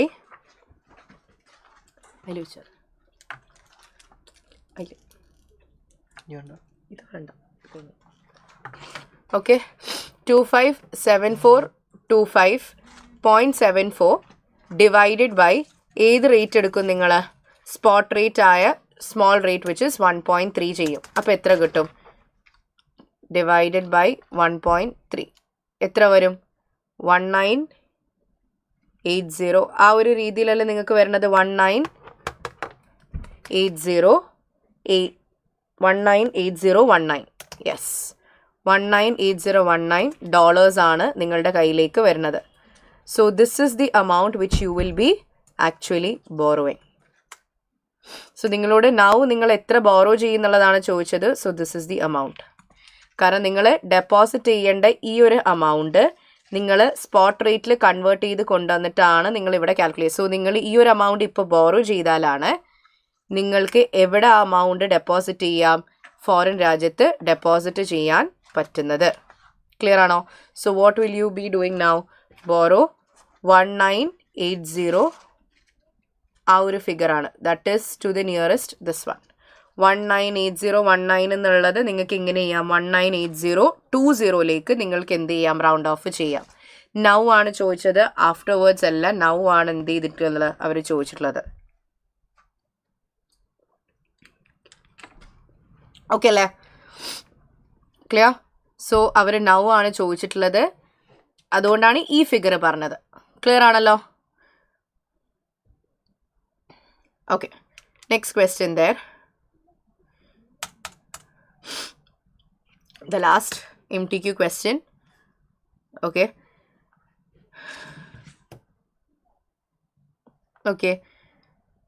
A negative gap exposure means that interest sensitive liabilities are less than interest sensitive assets. ആണോ? Gap exposure വരാ അസറ്റ്സും ലയബിലിറ്റീസും match ആവാതിരിക്കുമ്പോൾ. Negative gap എപ്പോഴാണ് വരിക? നിങ്ങളുടെ ലയബിലിറ്റീസ് ഗ്രേറ്റർ ദാൻ അസറ്റ്സ് ആയതുകൊണ്ടാണ്. ലയബിലിറ്റീസ് ഗ്രേറ്റർ ദാൻ അസറ്റ്സ് ആണെങ്കിലാണ് നെഗറ്റീവ് ഗ്യാപ്പ് വരാം. ലയബിലിറ്റീസ് ഗ്രേറ്റർ ദാൻ അസറ്റ്സ് ആണെങ്കിലാണ് നെഗറ്റീവ് ഗ്യാപ്പ് വരിക. ഇവരെന്താ പറഞ്ഞത്? ലയബിലിറ്റീസ് ലെസ് ആണ് പറഞ്ഞത്. So the first statement is actually wrong. Okay, second statement, bank loans of Bismuth gives rise to basis risk. അതാദ്യം വായിച്ചു നോക്കാനുണ്ട്. എന്താ പറയുക? ബിസ്മുത്തിന് ബാങ്ക് ലോൺ ഉണ്ട്. അത് ആക്ച്വലി അവർ ഫിക്സ് റേറ്റും വേരിയബിൾ റേറ്റ് ആയിട്ട് സ്പ്ലിറ്റ് ചെയ്തിട്ടുമുണ്ട്. അവരുടെ അടുത്ത് അതിന് പകരമായിട്ട് എന്തില്ല? അസറ്റ്സ് ഇല്ല. സോ എന്താണ് ആക്ച്വലി ഈ പറയുന്ന ബേസിസ് റിസ്ക് എപ്പോഴാണ് വരാം? നമുക്കറിയാം, നമ്മൾ ഗ്യാപ്പ് അനാലിസിസ് കണ്ടക്ട് ചെയ്യാന്ന്. ഗ്യാപ്പ് അനാലിസിസ് എന്ന് പറഞ്ഞൊരു കോൺസെപ്റ്റ് ഉണ്ടായിരുന്നു. എന്തായിരുന്നു ഈ ഗ്യാപ്പ് അനാലിസിസ്? ലയബിലിറ്റീസിനെയും അസറ്റ്സിനെയും മാച്ച് ചെയ്യുന്ന, ലയബിലിറ്റീസ് മാച്ച് ടു അസറ്റ്സിനെയാണ് നമ്മൾ ഗ്യാപ്പ് അനാലിസിസ് എന്ന് പറയാം. എന്നിട്ട് റിസ്ക് ഉണ്ടോ എന്ന് കണ്ടെത്താൻ. ഓക്കെ അല്ലേ? അതിൽ ഗ്യാപ്പ് എക്സ്പോഷർ ഈക്വൽസ് ടു 0 ആവുന്ന ഒരു കേസ് ഉണ്ട്. എങ്ങനെയാ? ലയബിലിറ്റീസ് ഈക്വൽസ് ടു അസറ്റ്സ് എന്നുള്ള രീതിയിൽ വെച്ചിട്ടുണ്ടെങ്കിൽ ഇവിടെ എന്താണ്? No gap. അതിൻ്റെ അർത്ഥം എന്താണ്? No interest rate risk. But still അവിടെ എന്തുണ്ടെന്ന് ഞാൻ പഠിപ്പിച്ചു തന്നിട്ടുണ്ട്. But still there is basis risk എന്നുള്ള കാര്യം ഞാൻ പഠിപ്പിച്ചിട്ടുണ്ടായിരുന്നു അല്ലേ? ഇവരുടെ കേസ് എടുത്ത് നോക്കുകയാണെങ്കിൽ ഇവർക്ക് ലയബിലിറ്റീസ് ഉണ്ട്, പക്ഷെ അസറ്റ്സ് എന്ന് പറഞ്ഞൊരു സംഭവമേ ഇല്ല. അപ്പം അങ്ങനെയാണെങ്കിൽ ലയബിലിറ്റി ഈക്വൽസ് ടു അസറ്റ് ആവുമോ? ഇല്ല. അങ്ങനെയാണെങ്കിൽ അവർ ബേസിസ് റിസ്ക് ഫേസ് ചെയ്യുമോ? ഇല്ല. പക്ഷെ ഇവരിവിടെ ഫേസ് ചെയ്യുമെന്നാണ് പറഞ്ഞത്. അപ്പം അത് തെറ്റായ സ്റ്റേറ്റ്മെന്റ് അല്ലേ? ബേസിസ് റിസ്ക് എപ്പോഴേ വരത്തുള്ളൂ? ഇത് രണ്ടും ഈക്വൽ ആയാൽ മാത്രം. ഇവിടെ ഇത് രണ്ടും ഈക്വൽ അല്ല. അപ്പം അങ്ങനെയാണ്, ബിക്കോസ് അവർക്ക് അസറ്റ്സ് ഇല്ല. അപ്പം അങ്ങനെയാണെങ്കിൽ ഇവർ ബേസിസ് റിസ്ക് ഉണ്ടെന്ന് പറയാൻ പറ്റുമോ? ഇല്ല. So both of the statements are wrong. I hope it's clear. So this is it. ഇതായിരുന്നു നിങ്ങളുടെ MTQ ക്വസ്റ്റ്യൻസ്. റിസ്കിൻ്റെ ചോദ്യം വന്നു, വാലുവേഷൻ്റെ ചോദ്യം വന്നു, ആൻഡ് വർക്കിംഗ് ക്യാപിറ്റലിന് വന്നു. Now it's time for section C. Section സിൻ്റെ ചോദ്യമാണ് നമ്മൾ ചെയ്യാൻ പോകുന്നത്. Okay, we'll do section C. Chiyalo. Okay. Section C has been given. ചോദ്യം എന്താണ്? First question itself, it's all about business finance. See, നിങ്ങൾക്ക് പാർട്ട് ഈ ബിസിനസ് ഫിനാൻസിൽ നിന്നുള്ള ചോദ്യമാണ് വന്നിരിക്കുന്നത്. Calculate the market value after tax വാക്ക്. മാർക്കറ്റ് വാല്യൂ ആഫ്റ്റർ ടാക്സ് വാക്ക് ആണ് നിങ്ങളോട് കണ്ടുപിടിക്കാൻ പറഞ്ഞിട്ടുള്ളത്. Of the company 10 marks. So calculations ആണ്, 10 മാർക്കാണ്. ആക്ച്വലി എത്ര സമയം എടുക്കാൻ പറ്റും?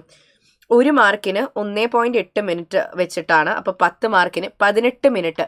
ആക്ച്വലി 18 മിനിറ്റ് നിങ്ങൾക്ക് വേണ്ടി വരത്തില്ല if you are very sure with your formulas. നിങ്ങൾ ഫോർമുലയിൽ പക്കയാണെങ്കിൽ നിങ്ങൾക്ക് അത്രയും ടൈം ഇല്ലാതെ തന്നെ എന്ത് ചെയ്യാൻ പറ്റും? ഈ ക്വസ്റ്റ്യൻ ഫിനിഷ് ഓഫ് ചെയ്യാൻ പറ്റുന്നതാണ്. If you are able to finish off the calculations, നിങ്ങൾക്ക് എന്ത് ചെയ്യാൻ പറ്റും? ഇത് നല്ല പോലെ സ്കോർ ചെയ്യാൻ പറ്റുന്ന ഒരു ഏരിയ ആണ്. സോ നമുക്ക് സ്റ്റാർട്ട് ചെയ്താലോ? വാക്കിൻ്റെ ചോദ്യം വന്നാൽ നിങ്ങൾക്ക് മനസ്സിലായിട്ടുണ്ട്. മാർക്കറ്റ് വാല്യൂ വാക്ക് ആണെങ്കിൽ I have taught my students to prepare a table. Okay അല്ലേ? ടേബിൾ എങ്ങനെയാണ്? First column sources of finance, second column is cost percentage, third column is ഇത് മാർക്കറ്റ് വാല്യൂ ആയതുകൊണ്ട് എന്ത് ചെയ്യും? ടോട്ടൽ ബുക്ക് വാല്യൂ, പിന്നെ nominal value per item, market price per item, പിന്നെ total market value കണ്ടെത്തും, പിന്നെ ടോട്ടൽ കോസ്റ്റ് കണ്ടെത്തും. So ഇങ്ങനെ നിങ്ങൾക്ക് കോളംസ് വരയ്ക്കാൻ പറ്റും. സോ പൊതുവേ ഞങ്ങൾ ക്ലാസ്സിൽ നിന്ന് ചെയ്യുന്നൊരു രീതിയാണ് എന്ത്? By preparing columns as such so that it's easy for you to calculate things and finish it off. ഈ ഒരു സെറ്റപ്പിന് വേണ്ടിയിട്ടുള്ള ടൈം മാത്രമേ ഇനീഷ്യലി കൺസ്യൂംഡ് ആവണുള്ളൂ. ബാക്കിയൊക്കെ എന്താവും? പെട്ടെന്ന് ചെയ്യാൻ പറ്റും. ഓക്കെ അല്ലേ? സോ ഇത്രയും കാര്യങ്ങളാണുള്ളത്. ഇനി നമുക്ക് നോക്കാമല്ലോ. എന്തൊക്കെ സോഴ്സസ് ഓഫ് ഫിനാൻസ് ഉണ്ടോ അതൊക്കെ നിങ്ങൾ ഇവിടെ ഇൻപുട്ട് ചെയ്യുക. ക്വസ്റ്റ്യനിൽ നോക്കുകയാണെങ്കിൽ you find an ordinary shares, definitely there's an equity there or ordinary shares. You find a convertible loan note and preference shares. So ഇവിടെ ഒരു പ്രിഫറൻസ് ഷെയർസിൻ്റെ ഫണ്ടും ഉണ്ട്. യു ഹാവ് എ ഡെപ്റ്റ് fund which is convertible loan note. Bank loan ഒന്നും കാണുന്നില്ല. So we haven't mention that. Okay അല്ലേ? ഇനി ഈ പറയുന്ന ഇക്വിറ്റിയുടെ ഒക്കെ കോസ്റ്റുകൾ തന്നിട്ടുണ്ടോ എന്ന് നമുക്ക് നോക്കാനുണ്ട്. എന്തൊക്കെ ഫിഗേഴ്സ് തന്നിട്ടുണ്ടോ അതൊക്കെ ഇൻപുട്ട് ചെയ്യാം. കമ്പനിയുടെ ഇൻഫർമേഷൻ തന്നിട്ടുണ്ട്. ഓർഡിനറി ഷെയർസ് $1, അതതിൻ്റെ നോമിനൽ വാല്യൂ ആണ് 1. ഓക്കെ. ടോട്ടൽ ബുക്ക് വാല്യൂ എത്രയാണ് വന്നിരിക്കുന്നത്? ടോട്ടൽ ബുക്കിൽ എത്ര എഴുതിയിരിക്കുന്നത്? 20 മില്യൺ. സി, ഇക്വിറ്റി എന്ന് പറഞ്ഞാൽ നമ്മൾ മാർക്കറ്റ് വാല്യൂ കണ്ടുപിടിക്കുന്ന സമയത്ത് നമ്മൾ ഓർഡിനറി ഷെയർസും റിസർവ്സ് ഇത് രണ്ടും ഇക്വിറ്റിയാണ്. ആക്ച്വലി ടോട്ടൽ ഇക്വിറ്റി 35 പക്ഷെ മാർക്കറ്റ് വാല്യൂ കണ്ടുപിടിക്കുന്ന സമയത്ത് നമ്മൾ ഫുൾ എടുക്കില്ല, പകരം ഏത് എടുക്കത്തുള്ളൂ? ഷെയർ ക്യാപിറ്റലിനെ മാത്രമേ എടുക്കത്തുള്ളൂ. ഇവിടെ ഇപ്പോൾ അവർ പറഞ്ഞത് ബുക്ക് വാല്യൂ വാക്ക് ആണെങ്കിൽ, അവരിവിടെ പറഞ്ഞത് ബുക്ക് വാല്യൂ വാക്ക് ആണെങ്കിൽ നിങ്ങൾ 35 എടുക്കും, അതായത് 2 എടുക്കും. പക്ഷെ നേരെ മറിച്ച് അവർ നിങ്ങളോട് മാർക്കറ്റ് വാല്യൂ വാക്ക് കണ്ടുപിടിക്കാൻ പറഞ്ഞുകൊണ്ട് നിങ്ങൾ ഏത് എടുക്കാൻ പാടത്തുള്ളൂ? ഷെയർ ക്യാപിറ്റൽ, അതായത് ഓർഡിനറി ഷെയർസിൻ്റെതേ എടുക്കാൻ പാടുള്ളൂ. ഓക്കെ. പിന്നെ കൺവേർട്ടബിൾ ലോൺ നോട്ട്സിൻ്റെ നിങ്ങൾക്കറിയാം നോമിനൽ വാല്യൂ എത്രയാണ്? കൺവേർട്ടബിൾ ലോൺ നോട്ടിൻ്റെ 100 ആണ്. ടോട്ടൽ ബുക്ക് വാല്യൂ എത്രയാണ് കൺവേർട്ടബിളിൻ്റെത്? 20 മില്യൺ ആണ്. പ്രിഫറൻസ് ഷെയർസിൻ്റെ കേസിൽ ഇവിടെ നോമിനൽ വാല്യൂ 1 എന്ന് പറഞ്ഞിട്ടുണ്ട്. ബുക്ക് വാല്യൂ എത്രയാണ്? 10 എന്നാണ് പറഞ്ഞിട്ടുള്ളത്. Okay. Banbury company has an equity beta of 1.3 and ex dividend market value of the company's equity is $80 million. Ex dividend market price per share അല്ല തന്നത്, പക്ഷെ ടോട്ടലാണ് തന്നത്. അതായത് ഈ പറയുന്ന ഇക്വിറ്റിൻ്റെ മാർക്കറ്റ് വാല്യൂ മൊത്തത്തിൽ അവർ തന്നിട്ടുണ്ട്. എത്രയാണ്? മാർക്കറ്റ് വാല്യൂ തന്നെ അവർ തന്നിട്ടുണ്ട്. എത്രയാണ്? 80. അപ്പോൾ നമുക്ക് എന്ത് ചെയ്യേണ്ട ആവശ്യം വന്നിട്ടില്ല? ഈ ഒരു മാർക്കറ്റ് പ്രൈസ് പെർ ഐറ്റം തരേണ്ട ആവശ്യം വന്നിട്ടില്ല. ഇനി അത് കണ്ടുപിടിക്കുന്നതിന് പ്രശ്നമൊന്നുമില്ല. ബട്ട് ആക്ച്വലി നമ്മൾ എങ്ങനെയാണ് മാർക്കറ്റ് വാല്യൂയിലോട്ടേക്ക് കൺവേർട്ട് ചെയ്യുക? Book value divided by nominal value into market price ആണ് ചെയ്യാറ്. പക്ഷെ അവരിവിടെ ഡയറക്റ്റ്ലി അത് തന്നിട്ടുണ്ട്. Okay. Ex interest market value of convertible loan നോട്ടും തന്നിട്ടുണ്ട്. അത് ടോട്ടൽ മാർക്കറ്റ് വാല്യൂ 18 ആണെന്ന് പറഞ്ഞിട്ടുണ്ട്. ഇനി ഇറഡീമബിൾ പ്രിഫറൻസ് ഷെയർസിൻ്റെ മാർക്കറ്റ് വാല്യൂവും അവർ ടോട്ടൽ തന്നിട്ടുണ്ട്, വിച്ച് ഇസ് 5.5 എന്ന് പറഞ്ഞിട്ടുണ്ട്. ഓക്കെ. ഇനി convertible loan notes of Banbury have a conversion ratio ഇതൊക്കെ തന്നിട്ടുണ്ട്. ഇക്വിറ്റി റിസ്ക് പ്രീമിയം ഇതൊക്കെ എന്ത് കണ്ടുപിടിക്കാനാ? കോസ്റ്റുകൾ കണ്ടുപിടിക്കാനാണ്. So now it's time for cost of equity, that is KE. Cost of equity ആണ് നമ്മൾ കണ്ടുപിടിക്കാൻ പോകുന്നത്, which is KE. ഇവിടെ നിങ്ങൾ KE കണ്ടുപിടിക്കുന്നത് CAPM ഫോർമുലയാണ്, ബിക്കോസ് റിസ്ക് ഫ്രീ റേറ്റ് ഒക്കെ തന്നിട്ടുണ്ട്. RF plus beta equity into RM minus RF. This is the formula. KE is equal to risk free rate എത്രയാണ് വന്നിരിക്കുന്നത്? 3.5 പ്ലസ് ബീറ്റ ഇക്വിറ്റി എത്രയാണ് തന്നിരിക്കുന്നത്? 1.3 into RM minus RF. RM minus RF എന്ന് പറയുമ്പോൾ നിങ്ങൾക്ക് market rate അതല്ല, risk premium, equity risk premium എന്ന് പറഞ്ഞു കഴിഞ്ഞാൽ ഇത് സെയിം ആണ്, into 5. So KE is equal to എത്രയാണ് വരുന്നത്? 3.5 plus 1.3 into 5, 10. So your KE is equal to, നിങ്ങളുടെ KE എത്രയാണ്? 10%. So KE is equal to 10%. ഇനി അടുത്തതാണ് എന്ത്? Cost of preference shares. Cost of preference shares. Cost of preference shares ആണ് ഇത് KP. Cost of preference shares which is KP. KP is equal to PD by P0. So KP is equal to, preference dividend എങ്ങനെയാണ് കണ്ടുപിടിക്കുക? Coupon റേറ്റിൻ്റെ nominal value അല്ലേ? Preference dividend coupon rate എത്രയാ? 5% into അതിൻ്റെ nominal value ആണ് 1 divided by അതിൻ്റെ P0 തന്നിട്ടുണ്ടോ? ഇല്ല. നിങ്ങൾക്ക് ഒരു പ്രിഫറൻസ് ഷെയറിൻ്റെ പ്രൈസ് തന്നിട്ടുണ്ടോ? ഇല്ല. ഉണ്ടായിരുന്നെങ്കിൽ നമ്മളിവിടെ എഴുതില്ലേ? തന്നിട്ടില്ല. അപ്പം എങ്ങനെ കണ്ടുപിടിക്കും? അതും കണ്ടുപിടിക്കാം. നമുക്കറിയാം total market value is equal to total book value divided by nominal value into market price. Okay അല്ലേ? ഈ കേസിൽ പ്രിഫറൻസ് ഷെയർസിൻ്റെ ടോട്ടൽ മാർക്കറ്റ് വാല്യൂ ക്വസ്റ്റനിൽ തന്നിട്ടുണ്ടായിരുന്നു എത്രയാണ്? 5.5 ഈക്വൽസ് ടു പ്രിഫറൻസ് ഷെയർസിൻ്റെ ടോട്ടൽ ബുക്ക് വാല്യൂ എത്രയാണ്? 10 ഡിവൈഡഡ് ബൈ നോമിനൽ വാല്യൂ 1 ആണ്, ഇൻറ്റു മാർക്കറ്റ് പ്രൈസ് അറിയില്ല. അങ്ങനെയാണെങ്കിൽ market price is equal to എങ്ങനെ കണ്ടുപിടിക്കാൻ പറ്റും? Market price is equal to 5.5 into 1 divided by 10 അല്ലേ? സോ എത്രയാണ് വരിക? ഇതിനെ റീഅറേഞ്ച് ചെയ്യുമ്പോൾ market price is equal to 5.5 into 1/10. Rearrange ചെയ്തപ്പോൾ എത്രയാണ് മാർക്കറ്റ് പ്രൈസ്? 0.55. ഓക്കെ ആണോ? Market price is 0.55. 0.55 അല്ലേ? എങ്ങനെ ഇത് കിട്ടി? ടോട്ടൽ മാർക്കറ്റ് വാല്യൂ ഓൾറെഡി തന്നിട്ടുണ്ട്, അതിനൊന്ന് റീഅറേഞ്ച് ചെയ്താൽ മതി. So divided by P0 is 0.55. So KP is equal to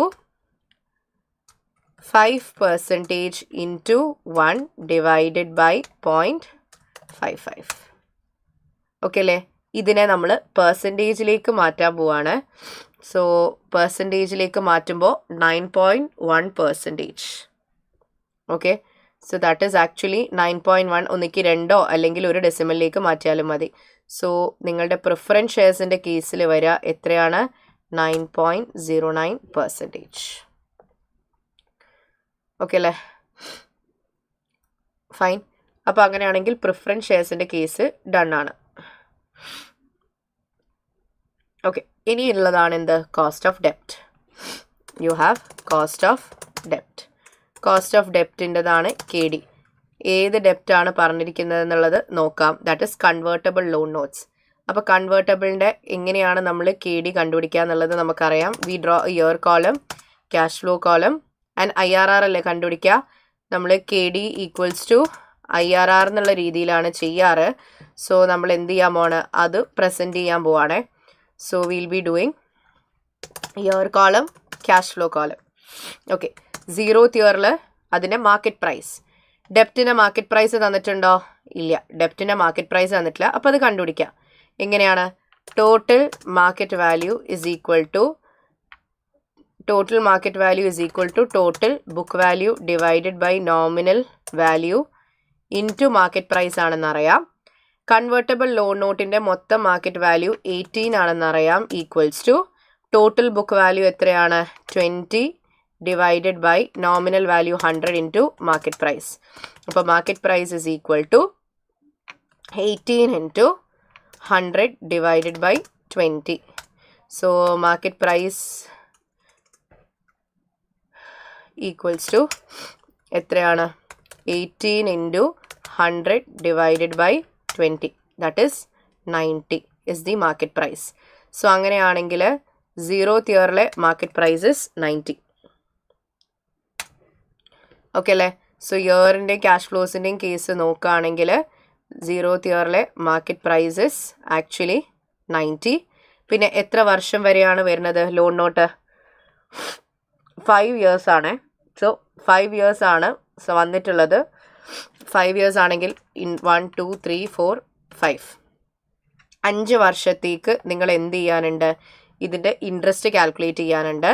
so എല്ലാ വർഷവും I into 1 minus T, interest after tax ആണല്ലോ ചെയ്യുക, because you are calculating cost. Interest എങ്ങനെയാണ് കാണിക്കുക? Nominal value into coupon rate. Coupon rate എത്രയാ? 7% into nominal value 100. Okay അല്ലേ? അപ്പോൾ 7 കിട്ടും. Into 1 minus T. Into 1 minus T to make it after tax. Tax എത്രയാ? 20%. അപ്പോൾ എത്രയാ വരുന്നത്? 5.6 ആണ് പെർ ഇയർ അല്ലേ? സോ 5.6 ആണെങ്കിൽ എല്ലാ വർഷവും എത്ര തന്നെയായിരിക്കും? 5.6 5.6 5.6. ലാസ്റ്റത്തെ വർഷം ഇൻട്രസ്റ്റ് പ്ലസ് ലാസ്റ്റത്തെ വർഷം ഇൻട്രസ്റ്റും ഉണ്ടാവും. അതിൻ്റെ കൂടെ കൺവേർഷൻ ആയതുകൊണ്ട് higher of conversion value or redemption value ആണ്. റിഡംഷൻ വാല്യൂ എത്രയാണ് വരുന്നത്? റിഡീം ചെയ്യുകയാണെങ്കിൽ you will redeem it at par, അതായത് 100. കൺവേർഷൻ എത്രയാണ് വരുന്നത്? കൺവേർഷൻ വാല്യൂ ഫോർമുല എന്താണ്? കൺവേർഷൻ വാല്യൂ ആണെങ്കിൽ ഷെയർ പ്രൈസ് നൗ. അത് എത്രയാണെന്ന് ക്വസ്റ്റ്യനിൽ തന്നിട്ടുണ്ടോ? സാധാ ഷെയർസിൻ്റെ പ്രൈസ് എത്രയാണെന്ന് തന്നിട്ടുണ്ടോ? ഇല്ല. അതും കൂടി കണ്ടുപിടിക്കണം. സാധാ ഷെയർസിൻ്റെ പ്രൈസ് എത്രയാണെന്ന് തന്നിട്ടില്ല. So you will have to find that also. Total market value is equal to total book value divided by nominal value into market price. So total market value എത്രയാണ്? സാധാ ഷെയർസിൻ്റെ ടോട്ടൽ മാർക്കറ്റ് വാല്യൂ എത്രയാണ് വന്നിരിക്കുന്നത്?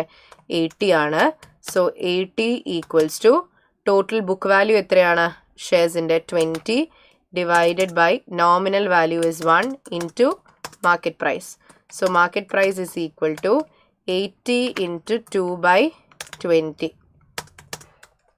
So 80 into 2/20, that is 8. So 8 ആണ് എന്ത് വരുന്നത്? നിങ്ങളുടെ market price of share വരുന്നത്. So market price of share is 8 into 1 plus growth, അതായത് 1 പ്ലസ് ഗ്രോത്ത് എത്രയാണ് പറഞ്ഞിട്ടുള്ളത്? ഗ്രോത്ത് ഓഫ് ഷെയർസ് എത്രയാണ്? 4%. 1 പ്ലസ് 4% റേസ് ടു എത്ര ഇയേഴ്സ് ആണ്? 5 ഇൻറ്റു എത്ര ഷെയർസിലോട്ടേക്കാണ് കൺവേർട്ട് ചെയ്യണേ? 20. So this is given. ഇപ്പോൾ 195 എന്നുള്ള രീതിയിൽ എടുക്കാം. ഇപ്പോൾ ലാസ്റ്റത്തെ ഇയറിൽ ഹയർ എമൗണ്ട് അല്ലേ? സോ 5.6 ഇൻട്രസ്റ്റിൻ്റെ കൂടെ 195 ആണ് നിങ്ങൾ തിരിച്ചടക്കാൻ കൺവേർട്ട് ചെയ്യാൻ വേണ്ടിയിട്ട് പോകുന്നത്. ഓക്കെ അല്ലേ?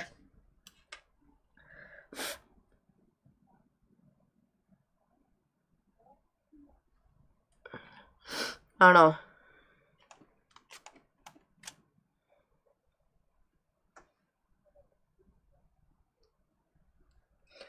കൺവേർഷൻ ആണോ ഹയർ? ഏതാണ്ടാ higher? Calculation തെറ്റിയിട്ടുണ്ടോ?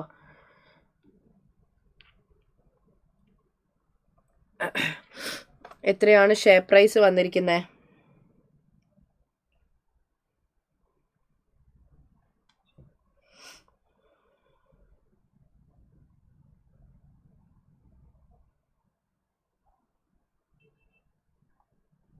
Share price മാറിയിട്ടുണ്ടോ?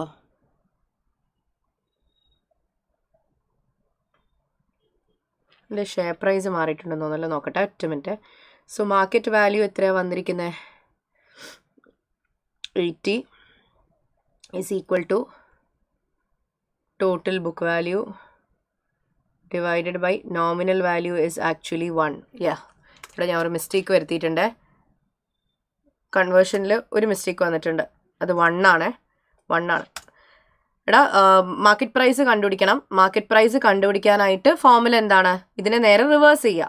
Market പ്രൈസിനെ നേരെ റിവേഴ്സ് ചെയ്യുക. ഇത് 8 അല്ല, എൻ്റെ ഭാഗത്തുനിന്ന് 1 ആയിരുന്നു. നോമിനൽ വാല്യൂ 1 ആയിരുന്നു, ഞാൻ അറിയാതെ എടുത്തു പോയതാ. സോ ഷെയർ പ്രൈസ് എത്രയാണ്? 4 ആണ്. ഓക്കെ, സോ ഫോർമുല എന്താണ്? Share price now into 1 plus growth, that is 4 into 1 plus growth raise to 5 which is years into 20 convertible shares 97.3 ആണ്. So higher amount is 100. So ഇൻട്രസ്റ്റിൻ്റെ കൂടെ 100 കൂടിയാണ് കൊടുക്കുക. ഓക്കെ,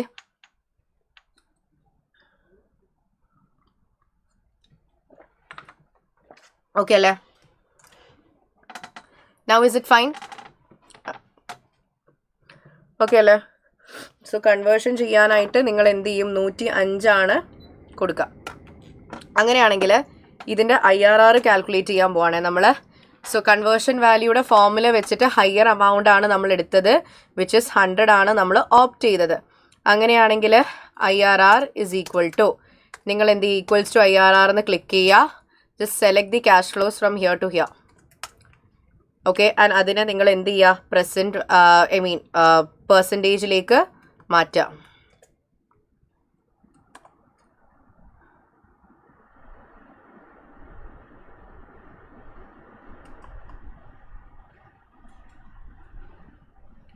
നിങ്ങൾ എന്ത് ചെയ്യുക? പ്രസൻറ്റ് വാല്യൂയിലോട്ടേക്ക് മാറ്റുക.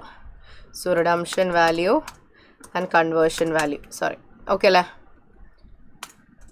So higher of redemption or conversion value ആണ് നിങ്ങൾ എടുത്തത്. ഓക്കെ അല്ലേ? 8.11% ആണ് വന്നിട്ടുള്ളത്. So this is your KD.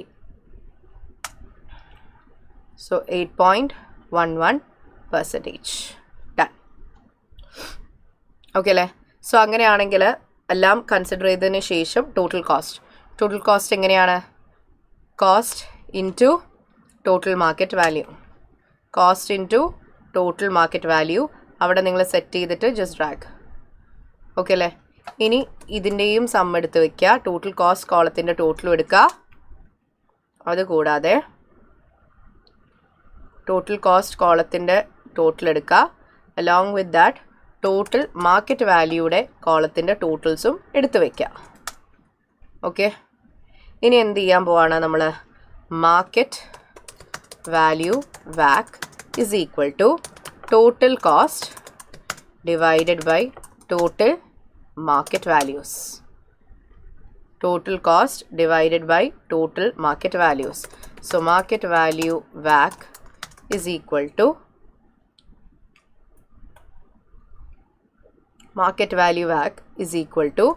total cost എത്രയാണ്? this divided by total market value. And ഇതിനെ പെർസെൻറ്റേജിലോട്ടേക്ക് മാറ്റുക, which is 9.62 market value WACC. 9.62 is your market value WACC. 9.62%. Clear? Very simple question. ആകെയുള്ളൊരു ടാസ്ക് ഈ പറയുന്ന പ്രൈസസ് കണ്ടെത്തുക എന്നുള്ളത് മാത്രമാണ്. ഓക്കെ അല്ലേ? ഇപ്പോൾ കൺവേർഷൻ വാല്യൂ ഓക്കെ അല്ലേടാ? കൺവേർഷൻ വാല്യൂ ഓക്കെ അല്ലേ? Share price now into 1 + growth raised to number of years into ordinary shares. Okay അല്ലേ? അത് ഓക്കെ അല്ലേ?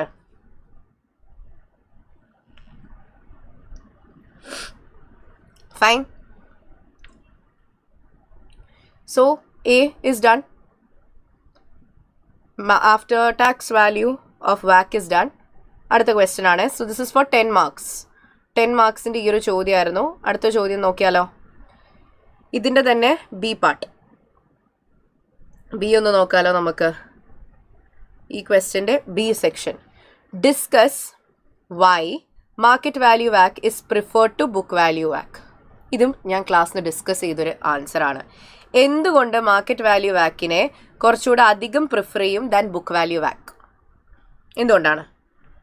പഠിപ്പിച്ചിട്ടുണ്ടായിരുന്നു. എന്തുകൊണ്ടാണ്?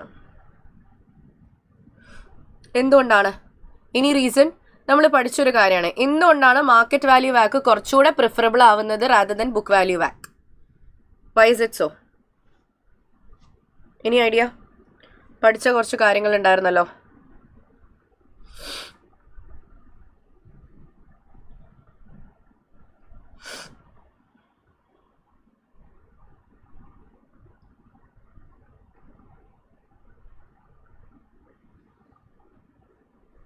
എന്തായിരിക്കും?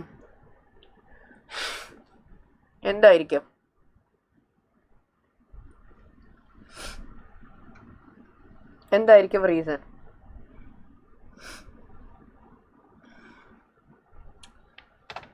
Why market value walk is preferred to book value വാക്ക്? 4 മാർക്സിന്. എടാ മാർക്കറ്റ് വാല്യൂ വാക്കിൽ എന്ത് കൺസിഡേർഡ് ആവുന്നുണ്ട്? മാർക്കറ്റ് വാല്യൂ വാക്കിൽ എന്താ കൺസിഡർ ചെയ്യുന്നത്? നമ്മൾ മാർക്കറ്റ് പ്രൈസസ് കൺസിഡർ ചെയ്യുന്നുണ്ട്. മാർക്കറ്റ് പ്രൈസ് എന്ന് പറയുമ്പോൾ ഇറ്റ്സ് ദ റിയലിസ്റ്റിക് പ്രൈസസ്. കുറച്ചുകൂടെ റിയലിസ്റ്റിക് ആയിട്ടുള്ള വാല്യൂ ആണ് ഏതിൽ കൺസിഡർ ആവുന്നത്? മാർക്കറ്റ് വാല്യൂസിൽ കൺസിഡർ ആവുന്നത് ഇപ്പോൾ ഉള്ള വിലകൾ. സോ വിച്ച് മീൻസ് ഇപ്പോൾ ഉള്ള പ്രസന്റ്ലി ഉള്ള വാല്യൂസ് ഒക്കെയാണ് നമ്മൾ മാർക്കറ്റ് വാല്യൂ വാക്കിൽ ഉപയോഗിക്കുന്നത്. അതുകൊണ്ട് തന്നെ നമുക്ക് കിട്ടുന്ന മാർക്കറ്റ് വാല്യൂ വാക്ക്, നമുക്ക് കിട്ടുന്ന വാക്ക് would be much more realistic. Book വാല്യൂവിൽ നമ്മൾ യൂസ് ചെയ്യുന്നത് ഹിസ്റ്റോറിക്കൽ ഫിഗേഴ്സ് ആണ്. അതായത് ബുക്ക് വാല്യൂ വാക്ക് ആകുമ്പോൾ നമ്മൾ ഈ ഹിസ്റ്റോറിക്കൽ ഫിഗേഴ്സേ എടുക്കുള്ളൂ. പക്ഷെ മാർക്കറ്റ് വാല്യൂ ആകുമ്പോൾ ഈ ഹിസ്റ്റോറിക്കൽ ഫിഗേഴ്സിനെ നമ്മൾ മാർക്കറ്റ് പ്രൈസസിലോട്ടേക്ക് മാറ്റുന്നു to reflect the present conditions. ഇപ്പോൾ കുറച്ചുകൂടെ റിയലിസ്റ്റിക് ആണ്. ഭാവിയിലേക്കുള്ള തീരുമാനങ്ങളാണ് നിങ്ങൾ എടുക്കുന്നതെങ്കിൽ പ്രസന്റ് ഫിഗേഴ്സ് വെച്ച് ഫ്യൂച്ചർ എസ്റ്റിമേറ്റ് ചെയ്യലാണ് നല്ലത് റാദർ ദാൻ യൂസിങ് പാസ്റ്റ്. അപ്പോൾ മാർക്കറ്റ് വാല്യൂ വാക്ക് കുറച്ചുകൂടെ പ്രിഫേർഡ് ആണ്. ഇനി മാർക്കറ്റ് വാല്യൂ വാക്കിൽ പ്രസന്റ് ഫിഗേഴ്സ് എടുക്കുന്നത് കൊണ്ട് തന്നെ മാർക്കറ്റ് വാല്യൂ വാക്ക് മിക്ക സമയങ്ങളിലും കൂടുതലായിരിക്കും റാദർ ദാൻ ബുക്ക് വാല്യൂ വാക്ക്. കാരണം നമ്മൾ മാർക്കറ്റ് പ്രൈസസല്ലേ എടുക്കുന്നത്, അത് കാരണം ഇതിൻ്റെയൊക്കെ വാല്യൂസ് കൂടും. അപ്പോൾ ഈ മാർക്കറ്റ് വാല്യൂസ് കൂടുമ്പോൾ ഓട്ടോമാറ്റിക്കലി എന്താ സംഭവിക്കുന്നത്? നിങ്ങളുടെ മാർക്കറ്റ് വാല്യൂസ് കൂടുന്ന സമയത്ത് നിങ്ങളുടെ കോസ്റ്റ് കൂടും. കോസ്റ്റ് കൂടുമ്പോൾ ഓട്ടോമാറ്റിക്കലി വാക്ക് എന്ത് ചെയ്യും? കൂടും. ഈ വാക്ക് കൂടുന്നതിനനുസരിച്ച് നിങ്ങളുടെ പ്രസന്റ് വാല്യൂസ് എന്ത് ചെയ്യും? ഈ ഇൻട്രസ്റ്റ് റേറ്റ്, അതായത് ഈ വാക്ക് കൂടുമ്പോൾ പ്രസന്റ് വാല്യൂ കുറയും, അതായത് NPV കുറയാൻ ചാൻസ് ഉണ്ട്. സോ നിങ്ങൾ ബുക്ക് വാല്യൂ വാക്ക് എടുത്തിട്ടൊരു തീരുമാനം എടുക്കുന്നതിനേക്കാളും എത്രയോ നല്ലതാണ് മാർക്കറ്റ് വാല്യൂ വാക്ക് എടുത്തിട്ടൊരു തീരുമാനം എടുക്കുക എന്നുള്ളത്. ബിക്കോസ് ബുക്ക് വാല്യൂ വാക്കിൽ ചിലപ്പോൾ നിങ്ങൾ കാണുന്ന ആ ഒരു വാക്ക് വെച്ച് നിങ്ങൾ യെസ് എന്നുള്ളൊരു തീരുമാനം എടുക്കും. പക്ഷെ അതിൻ്റെ മാർക്കറ്റ് വാല്യൂ വാക്ക് would be higher than it. And ആ റേറ്റിൽ നിങ്ങൾ പ്രസന്റ് വാല്യൂ വെച്ച് NPV ഒക്കെ കണ്ടുപിടിക്കുമ്പോൾ നിങ്ങൾക്ക് തോന്നും അത് നെഗറ്റീവ് ആവുന്നുണ്ട് എന്നുള്ളത്. സോ ആ ഒരു രീതിയിൽ അണ്ടർ എസ്റ്റിമേഷൻസ് നടക്കാം if you use book value വാക്ക്. യെസ്. സോ കറണ്ട് എക്കണോമിക് സിറ്റുവേഷന് റിഫ്ലക്റ്റിംഗ് കറണ്ട് പ്രൈസ്, ഈ കാര്യങ്ങളൊക്കെയാണ് എവിടെ കൺസിഡേർഡ് ആവുന്നത്? മാർക്കറ്റ് വാല്യൂ വാക്കിൽ. പക്ഷെ ബുക്ക് വാല്യൂ വാക്കിൽ ഹിസ്റ്റോറിക്കൽ ഫിഗേഴ്സാണ് ഉപയോഗിക്കുന്നത്. ക്ലിയർ അല്ലേ? സോ അതുകൊണ്ട് ഇതിൻ്റെ ആൻസർ നമ്മൾ എഴുതുമല്ലോ. Let's type it down. Market value, നിങ്ങൾ ആൻസർ എഴുതുന്ന സമയത്ത് do not keep your caps lock on completely. ഇങ്ങനെയാണ് നിങ്ങൾ എഴുതേണ്ടത്. മാർക്കറ്റ് വാല്യൂ വാക്ക് are preferable rather than book value WACC because they consider current values of the company's capital. Okay le? The market value WACC uses current figures that are more realistic, while book value WACC uses historical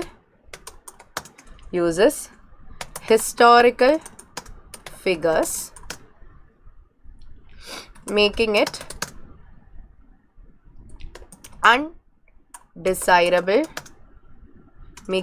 undesirable for predicting, okay, the future investment decisions shall be best made by using the present realistic figures rather than the historical figures. ഇത് വേണമെങ്കിൽ എഴുതാം. If the book value WACC is used instead of market value WACC,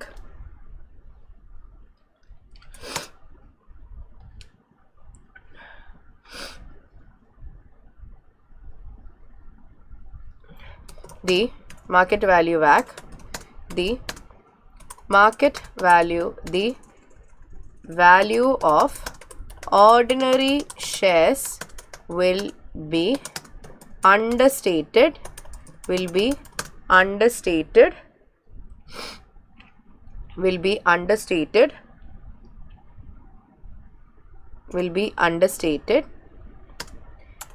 if the will be understated causing the will be understated എന്ന് വേണമെങ്കിൽ പറയാം. The cost of equity will be usually higher if market values are used for calculating WACC. This will reduce the problem of understating the WACC, which will cause the NPVs to increase, resulting in inappropriate decisions being made. See, market value വാക്കിൽ current figures ഉപയോഗിക്കുന്നുണ്ട്, കുറച്ചുകൂടെ realistic ആണ്. Historical figures ആണെങ്കിൽ നിങ്ങൾക്ക് future investment പർപ്പസിന് അത് ഉപയോഗിക്കൽ അത്ര നല്ലതല്ലായിരിക്കും. നിങ്ങൾ ബുക്ക് വാല്യൂ വാക്ക് എടുക്കുകയാണെങ്കിൽ നിങ്ങളുടെ മാർക്കറ്റ് വാല്യൂ, നിങ്ങളുടെ ഓർഡിനറി ഷെയർസിൻ്റെ വാല്യൂ ഇച്ചിരി കുറവായിരിക്കും.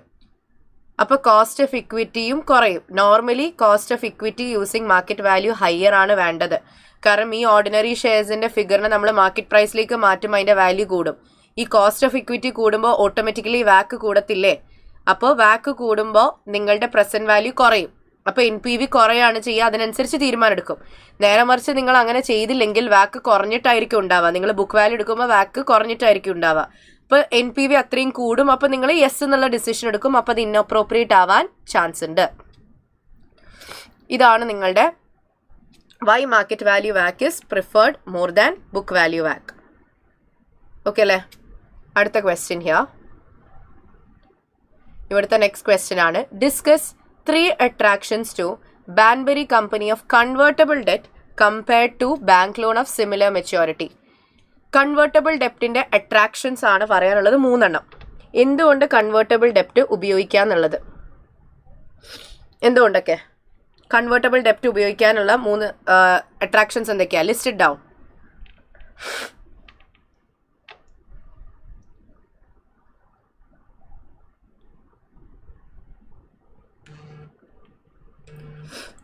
മിക്ക സമയങ്ങളിലും കൺവേർട്ടബിൾ ലോൺ നോട്ട്സിൻ്റെ ഇൻട്രസ്റ്റ് റേറ്റ് കുറവായിരിക്കും. നിങ്ങൾ നോട്ട് ചെയ്തിട്ടുണ്ടോ എന്നറിയില്ല, കൺവേർട്ടബിൾ ലോൺ നോട്ട്സിൻ്റെ ഇൻട്രസ്റ്റ് റേറ്റ് കുറവായിരിക്കും റാദർ ദാൻ ബാങ്ക് ലോൺ. സംഭവം ഇത്രയേ ഉള്ളൂ, കൺവേർട്ടബിൾ ലോൺ നോട്ടിന് ഒരു ഓപ്ഷൻ ഉണ്ട്. എന്താ ഓപ്ഷൻ?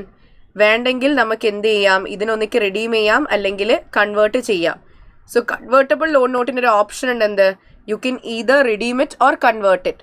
ഈ 2 ഓപ്ഷൻ ഉള്ളത് കൊണ്ട് തന്നെ റിസ്ക് കുറവാണ്. ഒന്നിക്കിൽ കാശായിട്ട് തിരിച്ചു കിട്ടും, അല്ലെങ്കിൽ ഷെയർസ് ആയിട്ട് തിരിച്ചു വാങ്ങാം. സോ റിസ്ക് കുറഞ്ഞത് കൊണ്ട് തന്നെ ചോദിക്കുന്ന റിട്ടേൺസും കുറയും, അപ്പോൾ കോസ്റ്റ് കുറയും. അതുകൊണ്ട് ആ പെർസെൻറ്റേജ് കുറവായിരിക്കും. നേരെ മറിച്ച് ബാങ്ക് ലോണിൽ തിരിച്ചടയ്ക്കുക തന്നെ വേണ്ടി വരും. So that is actually risky, അപ്പോൾ റേറ്റ് കൂടുതലായിരിക്കും. സോ 3 അട്രാക്ഷൻസിൽ ഒന്നാണ് എന്ത്? Lower rates of interest. അപ്പോൾ അതൊന്ന് എക്സ്പ്ലെയിൻ ചെയ്ത് കൊടുക്കാം. 2 marks ഫോർ ഈച്ച് ആണ്. 3 എണ്ണം പറഞ്ഞാൽ 3 എണ്ണം എഴുതിയേ പറ്റത്തുള്ളൂ. ഓക്കെ, അപ്പോൾ എന്ത് പറയാം?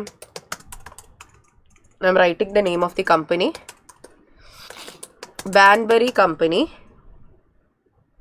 Lenders will normally be willing to accept lower returns for convertible loan notes due to the additional value of conversion rights offered, which is not present in the bank loan option, bank loan finance. അതൊന്ന്. രണ്ടാമത്തത് എന്താ? ഇനി idea?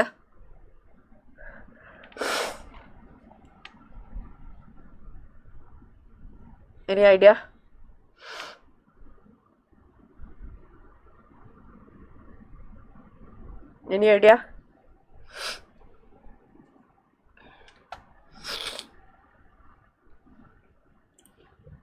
Impact on gearing പറഞ്ഞാലോ നമുക്ക്.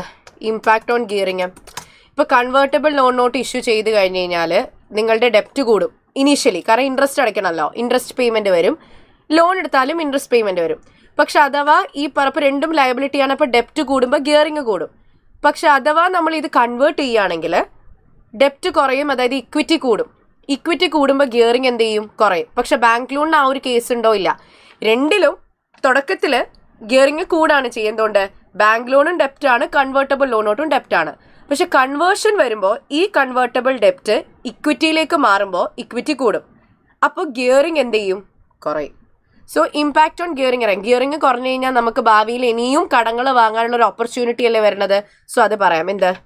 Initially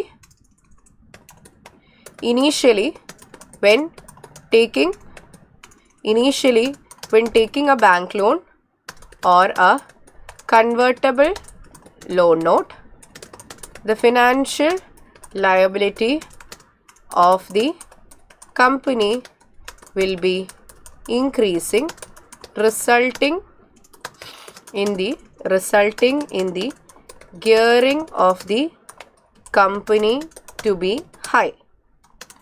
However, on conversion, the convertible loan note shall be converted to equity shares, thus raising the equity and resulting in the gearing to fall. The fall in gearing will allow the company to borrow in future. Okay അല്ലേ? Third one എന്ത് പറയാൻ പറ്റും? Impact on ഗിയറിങ്ങിന് ശേഷം third one എന്ത് പറയാൻ പറ്റും?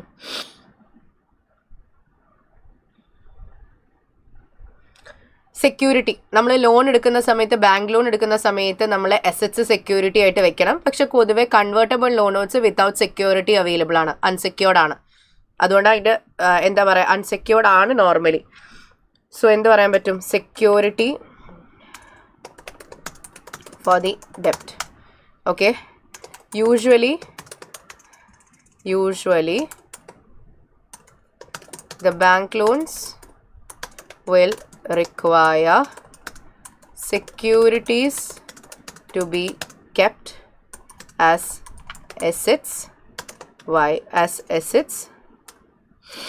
which might be difficult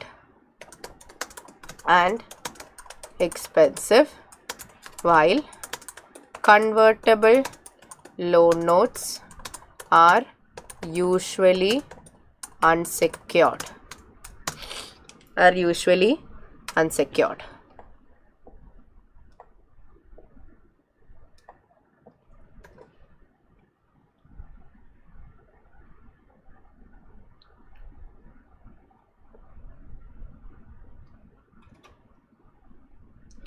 പിന്നെ അവൈലബിലിറ്റിനെ കുറിച്ച് പറയുകയാണെങ്കിൽ നമുക്ക് എന്ത് പറയാൻ പറ്റും?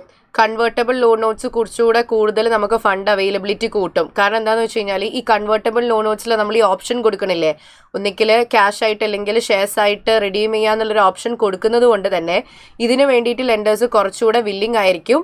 വെറാസ് ബാങ്ക് ലോൺസ് വളരെ കുറവായിരിക്കും. മേ ബി നമ്മൾ അപേക്ഷിക്കണ ലോൺ എമൗണ്ട് കിട്ടിയെന്ന് വരില്ല, സെക്യൂരിറ്റി ഇല്ലാത്തതുകൊണ്ട് നമുക്ക് ലോൺ കിട്ടിയെന്ന് വരില്ല. സോ അങ്ങനത്തെ ഒരു കേസ് പറയാം.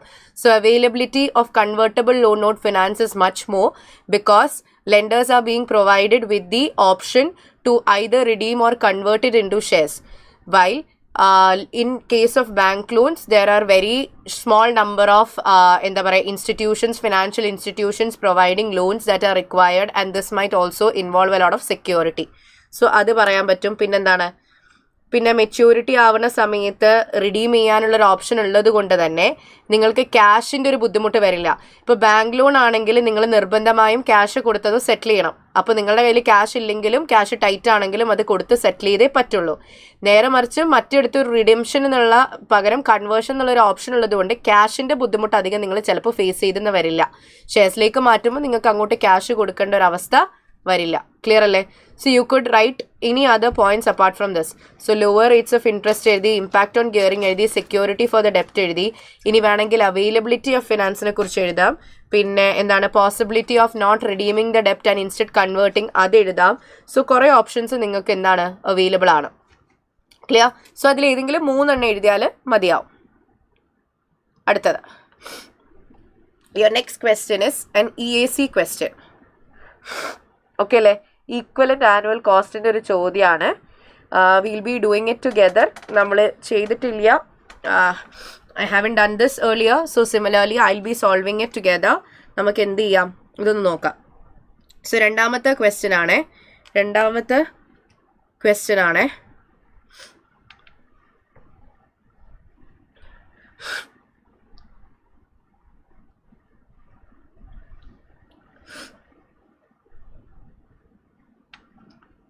Okay. Calculate the equivalent annual cost of 3 and 4 year replacement intervals.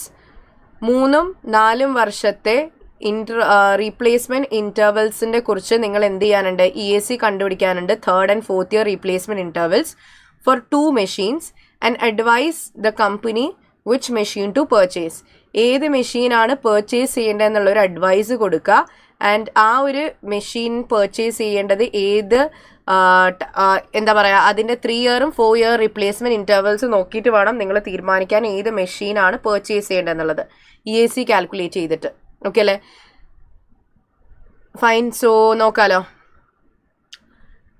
Geatrix company is a small recently incorporated entity that is finding difficult to raise funds to replace a machine that is essentially to its production process.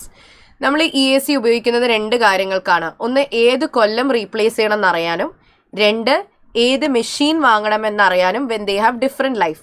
ഇവിടെ ഏത് മെഷീനാണ് വാങ്ങേണ്ടത് എന്നുള്ളത് പറഞ്ഞിട്ടുണ്ട്. Taking in to mind ഒരു മെഷീൻ്റെ life 3 year replacement, മറ്റേ മെഷീൻ്റെ life 4 year replacement.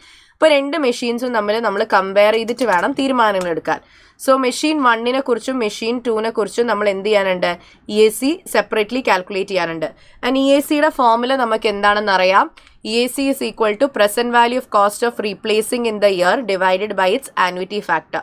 So machine 1ൻ്റെ റീപ്ലേസ്മെൻറ്റ് എത്രയാണ്? 3 year ആണ് അവരുടെ റീപ്ലേസ്മെൻറ്റ് ഇൻ്റർവെൽ. 3ാമത്തെ വർഷം മാത്രമാണ് അവർ റീപ്ലേസ് ചെയ്യുക എന്നുള്ളത് പറഞ്ഞിട്ടുണ്ട്. നോക്കാം. 2 machines of same identical capacity and mutually exclusive ആണെന്ന് പറഞ്ഞിട്ടുണ്ട്. അതായത് ഏതെങ്കിലും ഒന്നേ പർച്ചേസ് ചെയ്യാൻ പറ്റത്തുള്ളൂ. മെഷീൻ 1ൻ്റെ ഡീറ്റെയിൽസ് ജസ്റ്റ് ഒന്ന് വായിക്കാം. മെഷീൻ 1ൻ്റെ ഡീറ്റെയിൽസ് ആണ്. ഈ മെഷീന് വാങ്ങാനായിട്ട് ഒരു 1 million കോസ്റ്റ് വരുന്നതായിരിക്കും. അത് റീപ്ലേസ് ചെയ്യേണ്ടത് 3 വർഷം കഴിഞ്ഞാലാണ്. ആൻഡ് അതിൻ്റെ റെസിഡുവൽ വാല്യൂ അന്ന് 100 ആയിരിക്കും. ആനുവലി ഈ മെഷീൻ ഉപയോഗിക്കാൻ വരുന്ന എല്ലാ കൊല്ലവും വരുന്ന കോസ്റ്റ് എത്രയായിരിക്കും? 150,000 ഫസ്റ്റ് ഇയറിലാണ്. സെക്കൻഡ് ഇയർ ആകുമ്പോൾ അതിൻ്റെ 5% കൂടും. 3rd year അതിൻ്റെ 5% കൂടും. മെയിൻ്റനൻസ് കോസ്റ്റ് ഫസ്റ്റ് ഇയറിൽ 32,000 ആയിരിക്കും. സെക്കൻഡ് ഇയറിൽ 4% കൂടും. 3rd year 4% കൂടും. ഇതാണ് തന്നിട്ടുള്ളത്. ഇഗ്നോർ ടാക്സ് എന്ന് പറഞ്ഞിട്ടുണ്ട്. ഓക്കെ. സോ മെഷീൻ 1ൻ്റെ കേസിൽ 3 വർഷം എന്നല്ലേ പറഞ്ഞത്. സോ നമ്മൾ 3 വർഷത്തെ ചെയ്യും. അപ്പോൾ എന്തൊക്കെയാ? 0th year എന്ന് എഴുതും. 3 വർഷത്തല്ലേ നമ്മൾ ചെയ്യാൻ പോകുന്നത്. 0th year 1, 2 and 3. 3 വർഷമാണെന്ന് നമുക്കറിയാം. 3 years ആണ്. 0th year 1, 2 and 3. ഓക്കെ. ഇനി നമ്മൾ എന്ത് ചെയ്യാണ്? കാൽക്കുലേഷനിലേക്ക് പോവാണ്. Let's C. ആദ്യം നമ്മൾ മെഷീൻ എന്ത് ചെയ്യണം? പർച്ചേസ് ചെയ്യണം. അതായത് അതിനെയാണ് എന്ത് പറയുക? Initial investment. ആദ്യം നമ്മൾ മെഷീനെ പർച്ചേസ് ചെയ്യണം, which is initial investment. Initial investment എത്രയായിരിക്കും? 1 million. Initial investment is 1 million. നിങ്ങൾ ആദ്യം മെഷീനെ പർച്ചേസ് ചെയ്യണം. ദാറ്റ് ഈസ് ഇനീഷ്യൽ ഇൻവെസ്റ്റ്മെൻറ്റ് എത്രയാണ്? 1 million ആയിരിക്കും വരിക. ഓക്കെ അല്ലേ? എന്നിട്ട് നിങ്ങൾ ആ ഇനീഷ്യൽ ഇൻവെസ്റ്റ്മെൻറ്റ് ഇട്ടതിന് ശേഷം ആ മെഷീനെ എല്ലാ 3 വർഷവും ഉപയോഗിക്കും അല്ലേ? ഉപയോഗിക്കുമ്പോൾ നിങ്ങൾക്ക് എന്ത് വരും? ഒരു ഓപ്പറേറ്റിംഗ് കോസ്റ്റ് വരാനുണ്ട്. ഓക്കെ. ഓപ്പറേറ്റിംഗ് കോസ്റ്റ് എത്രയാണ്? ഓപ്പറേറ്റിംഗ് കോസ്റ്റ് ഫസ്റ്റ് ഇയറിൽ വരുന്നത് എത്രയാണ്? 150,000. ഓക്കെ അല്ലേ? സെക്കൻഡ് ഇയറിൽ വരുന്നത് എത്രയാണ്? 150,000 മാത്രമല്ല, അതിൻ്റെ കൂടെ ഒരു 5% കൂടുതൽ. ദാറ്റ് ഈസ് 1 + 0.5 ചെയ്താൽ പോരെ? 1 + 5% ചെയ്താൽ പോരെ? 150,000 ഇൻഫ്ലേറ്റ് ചെയ്യുക 5%. 3rd year ഇതിൻ്റെ മേലെ വീണ്ടും ഒരു 5% ഇൻക്രീസ്. ക്ലിയർ ആണല്ലോ? സോ നിങ്ങളുടെ ഓപ്പറേറ്റിംഗ് കോസ്റ്റ് എത്രയാണ് വരുന്നത്? ഫസ്റ്റ് ഇയറിൽ 150, സെക്കൻഡ് ഇയറിൽ അതിൻ്റെ 5% കൂടുതൽ, തേർഡ് ഇയറിൽ അതിൻ്റെയും 5% കൂടുതൽ. അത് ഓപ്പറേറ്റിംഗ്. പിന്നെ വരുന്നതാണ് എന്ത്? Maintenance cost. മെയിൻ്റനൻസ് കോസ്റ്റ് എത്രയൊക്കെയാണ് വരുന്നത്? മെയിൻ്റനൻസ് കോസ്റ്റ് എന്ന് പറയുമ്പോൾ ഫസ്റ്റ് ഇയറിൽ വരുന്ന മെയിൻ്റനൻസ് കോസ്റ്റ് ഇസ് 32,000. ഓക്കെ അല്ലേ? Maintenance cost 32. ഞാനിതിനെ മൈനസ് ആക്കാൻ വിട്ടുപോയിട്ട് ഇതൊക്കെ കോസ്റ്റ് ആണ്. കോസ്റ്റ് ആയതുകൊണ്ട് I'm just making it as negative. ഞാനിതിനെ മൈനസിൽ കാണുന്നിട്ടുണ്ട്. സോ ഇത് എത്രയാണ്? 32,000 ആണ് നിങ്ങളുടെ കോസ്റ്റ് വരുന്നത്. സെക്കൻഡ് ഇയർ ഓൺവേർഡ്സ് അതിൻ്റെ മേലെ 1.04 കൂടുന്നുണ്ട്. തേർഡ് ഇയറിൽ ഇതിൻ്റെയും 1.04 കൂടുന്നുണ്ട്. സോ ഇതാണ് എന്ത് വരുന്നത്? കോസ്റ്റ് ആയിട്ട് വരുന്നത്. പിന്നെ ഉള്ളതാണ് ഏത്? Residual value. ഓക്കെ അല്ലേ? Scrap value. സ്ക്രാപ്പ് വാല്യൂ എന്ന് പറഞ്ഞു കഴിഞ്ഞാൽ എന്താണ്? ബേസിക്കലി എത്രയാണ് നിങ്ങൾക്ക് റീസെയിൽ ആയിട്ട് കിട്ടുക. തേർഡ് ഇയറിൽ റീസെയിൽ ചെയ്യാൻ പറ്റുള്ളൂ. തേർഡ് ഇയറിൽ റീസെയിൽ ചെയ്യുമ്പോൾ നിങ്ങൾക്ക് എത്രയാണ് കിട്ടാൻ പോകുന്നത്? 1 lakh ആണ് കിട്ടുന്നത്. അത് തേർഡ് ഇയറിലേ കിട്ടത്തുള്ളൂ. ഇൻഫ്ലോ. ക്ലിയർ ആണല്ലോ? ഇനി നമ്മൾ ഇതിൻ്റെ എന്ത് കണ്ടുപിടിക്കും? Net cash flow. Okay, net cash flow calculate ചെയ്യാൻ പോവാണ്. സോ നെറ്റ് ക്യാഷ് ഫ്ലോ കണ്ടുപിടിക്കുക. We are calculating the net cash flow.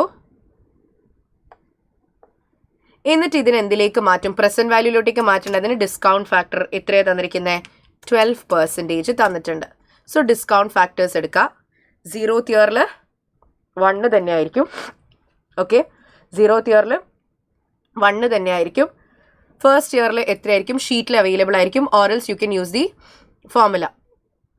Okay, 12%ൻ്റെ ഡിസ്കൗണ്ട് ഫാക്ടേഴ്സ് എത്രയൊക്കെയാണെന്നുള്ളത് തന്നിട്ടുണ്ടാവും. 12%ൻ്റെ ഡിസ്കൗണ്ട് ഫാക്ടേഴ്സ് ആണ് 0.893, 0.797, പിന്നെ 0.712. ഓക്കെ അല്ലേ? ഇനി അതിനെന്ത് ചെയ്യുക? നിങ്ങൾ പ്രസൻറ്റ് വാല്യൂയിലോട്ടേക്ക് മാറ്റുക. Present value of cash flows. നിങ്ങൾ ഫോർമുല യൂസ് ചെയ്താലും കുഴപ്പമില്ല. You can use present value of cash flows. Formula use ചെയ്യാം. എൻ പി യുടെ ഫോർമുല, നോ പ്രോബ്ലം. അപ്പോൾ ദിസ് ഇൻറ്റു ദിസ്. ഓക്കെ അല്ലേ? അപ്പോൾ അങ്ങനെയാണെങ്കിൽ നിങ്ങളുടെ present value of cash flows is given here. ഇതിന് എന്ത് കണ്ടുപിടിക്കുക? N P V is equal to sum of this. Okay അല്ലേ? സോ അങ്ങനെയാണെങ്കിൽ പ്രസൻറ്റ് വാല്യൂവിൻ്റെ സമ്മ് നിങ്ങൾക്ക് കിട്ടിയിട്ടുണ്ട്. ഞാൻ അതിനെ 2 ഡെസിമൽസിലേക്ക് മാറ്റിയിട്ടുണ്ട്. ഓക്കെ അല്ലേ? N P V in the sense ഇതാണ്. ഇനി ഇതിൻ്റെ E A C is equal to എങ്ങനെയാണ്? ഈ ഒരു amount divided by annuity factor of third ഇയറിലല്ലേ റീപ്ലേസ് ചെയ്യുന്നത്. So annuity factor of third year കണ്ടുപിടിക്കാമല്ലോ. 12%ൻ്റെ annuity factor of third year എത്രയാണ്? 2.402. That is 2.402. So this is your EAC. So നിങ്ങൾക്ക് നിങ്ങളുടെ EAC കാൽക്കുലേറ്റ് ചെയ്തിട്ട് കിട്ടിയിട്ടുണ്ട്. EAC is this much, 576922. Difference വരാം if you're using the formulas here. ചെറിയ difference വന്നാൽ കുഴപ്പമില്ല. ഓക്കെ അല്ലേ? സോ മെഷീൻ 1ൻ്റെ ചെയ്തിട്ടുണ്ട്. ഇതേപോലെ നമ്മൾ ആരതും കൂടി ചെയ്യും. മെഷീൻ 2. മെഷീൻ 1ൻ്റെ കഴിഞ്ഞിട്ടുണ്ട്. So will be calculating machine 2. Machine 2ൻ്റെ പ്രത്യേകത എന്താണ്? 4 year റീപ്ലേസ്മെൻറ്റ് സൈക്കിളാണ്. മെഷീൻ 2ൻ്റെ പ്രത്യേകതയാണ് എന്ത്? 4 year റീപ്ലേസ്മെൻറ്റ് സൈക്കിളാണ്. 4 year റീപ്ലേസ്മെൻറ്റ് സൈക്കിൾ. അപ്പോൾ ഏതൊക്കെ ഇയറാ? 0th year, 1, 2, 3 and 4. 4 year replacement സൈക്കിളാണ് വരുന്നത് ഈ പറയുന്ന മെഷീൻസിൻ്റെത്.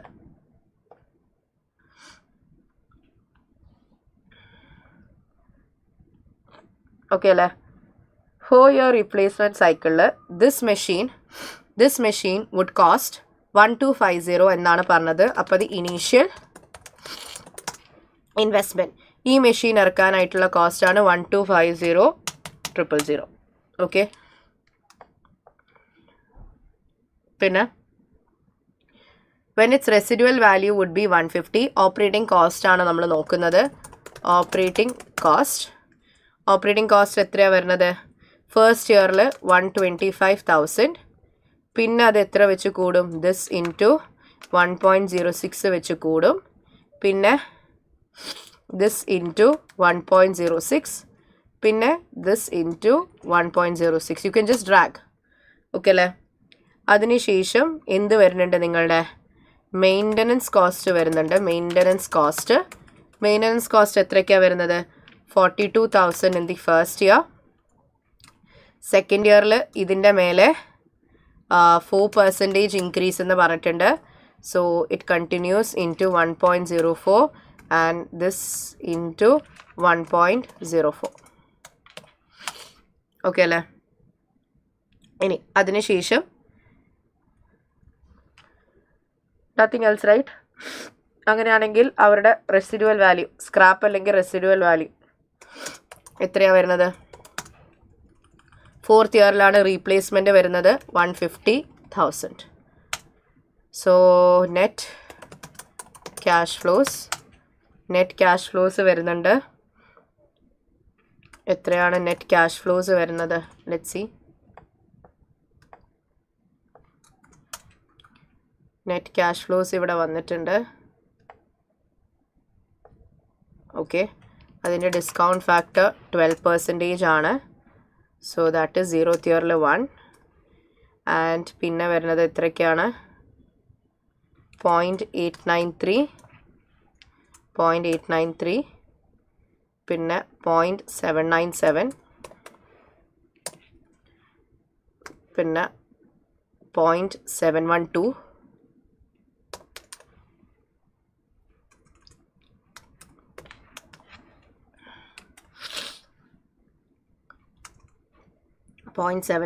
and finally ഡിസ്കൗണ്ട് ഫാക്ടേഴ്സ് നോക്കുകയാണെങ്കിൽ 12%ൻ്റെ 0.636. ഓക്കെ, അങ്ങനെയാണെങ്കിൽ present values is equal to ഇത്ര വരും. And this is done. ഇതാണ് എന്ത്? Present value of cash flows. ഇനി ഇത് വെച്ച് എന്ത് കണ്ടുപിടിക്കാൻ പോവാണ്? NPV is equal to sum of this.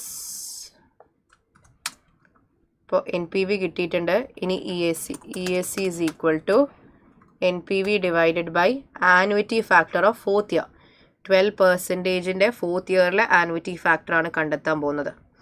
It's loading.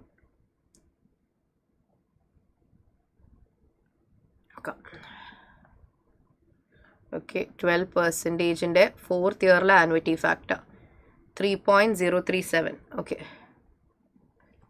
3.037 is your annuity factor here.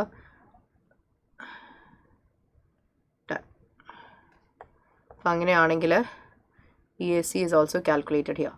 ഇനി നിങ്ങൾ കമൻറ്റ് ചെയ്യണം ഏത് വാങ്ങുന്നുള്ളത്. ഇത് വാങ്ങാനായിട്ട് 576922, ഇത് വാങ്ങാനായിട്ട് 560166 ആണ്. സോ ഏതാണ് ബെറ്റർ എന്നുള്ളത് നിങ്ങൾ ഓപ്ഷൻ കമൻറ്റ് ചെയ്യാണ്. റെക്കമെൻഡേഷൻ അല്ലെങ്കിൽ കമൻറ്റ്. റെക്കമെൻഡേഷൻ എന്താണ്? മെഷീൻ 2 അല്ലേ ബെറ്റർ? മെഷീൻ 2 ആണ് ബെറ്റർ ആയിട്ട് തോന്നുന്നത്. എന്തുകൊണ്ടാണ്? 4 ഇയർ റീപ്ലേസ്മെൻറ്റ് സൈക്കിളിൻ്റെ. ഓക്കെ അല്ലേ? എന്ത് പറയാൻ പറ്റും? The 4 year replacement cycle machine is better to be purchased as its EAC is the lowest, indicating it to be more cheaper to replace at regular intervals. Regular ഇൻ്റർവെൽസിൽ replace ചെയ്യാനായിട്ട് ഏറ്റവും ചീപ്പറായിട്ട് തോന്നുന്നത് ഏതാണ്? ഈ പറയണ രണ്ടാമത്തെ മെഷീനാണ്. ബിക്കോസ് അതിൻ്റെ EAC ആണ് ഏറ്റവും ലോവസ്റ്റ് ആയിട്ടുള്ളത്. So machine therefore machine 2 shall be purchased. Okay അല്ലേ? ഇതാണ് നിങ്ങളുടെ കാൽക്കുലേഷൻ ഓഫ് EAC. സോ ഇവിടെ രണ്ടാമത്തെ മെഷീനാണ് പർച്ചേസ് ചെയ്യേണ്ടത്. കാരണം കമ്പാരിറ്റീവ്ലി EAC ആ മെഷീനിലാണ് കുറവുള്ളത്. Okay അല്ലേ? അടുത്തത്. Next question is a theoretical question. Next question is a theoretical question. Discuss why replacement interval decisions should be based on equivalent annual cost and not net present value. എന്തായിരിക്കും? എന്തുകൊണ്ടാണ് നമ്മൾ replacement interval decisions എടുക്കുന്നത് equivalent annual cost, അതായത് നമ്മൾ divided by annuity factor എന്ന് പറഞ്ഞാൽ spread ചെയ്ത് കാണിക്കുന്നില്ലേ, നമ്മൾ എന്തിനാണ് ആ ഒരു ഫോർമുല യൂസ് ചെയ്യുന്നത് റാദർ ദാൻ NPV മാത്രം നോക്കിയിട്ട് തീരുമാനം എടുത്തൂടെ എന്നാണ് ചോദ്യം. എന്തുകൊണ്ടാ? NPV മാത്രം നോക്കിയിട്ട് നമുക്ക് എപ്പോഴാണ് തീരുമാനം എടുക്കാൻ പറ്റുക? When the life is same. രണ്ട് മെഷീനിൻ്റെയും ലൈഫ് സെയിം ആണെങ്കിൽ നമുക്ക് എന്ത് ചെയ്യാൻ പറ്റും? NPV നോക്കിയിട്ട് തീരുമാനം എടുക്കുക, ഏതാണ് കുറവ് കോസ്റ്റ് അത് സെലക്ട് ചെയ്യാം. പക്ഷേ ഈ കേസിൽ ഒന്ന് 3 years റീപ്ലേസ്മെൻറ്റും ഒന്ന് 4 years റീപ്ലേസ്മെൻറ്റുമാണ്. അപ്പോൾ ലൈഫ് ഡിഫറെൻ്റ് ആകുമ്പോൾ അങ്ങനെ ഒരു തീരുമാനം എടുക്കൽ പോസിബിൾ അല്ല. So EAC is important. Regular ഇൻ്റർവെൽസിൽ ആ 4 വർഷം അല്ലെങ്കിൽ ആ 3 വർഷം ആവുമ്പോഴത്തേക്ക് എപ്പോഴാണ് റീപ്ലേസ് ചെയ്യാൻ പറ്റുന്നത് എന്നുള്ളത് EAC വെച്ച് കാൽക്കുലേറ്റ് ചെയ്യലേ പോസിബിൾ ആവത്തുള്ളൂ. സോ അതുകൊണ്ടാണ് നമ്മൾ EAC യൂസ് ചെയ്യേണ്ടത് റാദർ ദാൻ ഏത് NPV എന്ന് വേണമെങ്കിൽ പറഞ്ഞൂടെ? ഓക്കെ, സോ എന്ത് പറയാം? In simple situations,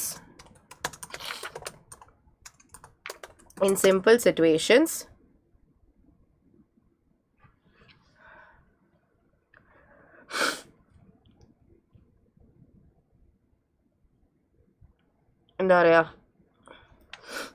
in simple situations when projects have same useful life, the NPV shall be used to make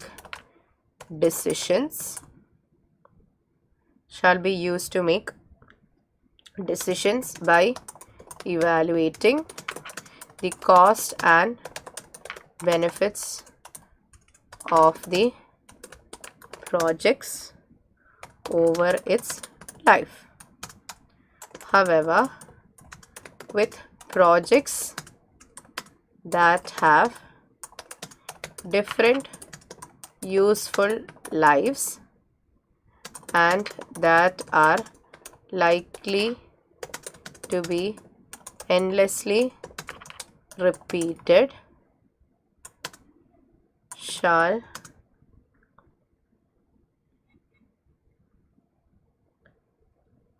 require the NPV to be spread across the period of time to which the project relates. പിന്നെന്ത് പറയാൻ പറ്റും?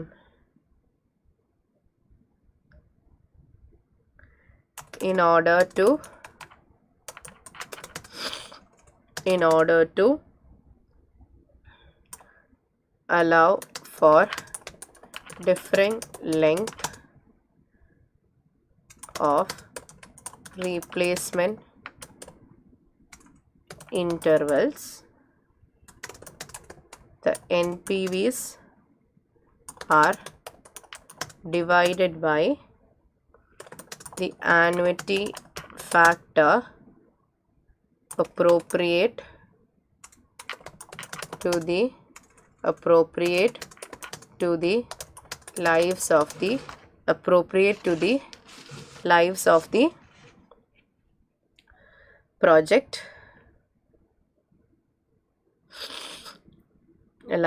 the project, resulting in an EAC figure. Okay le? The EAC represents the cost of replacing the asset at regular intervals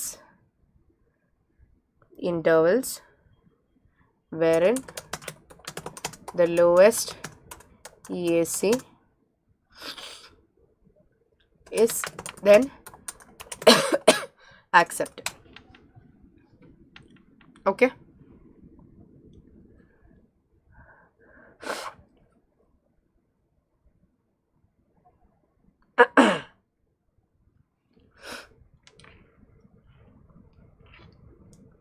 Clear അല്ലേ?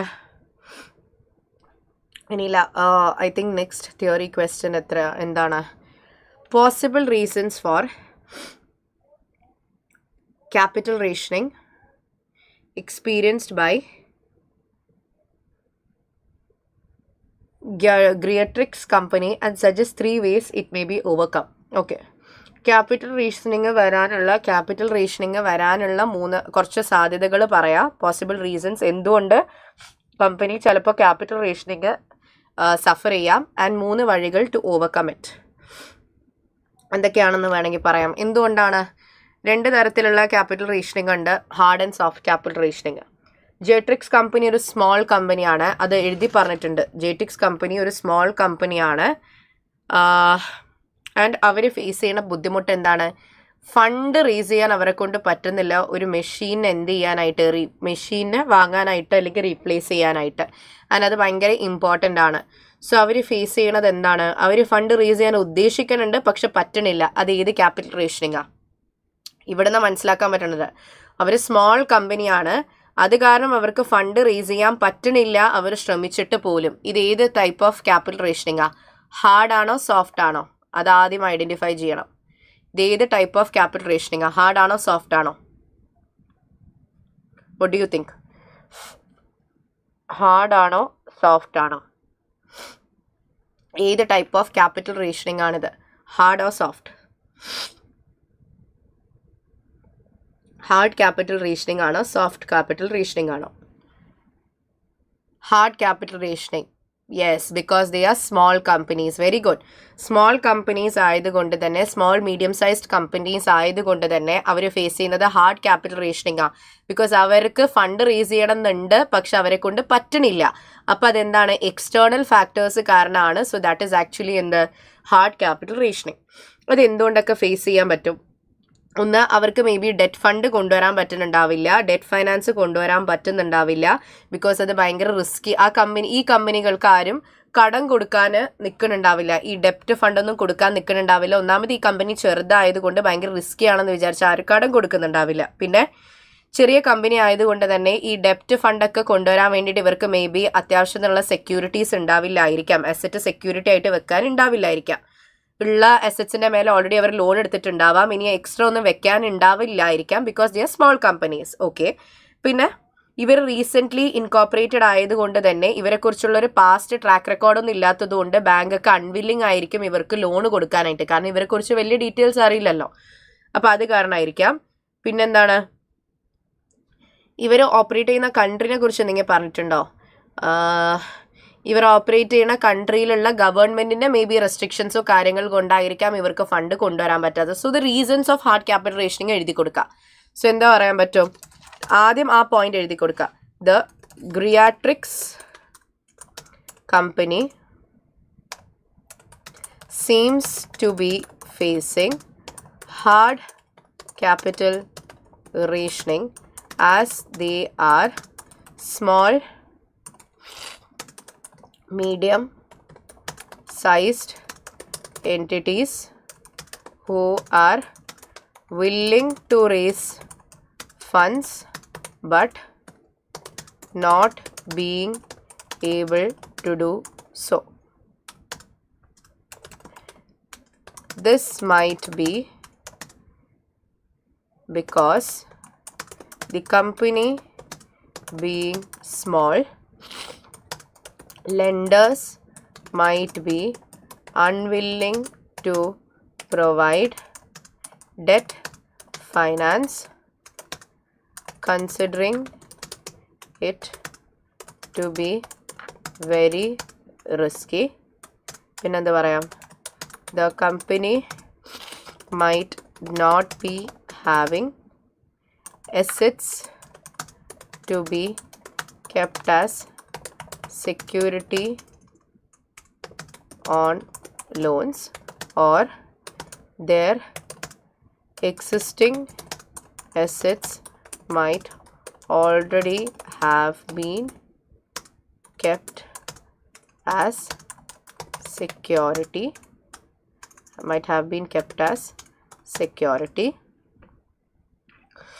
പിന്നെ എന്ത് പറയാൻ പറ്റും? Geatrix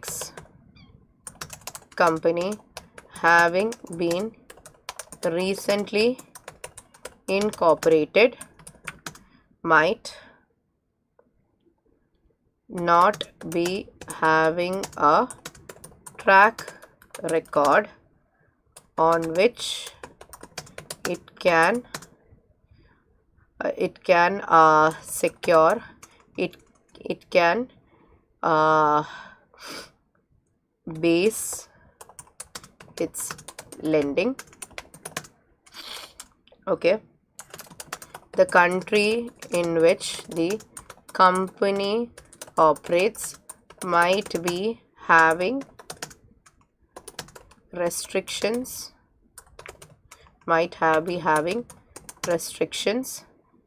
being put by the government on fundraising, causing further limitations in fund for the company. Okay, so reasons എഴുതി. ഇനി ways to overcome them. എങ്ങനെയൊക്കെ overcome ചെയ്യാൻ പറ്റും? ക്രൗഡ് ഫണ്ടിങ് ഓവർകം ചെയ്യാനുള്ള വഴികൾ എന്തൊക്കെയാ? SMEസിന് there's a funding gap. Yes. എങ്ങനെയാണ് SMEസിന് fund overcome ചെയ്യാൻ പറ്റുക?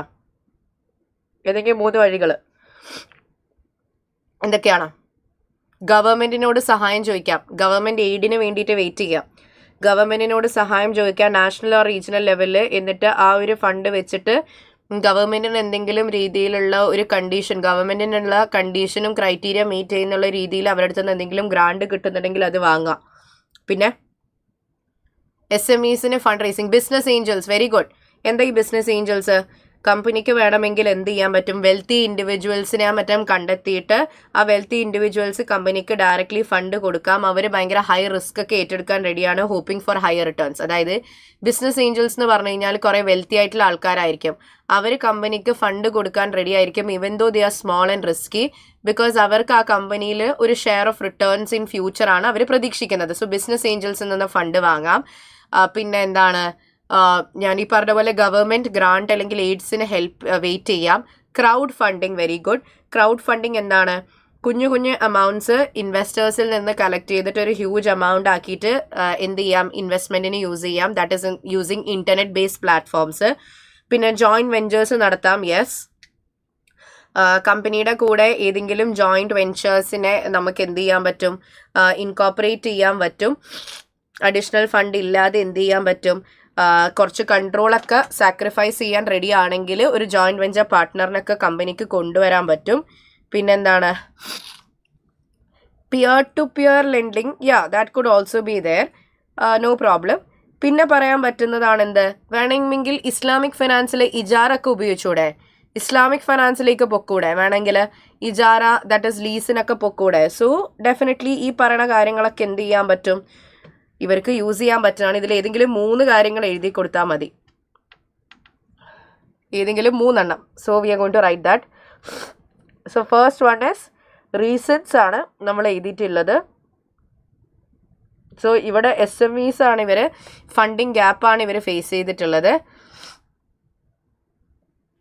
This is called as funding gap എന്ന് വേണമെങ്കിലും പറയാം. ഓക്കെ അല്ലേ? ഇനി ways to overcome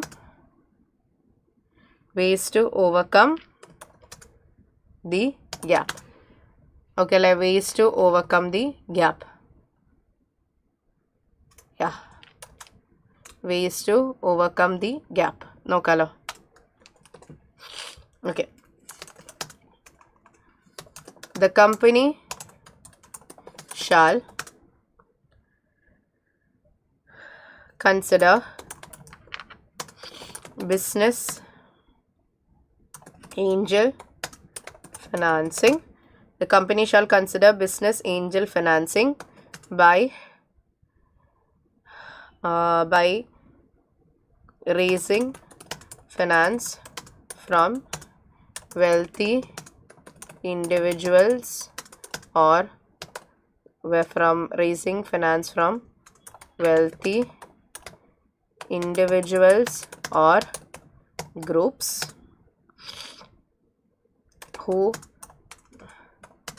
who invest directly into companies and are prepared to take high risk, expecting high returns in the future. Pinne, the company shall go for crowdfunding, that is raising small amounts from investors using the internet based platforms, and in return providing returns to the investors as the company grows. പിന്നുള്ളൊരു വഴിയാണെന്ത്? The company shall go for joint ventures if the directors are ready to sacrifice their control, which will allow company to raise finance for the growth of the company. പിന്നെന്ത് ചെയ്യാൻ പറ്റും?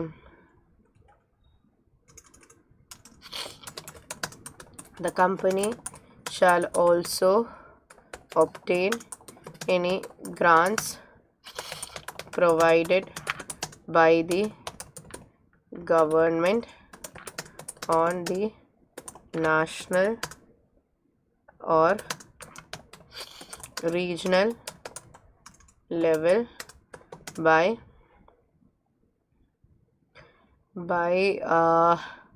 agreeing to the conditions levied by the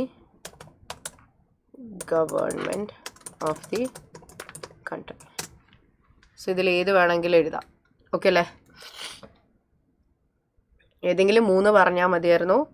I have actually done 4 of them. Okay അല്ലേ?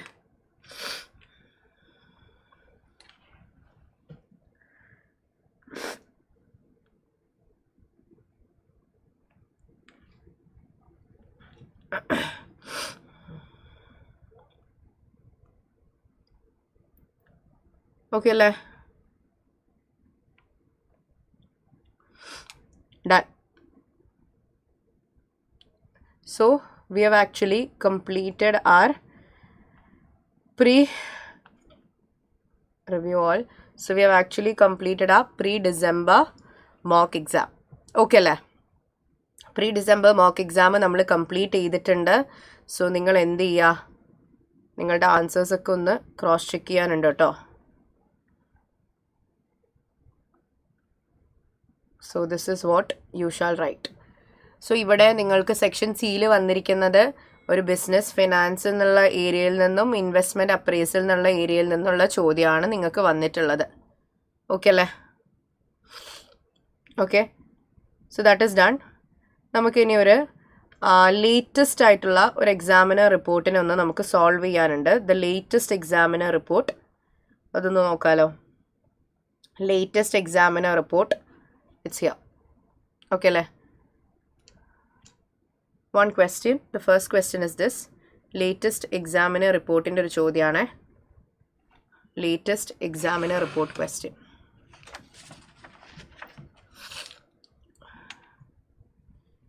This is the question. What is the expected spot rate?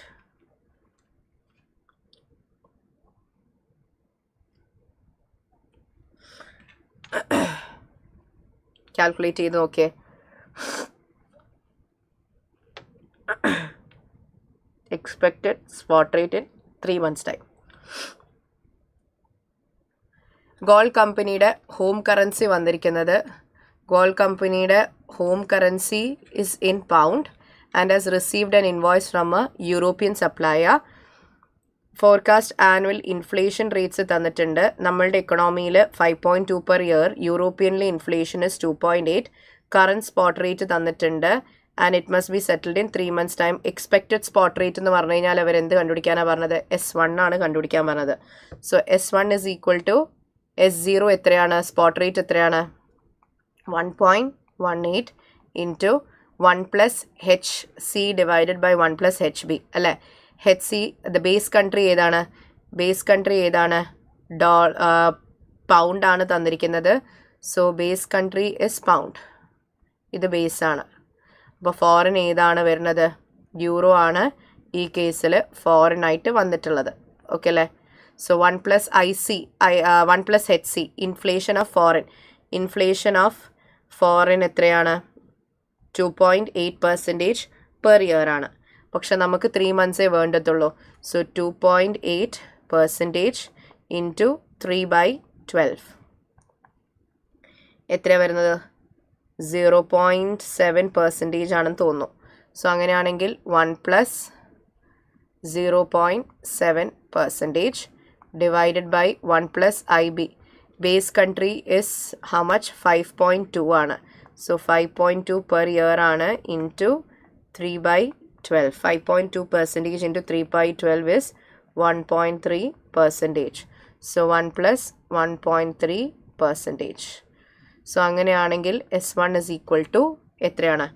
1.18 into 1.007 divided by 1.013. എത്രയാ വരുന്നത്? 1.173 I guess.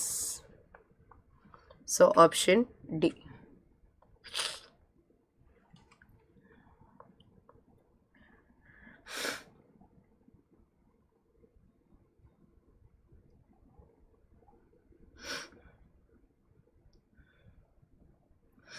Option D.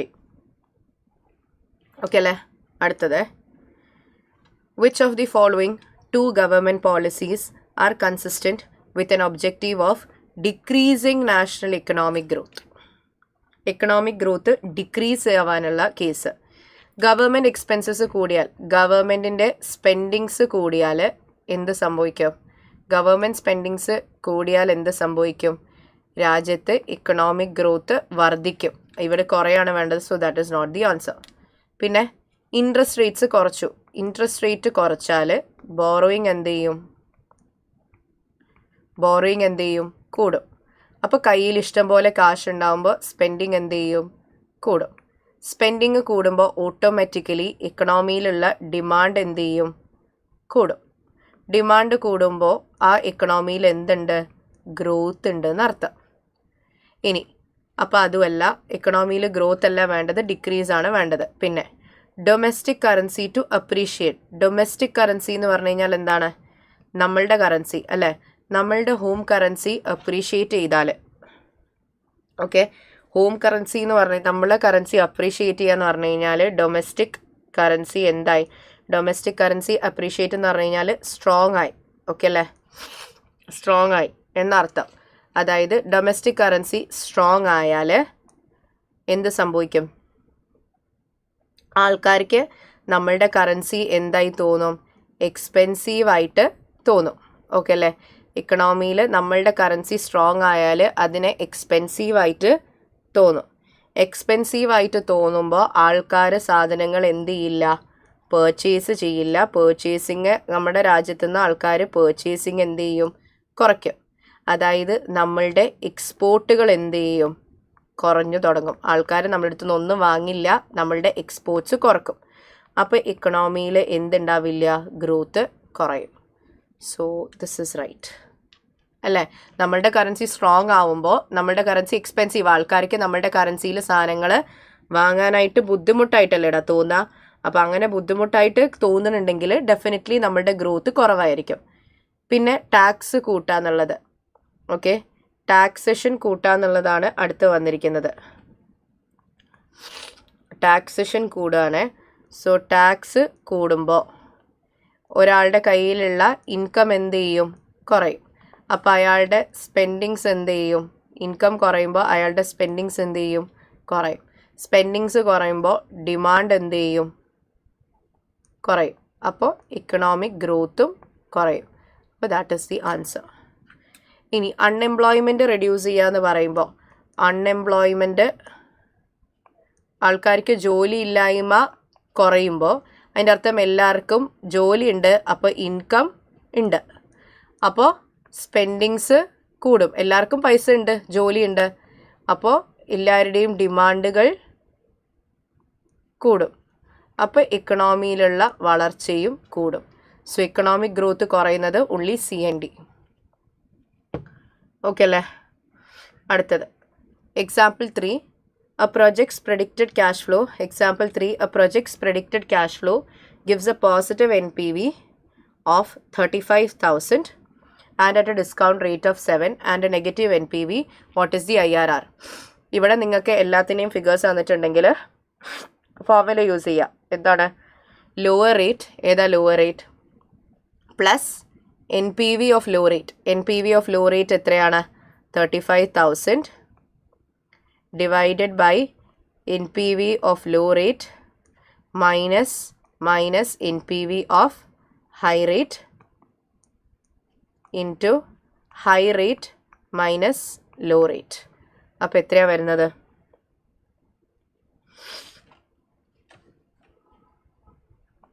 9.3%. 1 decimal ആണ്. So 9.3%. Low rate plus NPV of low rate divided by NPV of low rate minus NPV of high rate into high rate minus low rate. Okay. അടുത്തത്, Cyprus company is keen to use Islamic finance for funding. The board wishes to obtain a form of equity finance which does not entitle the capital provider to participate in the management of the company. അതായത് Islamic funding ആണ്, equity കിട്ടണം, പക്ഷേ fund തരുന്ന ആൾ മാനേജ്മെൻറ്റിൽ participate ചെയ്യാൻ പാടില്ല. അത് ഏത് ഓപ്ഷനാണ്? ഏതായിരിക്കും?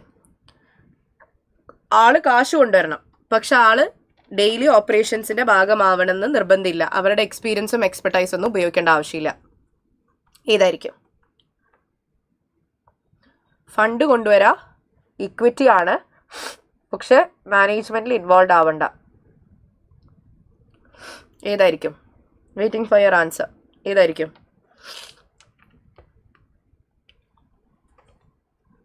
Yes, definitely it's മുദാറബ.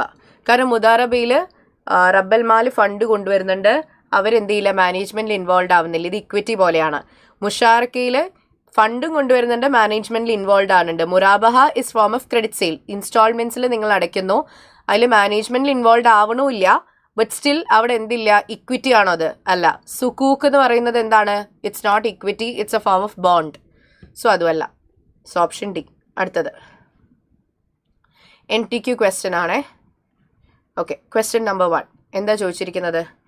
Calculate the TRP, okay അല്ലേ, of an LSL company share 2 decimal പ്ലേസസിൽ. TRP ആണ് കണ്ടുപിടിക്കാനുള്ളത്. ഇത്രയും ഇൻഫർമേഷൻസ് ആണ് തന്നിരിക്കുന്നത് ഒരു കമ്പനിയെക്കുറിച്ച്. കമ്പനിക്ക് ലോ പ്രൊപ്പോർഷൻ ഓഫ് ഡെപ്റ്റ് ആണ് ഉള്ളത്, ലോവർ പ്രൊപ്പോർഷൻ ഓഫ് ഡെപ്റ്റ് than required for its optimal. അവരുടെ കയ്യിൽ ഡെപ്റ്റ് ആവശ്യത്തിനേക്കാളും കുറവാണ് ഡെപ്റ്റ് ഉള്ളത്. Investment opportunity exist which requires total fund നമുക്ക് 440 ആവശ്യമുണ്ട്.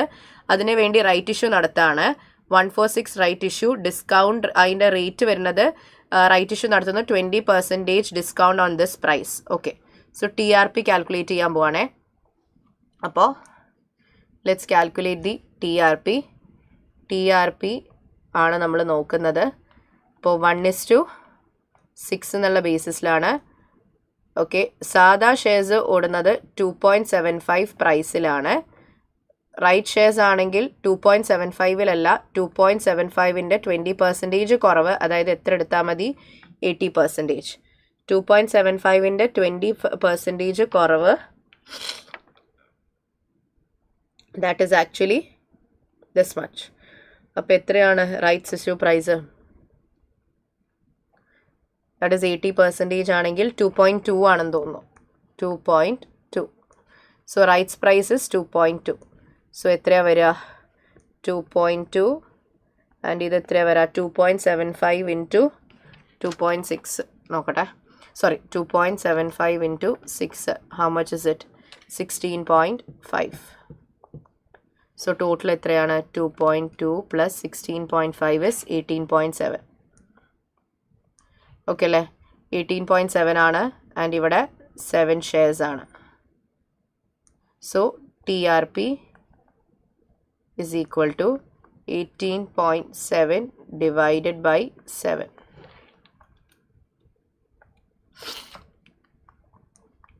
$2.67. So that is 2.67 per share. 2.67 is your, yes, correct Shamna. അടുത്തത് മാർക്കറ്റ് വാല്യൂസ് പ്രകാരം എന്താണ് current financial gearing on a debt to equity? അപ്പോൾ അവർ ചോദിച്ചത് എന്താണ്? Market value debt divided by market value equity എത്ര? അതാണ് ക്വസ്റ്റ്യനിൽ ചോദിച്ചിട്ടുള്ളത്. നോക്കാലോ. ഡെപ്റ്റ് എത്രയാണ് ഉള്ളത്? ഓൾറെഡി 800. ഇക്വിറ്റി എത്രയാണ്? 600. ഇനി നോമിനൽ വാല്യൂ തന്നിട്ടുണ്ട് ആൻഡ് എത്ര ഷെയർസ് ഉണ്ടെന്നും പറഞ്ഞു തന്നിട്ടുണ്ട്. പിന്നെന്താ പറഞ്ഞിരിക്കുന്നത്? ഡെപ്റ്റിൻ്റെ കേസിൽ current loan notes trading at 2.5 discount to nominal. അപ്പോൾ മാർക്കറ്റ് പ്രൈസ് എത്രയാണ്? 100 അവരുടെ നോർമൽ വാല്യൂ. അതിനേക്കാളും 2.5% വില കുറഞ്ഞിട്ടാണ് ഇപ്പോൾ ആ ലോൺ നോട്ട്സിൻ്റെ ട്രേഡിങ് നടക്കുന്നത്. സോ നമ്മൾ ആദ്യം എന്ത് ചെയ്യും? മാർക്കറ്റ് വാല്യൂ ഓഫ് ഡെപ്റ്റ് കണ്ടുപിടിക്കും. ഓക്കെ, മാർക്കറ്റ് വാല്യൂ ഓഫ് ഡെപ്റ്റ് is equal to total book value of ഡെപ്റ്റ് എത്രയാ?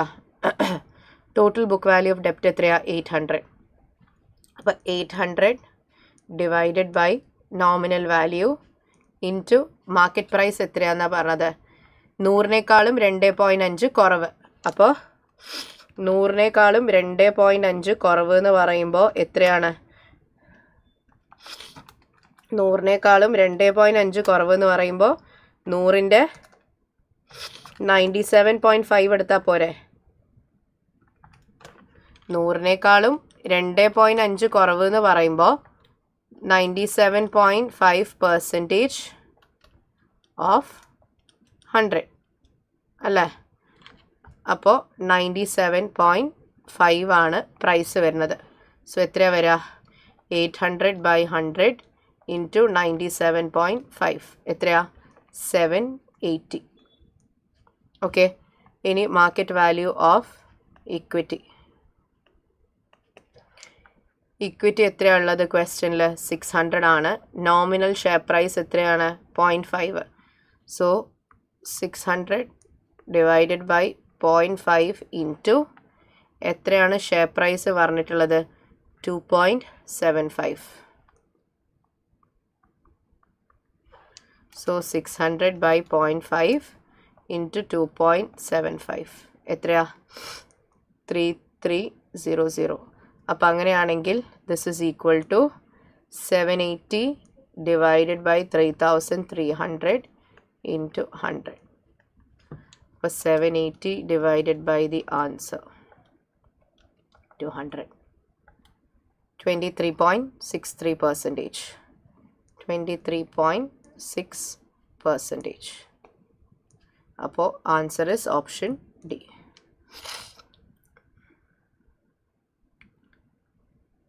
ഓക്കെ അല്ലേ? അടുത്തത്, according to the traditional view of capital structure, which of the following scenario is most likely to arise with regards to LSL companies right issue? LSL company right issue നടത്തുമ്പോൾ എന്തൊക്കെ കാര്യങ്ങളാണ് സംഭവിക്കാൻ പോകുന്നത് എന്നുള്ളത്. As LSL company increases the equity in its capital structure, its WACC will rise. ആണോ?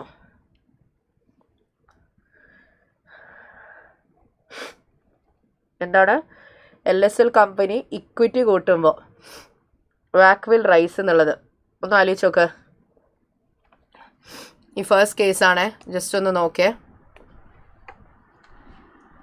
Equity, ഒരു കമ്പനിയുടെ equity കൂടുമ്പോൾ അതിൻ്റെ മാർക്കറ്റ് വാല്യൂ ഇവിടെ കൂടും.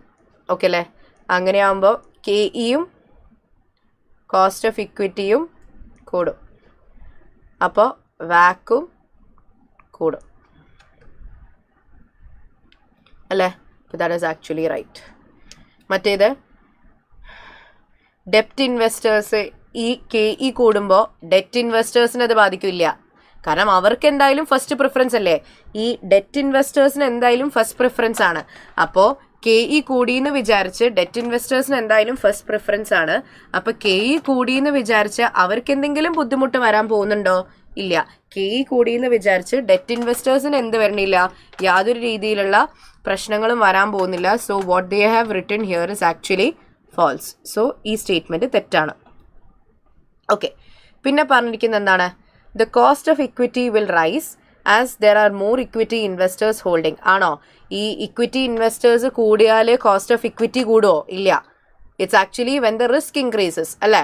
Optimal capital structure will be achieve due to reduction in debt. Debt കുറയുമ്പോൾ ഒപ്റ്റിമൽ ക്യാപിറ്റൽ സ്ട്രക്ചർ വരുമോ? ഇല്ല. നമ്മൾ എന്താ പഠിച്ചത്? ഡെറ്റ് കൂടുമ്പോൾ നമുക്ക് ടാക്സ് ബെനിഫിറ്റ് കിട്ടും. അപ്പോൾ ടാക്സ് ബെനിഫിറ്റ് കിട്ടുമ്പോഴാണ് വാക്ക് കുറഞ്ഞു നിൽക്കുക. അപ്പോൾ ആ പോയിന്റിനാണ് ഒപ്റ്റിമൽ എന്ന് വിളിക്കുക. സോ ഇവിടെ അത് അച്ചീവ് ചെയ്യത്തില്ല. So answer is option A. അടുത്തത്, according to Modigliani and Miller view of capital structure with no tax on debt interest, which of the following is correct?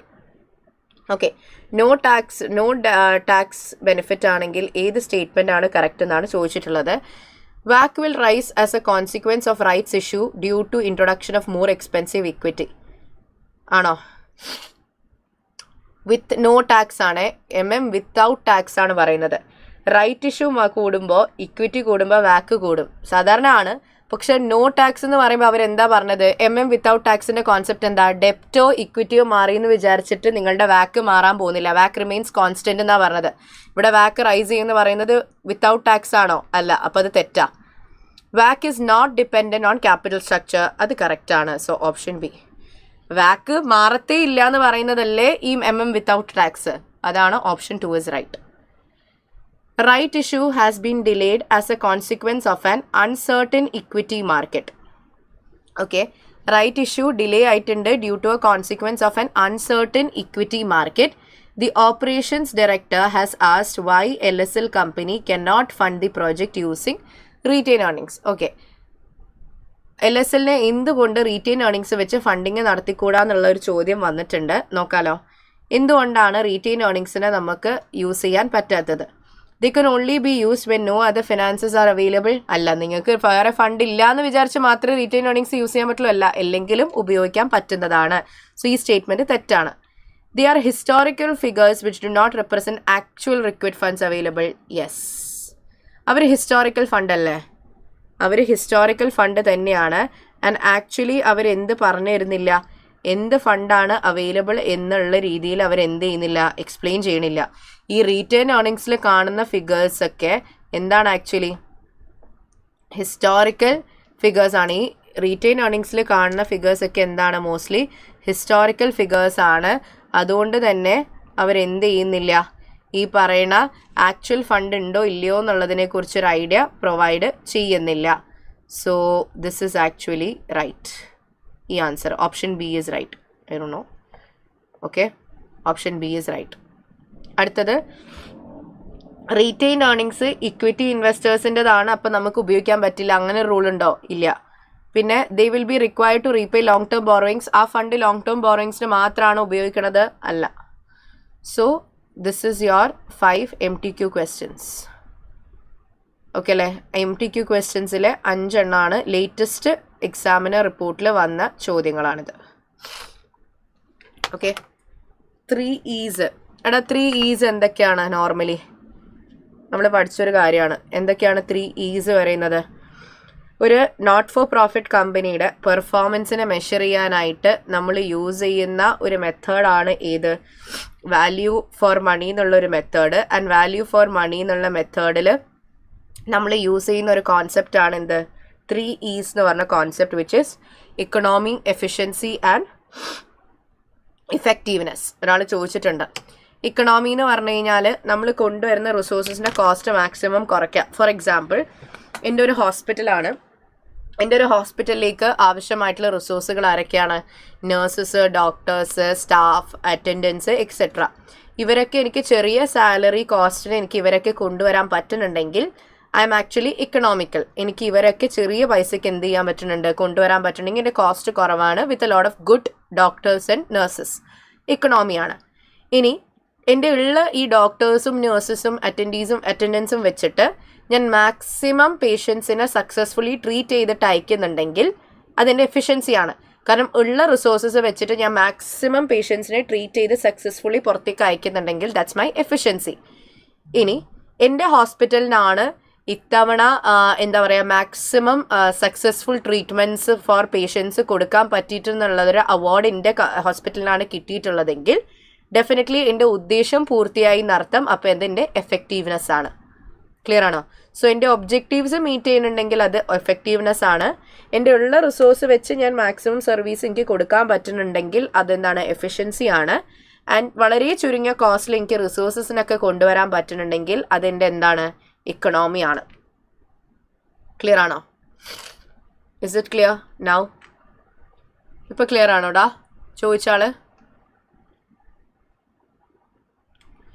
3 E's കുറിച്ച് ചോദിച്ചാൾ is it clear now?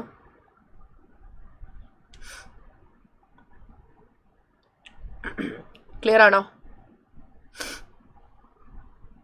Okay ആണോ?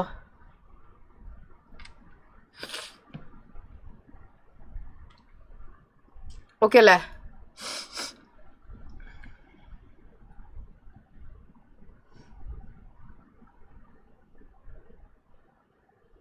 Clear?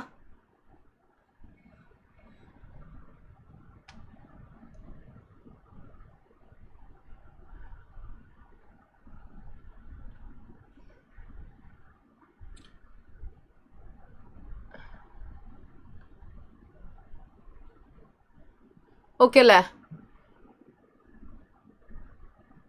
ഒന്ന് respond ചെയ്തടാ. Is it fine?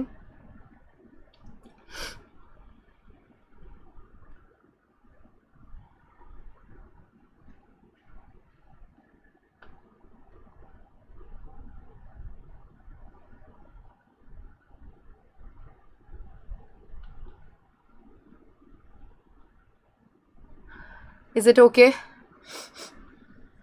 Okay. So എൻ്റെ main targets for the session ഞാൻ എന്ത് ചെയ്തിട്ടുണ്ട്? Complete ചെയ്തിട്ടുണ്ട്. I just want to discuss this. ഞാനൊരു വലിയ രീതിയിൽ ഇത് എന്ത് ചെയ്യില്ല. പക്ഷെ ഇങ്ങനൊരു ചോദ്യം കഴിഞ്ഞ സെഷനിലും അതുപോലെ തന്നെ കുറച്ച് മുന്നത്തെ സെഷൻസിലൊക്കെ റിപ്പീറ്റഡ്ലി ചോദിക്കാറുണ്ട്. This is A question paper which is March June 2025 എന്ന് പറഞ്ഞൊരു ക്വസ്റ്റ്യൻ പേപ്പറാണ്. മാർച്ച് ജൂൺ 2025 ഒരു ക്വസ്റ്റ്യൻ ആണ്. ഗ്രോ കമ്പനി എന്നുള്ളൊരു ക്വസ്റ്റ്യൻ നിങ്ങൾ ചെയ്തിട്ടുണ്ടാവും എന്നറിയില്ല. ബട്ട് യെസ് ചെയ്തിട്ടുണ്ടെങ്കിൽ ഓക്കെ, ബട്ട് ചെയ്തില്ലെങ്കിൽ നിങ്ങളിത് ചെയ്യേണ്ടതാണ്. I just give you an idea of how to do this. കാരണം നമുക്കിതിൻ്റെ ഒരു ഐഡിയ അറിഞ്ഞിരിക്കേണ്ടതാണ് ഇത് ചെയ്യാനായിട്ട്. കാരണം കണ്ടിന്യൂസ്ലി വന്നുകൊണ്ട് നിൽക്കുന്നുണ്ടെന്നാണ് as per the information of previous students ഈ പറയുന്ന ഒരു സംഭവം ചോദിച്ചിട്ടുണ്ട്. ഒന്നുമില്ല, ജസ്റ്റ് ഒന്ന് ശ്രദ്ധിക്കുക. Using suitable working capital ratios and analysis. Okay. Yes, Shefna. Fine. Using certain analysis, working capital ratios and analysis of the financial information provided, evaluate whether grow company can be described as overtrading. സംഭവം ഇത്രയേ ഉള്ളൂ. ഈ company over trading ആണോ അല്ലയോ എന്ന് പറഞ്ഞു കൊടുക്കണം. ഇനി ഓവർ ട്രേഡിംഗ് ആണെന്ന് എങ്ങനെ മനസ്സിലാക്കാൻ പറ്റുക? എന്ത് ഈ ഓവർ ട്രേഡിംഗ് എന്നുള്ള ഒരു കാര്യം നമുക്ക് അറിയണം. ഓവർ ട്രേഡിംഗ് എന്ന് പറഞ്ഞു കഴിഞ്ഞാൽ നമ്മൾ പെട്ടെന്ന് തന്നെ ഹൈ ആയിട്ട് നമ്മൾ പെട്ടെന്ന് തന്നെ ബിസിനസ്സിനെ വല്ലാതെ അങ്ങ് ഗ്രോ ചെയ്യുന്നു. അതായത് മാക്സിമം സെയിൽസ് കൂട്ടുന്നു, ട്രേഡിങ് കൂട്ടിയിട്ട് നമ്മൾ അറ്റ് ഷോർട്ടിൽ തന്നെ ബിസിനസ്സിനെ വളർത്താനായിട്ട് എക്സ്പാൻഡ് ചെയ്യാനായിട്ട് ശ്രമിക്കുന്നു by using short term funding. എങ്കിൽ അതിനെയാണ് എന്ത് പറയുക, ഓവർ ട്രേഡിങ്. അതായത് നിങ്ങൾ മാക്സിമം ഇൻവെൻട്രീസ് ഇറക്കുന്നു, പക്ഷേ ഈ ഇൻവെൻട്രീസ് ഒന്നും നിങ്ങൾ ലോൺ എടുത്തിട്ടല്ല, ഫണ്ട് വെച്ചിട്ടല്ല ഇറക്കണത്.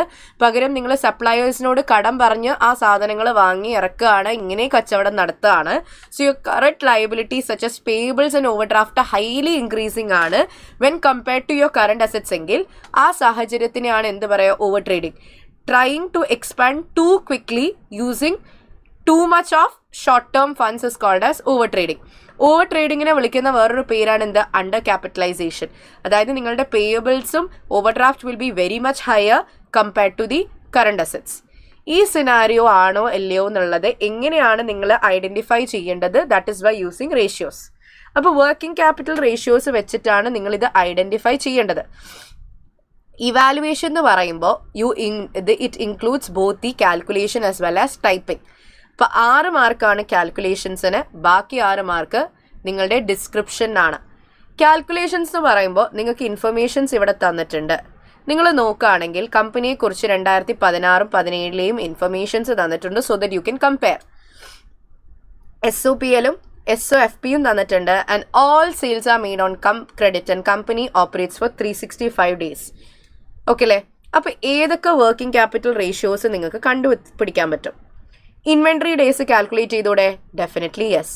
2 കൊല്ലത്തെയും ചെയ്യാം. ഓക്കെ അല്ലേ? നിങ്ങൾക്ക് പേയബിൾ ഡേയ്സ് കണ്ടുപിടിച്ചൂടെ? യെസ്. റിസീവബിൾ ഡേയ്സ് കണ്ടുപിടിക്കാം? യെസ്. അപ്പോൾ തന്നെ 3 എണ്ണമായി. പിന്നെ working capital ratios current ratio, quick ratio അല്ലേ? പിന്നെ ക്യാഷ് ഓപ്പറേറ്റിംഗ് സൈക്കിൾ കണ്ടെത്താം. പിന്നെ നിങ്ങൾക്ക് എന്ത് കണ്ടുപിടിക്കാൻ പറ്റും?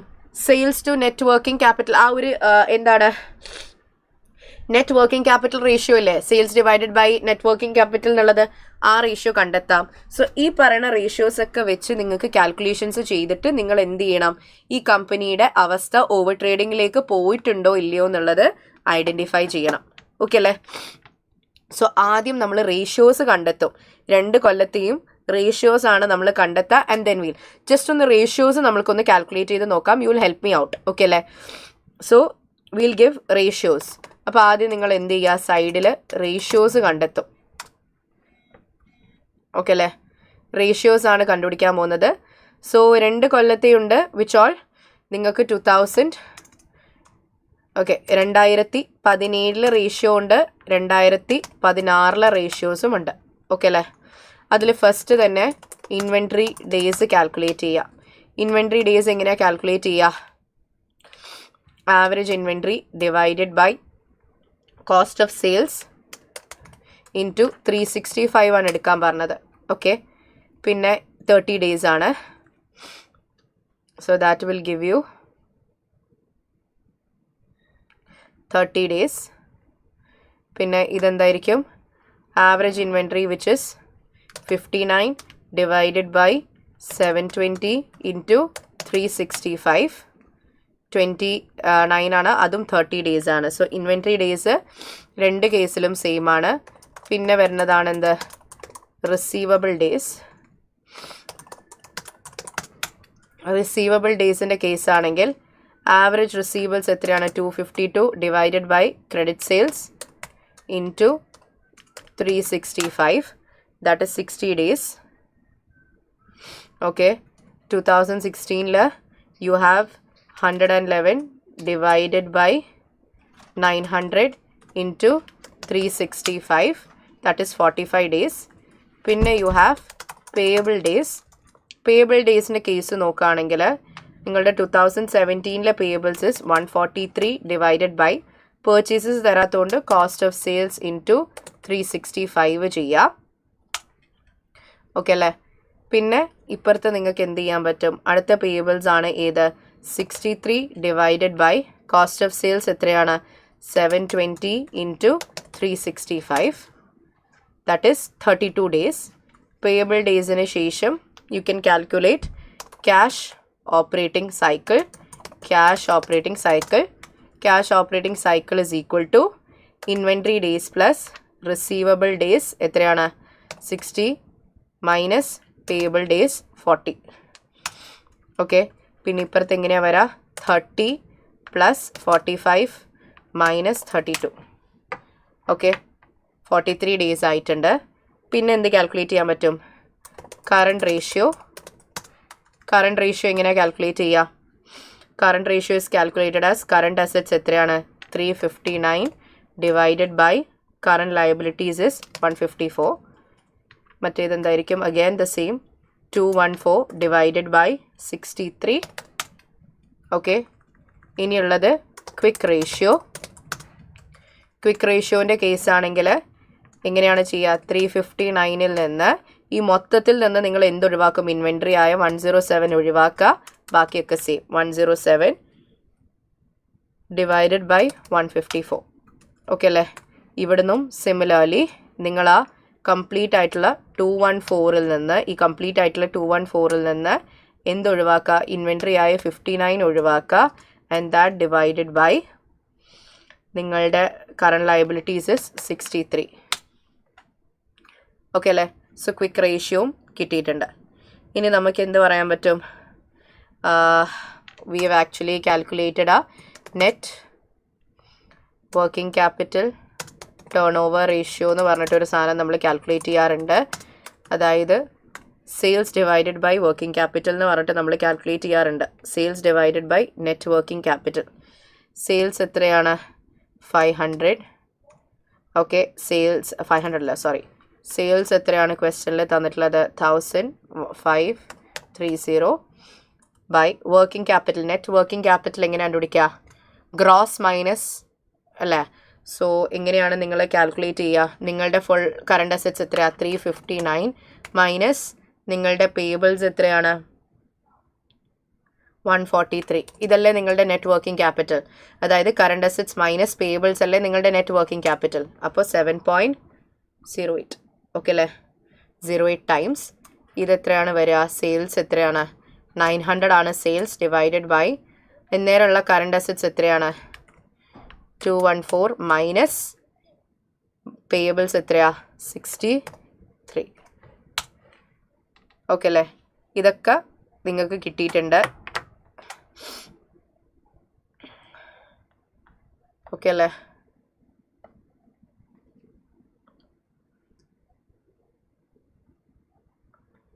സോ റൗണ്ട് ഓഫ് ചെയ്തിട്ടുണ്ട്.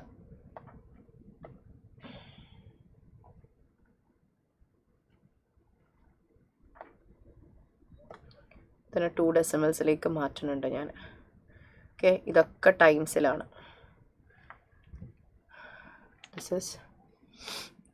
ഓക്കെ അല്ലേ? സോ ഇത്രയും റേഷ്യോസ് നമ്മൾ കണ്ടുപിടിച്ചിട്ടുണ്ട് ആസ് ഓഫ് നൗ.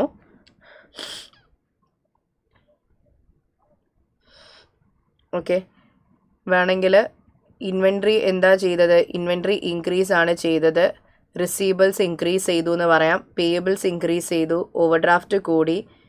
ഷെയർസ് അങ്ങനെ തന്നെ ഉണ്ട്. റിസർവ്സ് കൂടി. ലോൺ നോട്ട് സെയിമിൽ തന്നെയാണ് നിൽക്കുന്നത് എന്നുള്ളതൊക്കെ നമുക്ക് ഇവിടെ നിന്ന് ഐഡൻറ്റിഫൈ ചെയ്യാൻ പറ്റിയിട്ടുണ്ട്. റവന്യൂ കൂടിയിട്ടുണ്ട്. എത്ര ശതമാനം എന്നത് മനസ്സിലാക്കാൻ പറ്റും. കോസ്റ്റ് ഓഫ് സെയിൽസ് കൂടി. PBIT കൂടി. ഇൻട്രസ്റ്റ് റിമെയിൻസ് ദ സെയിം, കാരണം ലോണ് മാറിയിട്ടില്ല. പ്രോഫിറ്റ് കൂടിയത് കൊണ്ട് ടാക്സ് കൂടി. പ്രോഫിറ്റ് ആഫ്റ്റർ ടാക്സ് കൂടിയിട്ടുണ്ട്. ഓക്കെ, ഇത്രയും ഇൻഫർമേഷൻസ് വെച്ച് കമ്പനി ഓവർ ട്രേഡിംഗ് ആയിട്ടുണ്ടോ ഇല്ലയോ എന്നുള്ളത് പറയണം. എങ്ങനെയാണ് നമ്മൾ ഓവർ ട്രേഡിംഗ് ആയിട്ടുണ്ടോ ഇല്ലയോ എന്ന് പറയാം? ആദ്യം നോക്കാം, ഓവർ ട്രേഡിങ്ങിൻ്റെ സൈൻ എന്താണ്? സെയില് റാപ്പിഡ്ലി കൂടിയിട്ടുണ്ടാവണം. അതിന് സെയിൽ കൂടിയത് എത്ര ശതമാനമാണെന്നുള്ളത് ആദ്യം ഐഡൻറ്റിഫൈ ചെയ്യുക. സെയിൽസ് റവന്യൂ എത്രയാണ് കൂടിയത്? അത് ആദ്യം ഒന്ന് ഐഡൻറ്റിഫൈ ചെയ്ത്. സെയിൽസ് എത്രയാണ് കൂടിയത്? ഇൻക്രീസ് ഇൻ സെയിൽസ് എത്രയാണ്? ഇൻക്രീസ് ഇൻ സെയിൽസ് എത്ര ശതമാനമാണെന്ന് നോക്കാമല്ലോ. 900 ഉണ്ടായത് 15530 ആയിട്ടുണ്ട്. So 1530 minus 900 divided by 900 into 100. 70% ആണ് എന്ത് ചെയ്തിട്ടുള്ളത്? സെയിൽസ് കൂടിയിട്ടുള്ളത്. That is a rapid increase അല്ലേ? സോ സെയിൽസ് 70% കൂടിയിട്ടുണ്ട്. അത് വളരെയധികം ഹെവി ഇൻക്രീസാണ്. സോ സെയിൽസ് വല്ലാതെ അങ്ങ് എന്ത് ചെയ്തിട്ടുണ്ട്? കൂടിയിട്ടുണ്ട്. അതിനു വേണ്ടി ഫണ്ട് വേണം. ഫണ്ടിനായിട്ട് അവരെന്താ ചെയ്തത്? ഷെയർ ക്യാപിറ്റൽ റേസ് ചെയ്തിട്ടുണ്ടോ? ഇല്ല. ലോൺ എടുത്തിട്ടുണ്ടോ? ഇല്ല. പകരം അവരെന്താ ചെയ്തത്? പേയബിൾസ് നല്ല പോലെ കൂട്ടിയിട്ടുണ്ട്. ഓവർഡ്രാഫ്റ്റ് എടുത്തിട്ടുണ്ട്. So short term funding use ചെയ്തിട്ടുണ്ട്. അതിൻ്റെ തെളിവാണ് അവരുടെ പേയബിൾ ഡേയ്സ് കൂടി.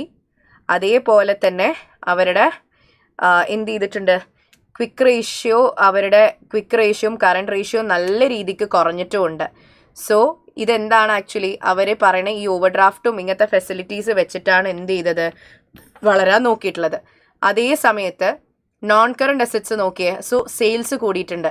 ഇനി നോൺ കറണ്ട് അസറ്റ്സിൻ്റെ കേസ് ഒന്ന് നോക്കാമല്ലോ. നോൺ കറണ്ട് അസറ്റ്സ് ഇൻക്രീസ് ആണോ ഡിക്രീസ് ആണോ? ഇൻക്രീസ് ചെയ്തിട്ടുണ്ട്. നോൺ കറണ്ട് അസറ്റ്സും ഇൻക്രീസ് ബൈ എത്രയാണ്? ഇൻക്രീസ് ചെയ്തിട്ടുണ്ട്. അപ്പോൾ നോൺ കറണ്ട് അസറ്റ്സും ഇൻക്രീസ് ചെയ്തിട്ടുണ്ടെങ്കിൽ എക്സ്പാൻഷൻ വന്നിട്ടുണ്ട്. ഈ നോൺ കറണ്ട് അസറ്റ്സിനെ പൊതുവേ നമ്മൾ വാങ്ങാൻ എന്ത് വെച്ചിട്ടാണ്? ഒന്നിക്കിൽ ഡെപ്റ്റ് ഫണ്ട് അല്ലെങ്കിൽ ഇക്വിറ്റി ഫണ്ട്. ഇത് രണ്ടും കൂടിയിട്ടില്ല. അപ്പോൾ അതിൻ്റെ അർത്ഥം അവർ വാങ്ങിയിട്ടുള്ളത് എന്ത് ഫണ്ട് വെച്ചിട്ടാണ്? ആ എടുത്ത പേയബിൾസും ചെറിയ ചെറിയ ഫണ്ടുകൾ വെച്ചിട്ടാണ്, അല്ലെങ്കിൽ ഡെയിലി വർക്കിംഗ് ക്യാപിറ്റൽ ഫണ്ട് വെച്ചിട്ടാണ് അവർ എന്ത് ചെയ്തിട്ടുള്ളത്? ഈ പറയുന്ന നോൺ കറണ്ട് അസറ്റ്സ് വാങ്ങിയിട്ടുള്ളത്. ഇനി net working capital turnover ratio കൂടി. അതിൻ്റെ അർത്ഥം എന്താ? സെയിൽ കൂടിയിട്ടുണ്ട്. വർക്കിംഗ് ക്യാപിറ്റൽ സെയിൽസ് വല്ലാതെ അങ്ങ് കൂടിയിട്ടുണ്ട്. അതുകൊണ്ടാണ് ഈ net working capital turnover ratio എന്ത് ചെയ്തത്? കൂടിയതെന്ന് വേണമെങ്കിൽ പറയാം അല്ലേ? Less invest. ഇനി പിന്നെ പേയബിൾസ് കമ്പാരിറ്റീവ്ലി ഹൈ ആണെന്ന് നമുക്ക് നോക്കാമല്ലോ. കഴിഞ്ഞ തവണ 63 ഉണ്ടായ ലയബിലിറ്റി ഇപ്പോൾ 154 ആയിട്ടുണ്ട്. സോ ഇൻക്രീസ് ഇൻ ലയബിലിറ്റീസ് എത്രയാണ്? ഇൻക്രീസ് ഇൻ ലയബിലിറ്റീസ് എത്ര ശതമാനമാണെന്നുള്ളത് ജസ്റ്റ് ഒന്ന് നോക്കാമല്ലോ. 63 ഉണ്ടായത് 154 ആയിട്ടുണ്ട്. So 154 minus 63 divided by 63 into 100 എത്ര ശതമാനമാണ് കൂടിയെന്നുള്ളത് let's look. Oh my god, 144.44% ആണ് കൂടിയിട്ടുള്ളത്. That is actually a very high increase. അതായത് ഇത്രയും വലിയൊരു ഇൻക്രീസ് ഇൻ ലയബിലിറ്റീസ് വന്നിട്ടുണ്ട്, which means they are all doing short term funding അല്ലേ? ആൻഡ് റിസീവബിൾസ് കൂടി വല്ലാതെ അങ്ങ് അവർ കച്ചവടം ചെയ്തിട്ടുണ്ട്. ഇൻവെൻട്രിയും നല്ല പോലെ കൂടിയിട്ടുണ്ട്. ഇൻക്രീസ് ഇൻ ഇൻവെൻട്രി എത്ര ശതമാനം വന്നിട്ടുണ്ട്? Increase in inventory is 107 minus 59 divided by 59 എത്രയാണ് വരുന്നത്? 81% ഇൻവെൻട്രി കൂടിയിട്ടുണ്ട്. കാരണം അത്രയും സാധനങ്ങൾ ഇറക്കിയിട്ടുണ്ട് വിൽക്കാനായിട്ട്. ആൻഡ് ഇൻക്രീസ് ഇൻ റിസീവബിൾസ് എത്ര വന്നിട്ടുണ്ട്?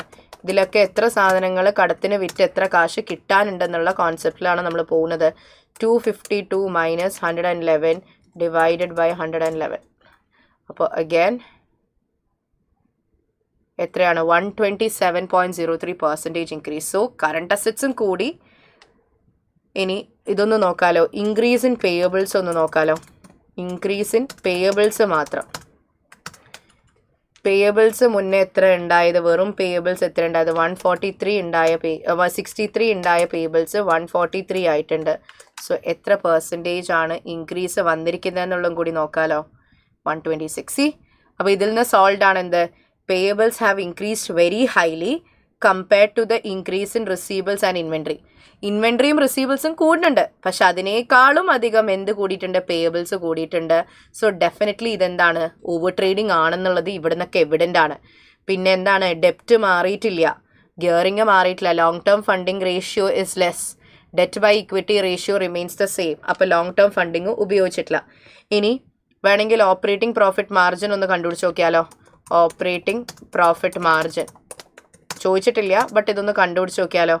ഓപ്പറേറ്റിംഗ് പ്രോഫിറ്റ് മാർജിന് ഓക്കെ, 2007 ഓപ്പറേറ്റിംഗ് പ്രോഫിറ്റ് മാർജിൻ എത്രയാണെന്നുള്ളത് ജസ്റ്റ് ഒന്ന് കണ്ടുപിടിച്ച് നോക്കിയാലോ. 230/1530 ഇൻറ്റു 100.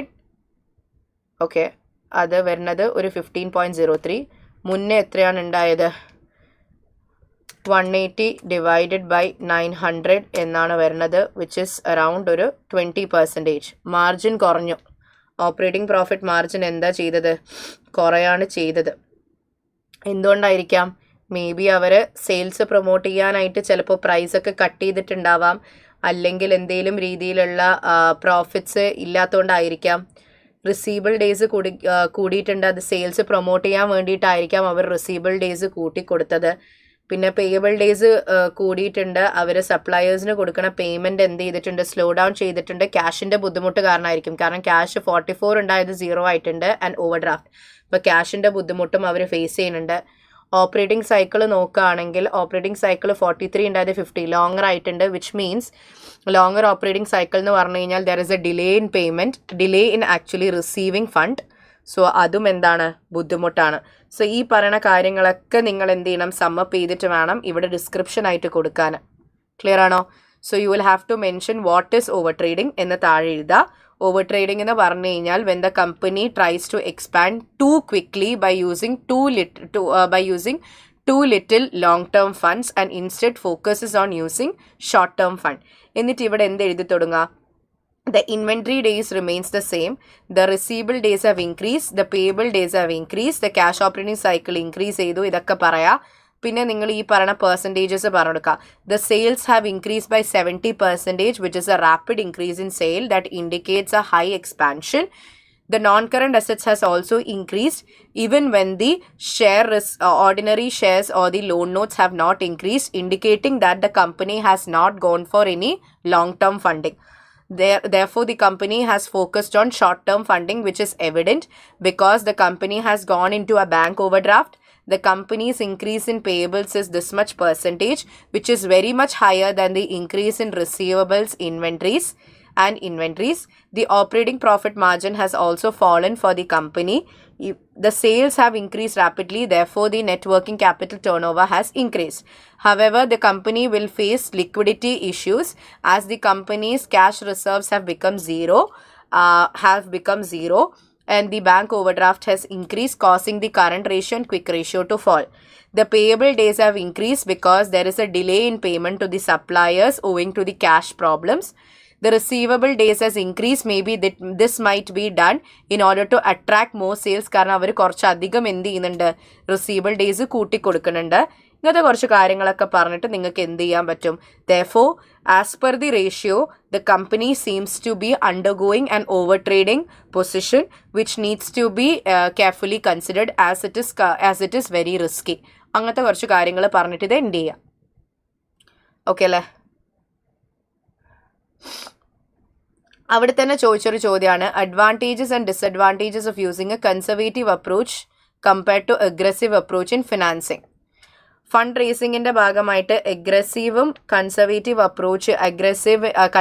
ഉപയോഗിക്കുന്നതിൻ്റെ അഡ്വാൻറ്റേജസ്. ഫണ്ട് റേസ് ചെയ്യുന്ന സമയത്ത് നിങ്ങൾ കൺസർവേറ്റീവ് അപ്രോച്ചാണ് ഇവർ യൂസ് ചെയ്യുന്നതെങ്കിൽ they will take a lot of long term debts. അപ്പോൾ ഡെപ്റ്റ് കൂടും, ഈവൻ ഷെയർ ക്യാപിറ്റൽ കൂടും. അപ്പോൾ അവരുടെ കറണ്ട് ലയബിലിറ്റി ആയ പേബിൾസ് കുറയും, ഓട്ടോമാറ്റിക്കലി ലിക്വിഡിറ്റി ഇമ്പ്രൂവ് ആവും. ഓക്കെ അല്ലേ? പക്ഷെ പ്രോഫിറ്റബിലിറ്റിയിൽ ഇഷ്യൂസ് വരും. ആ ഒരു പ്രശ്നം അവിടെ എന്തായാലും ഉണ്ടാവും. പിന്നെ എഗ്രസീവ് അപ്രോച്ച് ഈ പറയണ എന്താ പറയുക, ഫ്ലക്ച്വേറ്റിംഗ് കറണ്ട് അസറ്റ്സിന് എഗ്രസീവ് അപ്രോച്ച് ആർക്ക് എന്ത് ചെയ്യും? ഷോർട്ട് ടേം ഫണ്ടിങ് ആണ് ഉപയോഗിക്കുക. അപ്പോൾ അതായിരിക്കും. പക്ഷെ ആൻഡ് ലോങ് ടേം എന്താ പറയുക ഫണ്ട് യൂസ് ചെയ്യുന്നത് ബേസിക്കലി ഈ കൺസർവേറ്റീവ് അപ്രോച്ച് ആയിട്ടുള്ള ആൾക്കാരായിരിക്കും. സോ അതിൻ്റെതായ അഡ്വാൻറ്റേജസും ഡിസഡ്വാൻറ്റേജസും നിങ്ങൾ മെൻഷൻ ചെയ്യേണ്ടി വരും. Okay, some doubts here. Net realisable value and net replacement cost calculate ചെയ്യുന്ന ഒന്ന് പറഞ്ഞു തരാമോ? ക്വസ്റ്റ്യനിൽ book value exceed market value എന്നൊക്കെ പറഞ്ഞു വന്നാൽ എന്നാ ചെയ്യേണ്ടത്? Net replacement cost.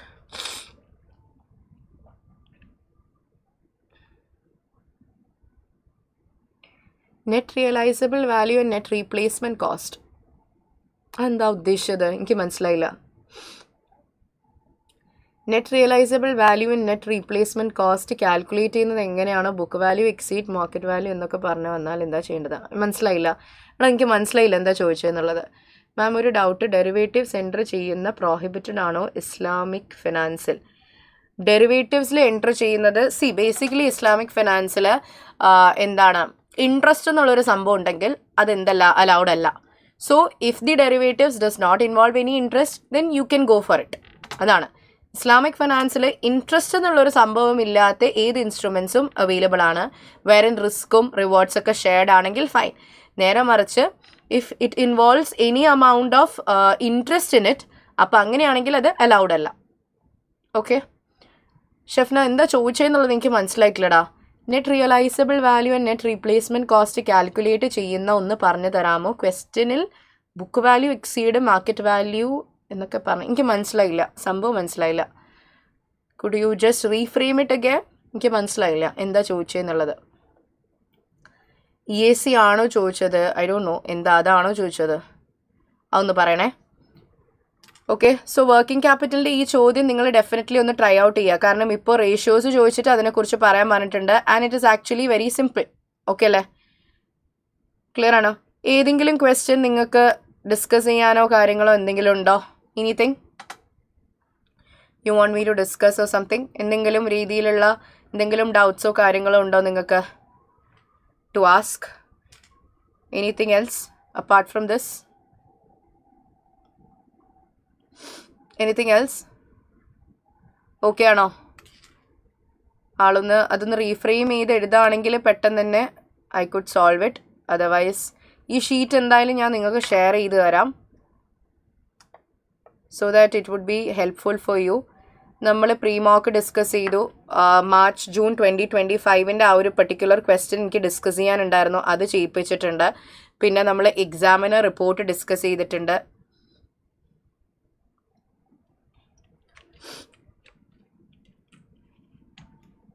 ഷെഫ്ന അത് ചോദിക്കുകയാണെങ്കിൽ ഒന്നുകൂടെ അത് പറയുകയാണെങ്കിൽ I will be there to help you out.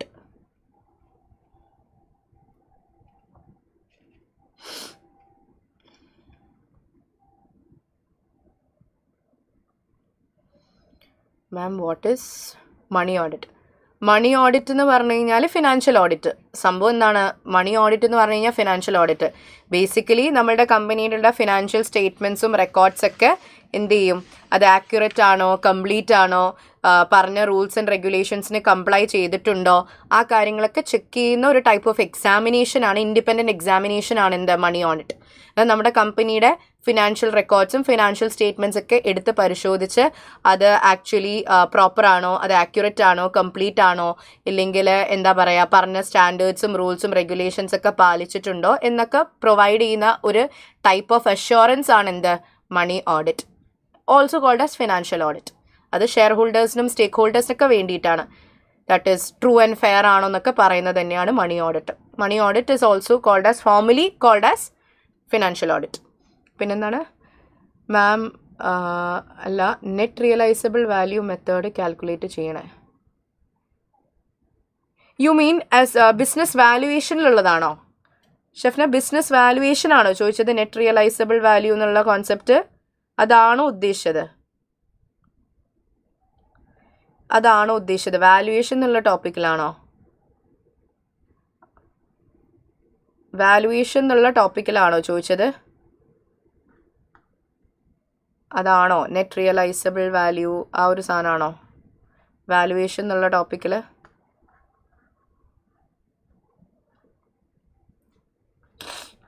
I don't know if it's that.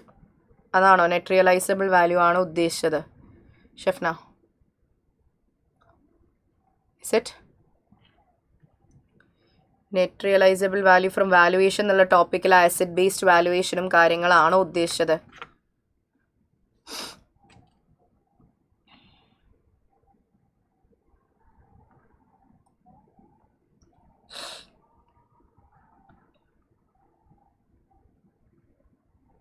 അതാണെങ്കിൽ ഇസ് ഇറ്റ് ദാറ്റ് വാല്യുവേഷൻ എന്നുള്ള ടോപ്പിക്കിൽ വരുന്ന അസറ്റ് ബേസ്ഡ് മെത്തേഡിൽ വരുന്ന അതാണോ?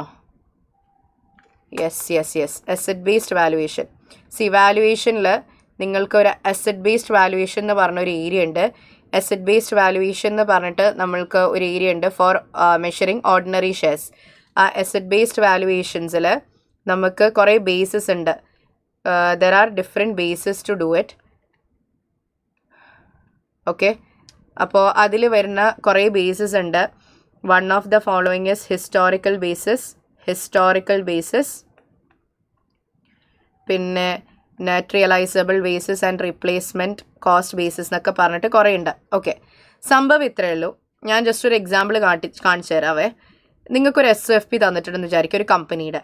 ഓക്കെ, അസറ്റ്സ് തന്നിട്ടുണ്ട്. ഞാൻ ജസ്റ്റ് റാൻഡംലി കുറച്ച് ഫിഗേഴ്സ് എഴുതാണേ. അസറ്റ്സ് തന്നിട്ടുണ്ട്. നോൺ കറണ്ട് അസറ്റ് 100 ആണെന്ന് പറഞ്ഞിട്ടുണ്ട്. കറണ്ട് അസറ്റ്സ് 200 ആണെന്ന് പറഞ്ഞിട്ടുണ്ട്. ഓക്കെ, കറണ്ട് അസറ്റ്സ് അല്ല, നോൺ കറണ്ട് അസറ്റ്സിൽ PPE തന്നിട്ടുണ്ട്, ദാറ്റ് ഈസ് 200. ഓക്കെ, കറണ്ട് അസറ്റ്സിൽ റിസീവബിൾസ് തന്നിട്ടുണ്ട്, ഫോർ എക്സാമ്പിൾ 100. ഓക്കെ, ഇൻവെൻട്രി തന്നിട്ടുണ്ട്, ഫോർ എക്സാമ്പിൾ 50. അപ്പോൾ ടോട്ടൽ അസറ്റ്സ് വരെ എത്രയാണ് 350. പിന്നെ നിങ്ങൾക്ക് ഇക്വിറ്റി എന്ന് പറഞ്ഞിട്ട് ഷെയർ ക്യാപിറ്റൽ മാത്രം അവിടെ ഞാൻ ജസ്റ്റ് ഒന്ന് കാണിക്കുന്നുണ്ട്, ഒരു 100 വരുന്നുണ്ട്. ഓക്കെ, റീറ്റെയിൻഡ് ഏർണിങ്സ് ഒരു 50 വരുന്നുണ്ട്. പിന്നെ നിങ്ങൾക്ക് ലയബിലിറ്റീസ് എന്ന് പറഞ്ഞിട്ട് okay, non current liabilities another 50. Current ലയബിലിറ്റീസിൽ നിങ്ങൾക്ക് വരുന്നത് ഇതിപ്പോൾ എത്രയായി 150 വരുന്നുണ്ട്. So total equity and liabilities is equal to 350. Okay, ഇങ്ങനെ നിങ്ങൾക്കൊരു സ്റ്റേറ്റ്മെൻറ്റ് തന്നിട്ടുണ്ടെന്ന് വിചാരിക്കുക. നിങ്ങളോട് പറഞ്ഞത് എന്ത് കണ്ടുപിടിക്കാനാണ്? വാല്യൂ. ഓക്കെ, ഇങ്ങനൊരു സ്റ്റേറ്റ്മെൻറ്റ് തന്നിട്ടുണ്ട് ആൻഡ് കുറച്ച് എക്സ്ട്രാ ഇൻഫർമേഷൻ തന്നിട്ടുണ്ട്. Company receives only 90% of receivables on liquidation. Okay, പിന്നെ ഇൻവെൻട്രി ഓഫ് only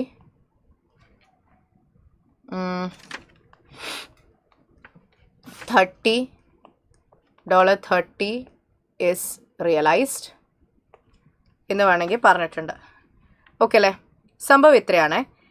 സോ ഈ പറഞ്ഞ SOFPയിൽ കുറേ ഫിഗേഴ്സും പറഞ്ഞിട്ടുണ്ട്. താഴെ എന്ത് പറഞ്ഞിട്ടുണ്ട്? ലിക്വിഡേഷൻ്റെ സമയത്ത് 90% കിട്ടത്തുള്ളൂ, ഇൻവെൻട്രീൻ്റെ $30 റിയലൈസ്ഡ് ആവുള്ളൂ. നിങ്ങളോട് ക്വസ്റ്റ്യനിൽ ചോദിച്ചിട്ടുണ്ട് calculate the value of the company. Value കണ്ടുപിടിക്കാൻ നമ്മൾ അസറ്റ് ബേസ്ഡ് വാല്യുവേഷൻ ആണ് ഉപയോഗിക്കുന്നതെങ്കിൽ നമ്മുടെ ഫോർമുല എന്താണ്? Value is equal to net assets അല്ലേ? നെറ്റ് അസറ്റ്സ് എന്ന് പറഞ്ഞു കഴിഞ്ഞാൽ എന്താണ്? Assets minus liability. Assets minus liability. Okay അല്ലേ? വാല്യൂ എന്ന് പറയുന്നത് അസറ്റ്സ് മൈനസ് ലയബിലിറ്റി. നിങ്ങളോട് NRVയിലാണ് കണ്ടുപിടിക്കാൻ പറഞ്ഞത്. NRV വാല്യൂ കണ്ടുപിടിക്കാൻ പറഞ്ഞിട്ടുണ്ടെങ്കിൽ അതിൻ്റെ അർത്ഥം എന്താണ്? കമ്പനി ക്ലോസ് ഡൗൺ ചെയ്യുമ്പോൾ എത്ര എമൗണ്ട് നിങ്ങൾക്ക് കിട്ടും. അപ്പോൾ ലിക്വിഡേഷൻ എന്ന് പറഞ്ഞാൽ ക്ലോസ് ഡൗൺ. അപ്പോൾ അസറ്റ്സിൻ്റെ വാല്യൂ എത്രയാണ്? PP നിങ്ങൾക്ക് 200 തന്നെ കിട്ടും. പ്ലസ് കറണ്ട് അസറ്റ്സിൽ റിസീവബിൾസിൻ്റെ 90% നിങ്ങൾക്ക് കിട്ടത്തുള്ളൂ. അപ്പോൾ റിസീവബിൾസ് 100 ഉണ്ടെങ്കിൽ നിങ്ങൾക്ക് 100ൻ്റെ എത്ര മാത്രമേ കിട്ടത്തുള്ളൂ? 90 കിട്ടത്തുള്ളൂ. വിച്ച് മീൻസ് നിങ്ങൾ റിയലൈസ് ചെയ്യാൻ പോകുന്ന വാല്യൂ എത്രയാണ്? 90. പ്ലസ് ഇൻവെൻട്രിയുടെ 30 മാത്രമേ നിങ്ങൾ റിയലൈസ് ചെയ്യത്തുള്ളൂ എന്ന് പറഞ്ഞിട്ടുണ്ട്. So total assets is this minus total liabilities എത്രയാണ്? അതിനെക്കുറിച്ചൊന്നും മെൻഷൻ ചെയ്തിട്ടില്ല. സോ ടോട്ടൽ ലയബിലിറ്റീസ് ഇസ് 50യും 150യും. So 50 plus 150. അപ്പോൾ എത്രയാണ് വരുന്നത്? 200 പ്ലസ് 90 പ്ലസ് 30 മൈനസ് 50 മൈനസ് 150. എത്രയാണ് വരുന്നത്? 120. ഇതാണ് കമ്പനിയുടെ വാല്യൂ. ഇനി ഇവിടെ ചോദിച്ചത് ഹിസ്റ്റോറിക്കൽ വാല്യൂ ആണെങ്കിൽ, ഹിസ്റ്റോറിക്കൽ വാല്യൂ ആണ് ചോദിച്ചതെങ്കിൽ നിങ്ങൾ എന്തായിരിക്കും എടുക്കുക? അസറ്റ്സ് എന്ന് പറഞ്ഞിട്ട് 200 എടുക്കും. പിന്നെ എന്തെടുക്കും? ആ കറണ്ട് അസറ്റ്സിൻ്റെ മുഴുവൻ 150 എടുക്കും. ഓക്കെ, അതിൽ നിന്ന് എന്ത് മൈനസ് ചെയ്യും? നിങ്ങളുടെ ലയബിലിറ്റി ആയ 200 മൈനസ് ചെയ്യും. അപ്പോൾ എത്രയായിരിക്കും വരാം? 350 minus 200 that is equal to 150 is the value of the company. Clear അല്ലേ? ഇതാണ് NRV ബേസിസ്, ഇതാണ് ഹിസ്റ്റോറിക്കൽ ബേസിസ്. ഓക്കെ, പിന്നെന്താ?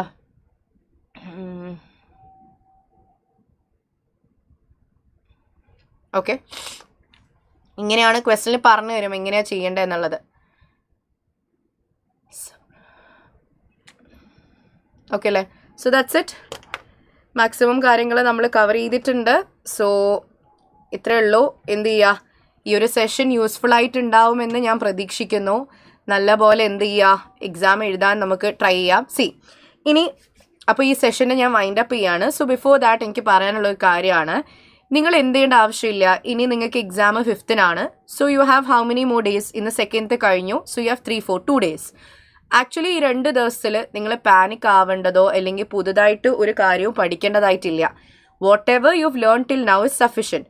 ആ പഠിച്ച കാര്യങ്ങൾ തന്നെ മതിയാവും നിങ്ങൾ ആ ഒരു 50 സ്കോറിലേക്ക് എത്തിക്കാനും, even more than that. Now what you have to do is, നിങ്ങൾ വളരെ കാമായിട്ട് നിങ്ങളുടെ ഫോർമുലാസ് ഒന്ന് റിവൈസ് ചെയ്യുക, നിങ്ങളുടെ തിയറി ഏരിയാസ് ഒന്ന് ക്വിക്കായിട്ടൊന്ന് വായിച്ചു നോക്കുക. കാൽക്കുലേഷൻസിൻ്റെ ഫോർമുലാസ് ഒന്ന് റീതിങ്ക് ചെയ്യുക, ഒന്ന് റിവൈസ് ചെയ്യുക എന്നുള്ളത് മാത്രമാണ് നിങ്ങൾ ചെയ്യേണ്ടത്. അല്ലാതെ നിങ്ങൾ പാനിക് ആവുകയോ പുതിയ കാര്യങ്ങൾ പഠിക്കുകയോ വേണ്ട. നിങ്ങൾ പഠിച്ചത് എന്തൊക്കെയാണോ അത് മൈൻഡിൽ വെക്കുക. ഫുൾ കോൺഫിഡൻസോട് കൂടി എക്സാം ഹാളിലേക്ക് പോവാം. നമുക്ക് 50 മാർക്കേ വേണ്ടതുള്ളൂ, 50 മാർക്ക് വരെ തെറ്റിക്കാം. സോ അങ്ങനെ ചിന്തിക്കാം. സോ നിങ്ങൾ ഇതുവരെ പഠിച്ചത് കൊണ്ടാണല്ലോ നിങ്ങൾക്ക് ഡൗട്ട്സ് വരുന്നത്. So definitely you learn something, അത് അപ്ലൈ ചെയ്യുക, ടൈം മാനേജ് ചെയ്യുക. That's it. ഒരു ചോദ്യം പോലും വെറുതെ വിടരുത്. നിങ്ങൾ ഏത് ചോദ്യത്തിൽ സ്റ്റക്കായാലും move on to the next one.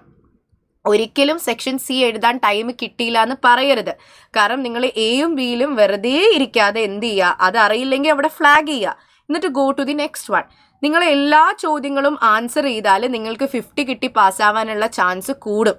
So always try to write for 100 marks. അത് എക്സാക്ട്ലി കറക്റ്റ് ആവണമെന്നൊന്നും പറയില്ല, അവിടെ ഇവിടെയൊക്കെ അഡ്ജസ്റ്റ്മെൻറ്റ് ചെയ്യാം. ഇനി ഏതെങ്കിലും ഫിഗർ നിങ്ങൾക്ക് കിട്ടാതെ നിങ്ങൾ സ്റ്റക്ക് ആവുകയാണെങ്കിൽ സെക്ഷൻ സിയിൽ യൂസ് ഓൺ ഫിഗർ റൂൾ. ഇപ്പോൾ ഫോർ എക്സാമ്പിൾ നിങ്ങൾക്ക് കെ കണ്ടുപിടിക്കാനായിട്ട് ആ ഷെയർ പ്രൈസ് അറിയില്ല, നിങ്ങൾ എന്തെങ്കിലും റാൻഡം ഫിഗർ ഇടുക, എന്നിട്ട് അത് തീർക്കുക. ബിക്കോസ് ഒരു തവണ മാത്രമേ തെറ്റിയ കാര്യങ്ങൾക്ക് റോങ് ആയ ഏരിയയിൽ മാർക്സ് കുറയ്ക്കത്തുള്ളൂ. So be confident in that way. പിന്നെ നിങ്ങൾ പഠിച്ചതൊക്കെ മതി, നിങ്ങൾ എന്തായാലും പാസ്സാവും, നിങ്ങൾ പഠിച്ചിട്ടുണ്ട്. So have that confidence in you. വേറെ ഒന്നും ചിന്തിക്കേണ്ട, നല്ല രീതിയിൽ ഫുഡ് കഴിക്കുക, ഈറ്റ് ഹെൽത്തി. ഇനി എന്ത് ചെയ്യരുത്, അധികം അസുഖങ്ങളൊന്നും വരാത്ത രീതിയിൽ take care of your self, നല്ല രീതിയിൽ ഉറങ്ങുക. ഇനി ആ ലേറ്റ് നൈറ്റ് പഠിത്തം കാര്യങ്ങളൊക്കെ നിങ്ങൾ സ്റ്റോപ്പ് ചെയ്യേണ്ട ടൈം ആയിട്ടുണ്ട്.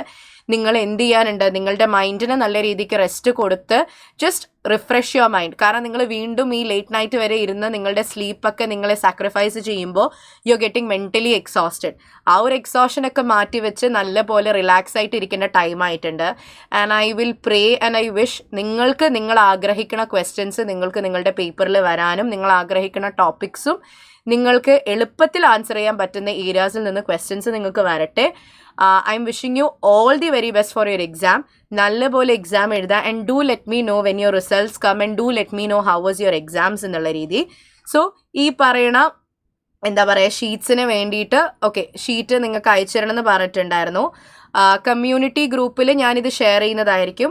അല്ലാത്തവർക്ക് എന്ത് ചെയ്യാൻ പറ്റും, ഇനി അഥവാ കമ്മ്യൂണിറ്റി ഗ്രൂപ്പിൽ നിങ്ങളില്ല എങ്കിൽ നിങ്ങൾ ഏതിലേക്ക് മെസ്സേജ് ചെയ്യാൻ ശ്രമിക്കുക, നിങ്ങൾ ടെലിഗ്രാം ഗ്രൂപ്പിൽ ഈ പറഞ്ഞ ഐ ഡിയിൽ എന്ത് ചെയ്യുക, ഒന്ന് എൻട്രി ചെയ്യുക. I just mention my Telegram I D here. ഞാൻ നോട്ട്സ് അവിടെ നിന്നും ഫോർവേഡ് ചെയ്യാൻ വേണ്ടിയിട്ട് ശ്രമിക്കുക.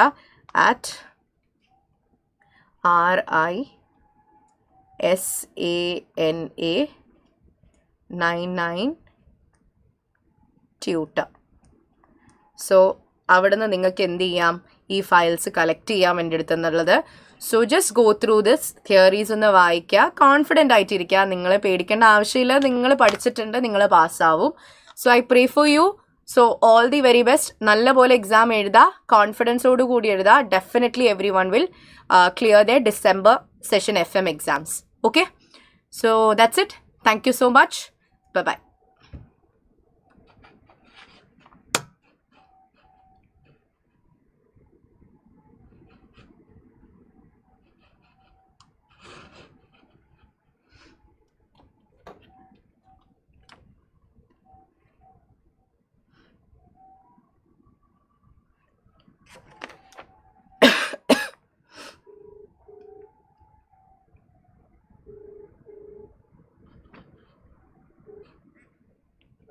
കഴിഞ്ഞു.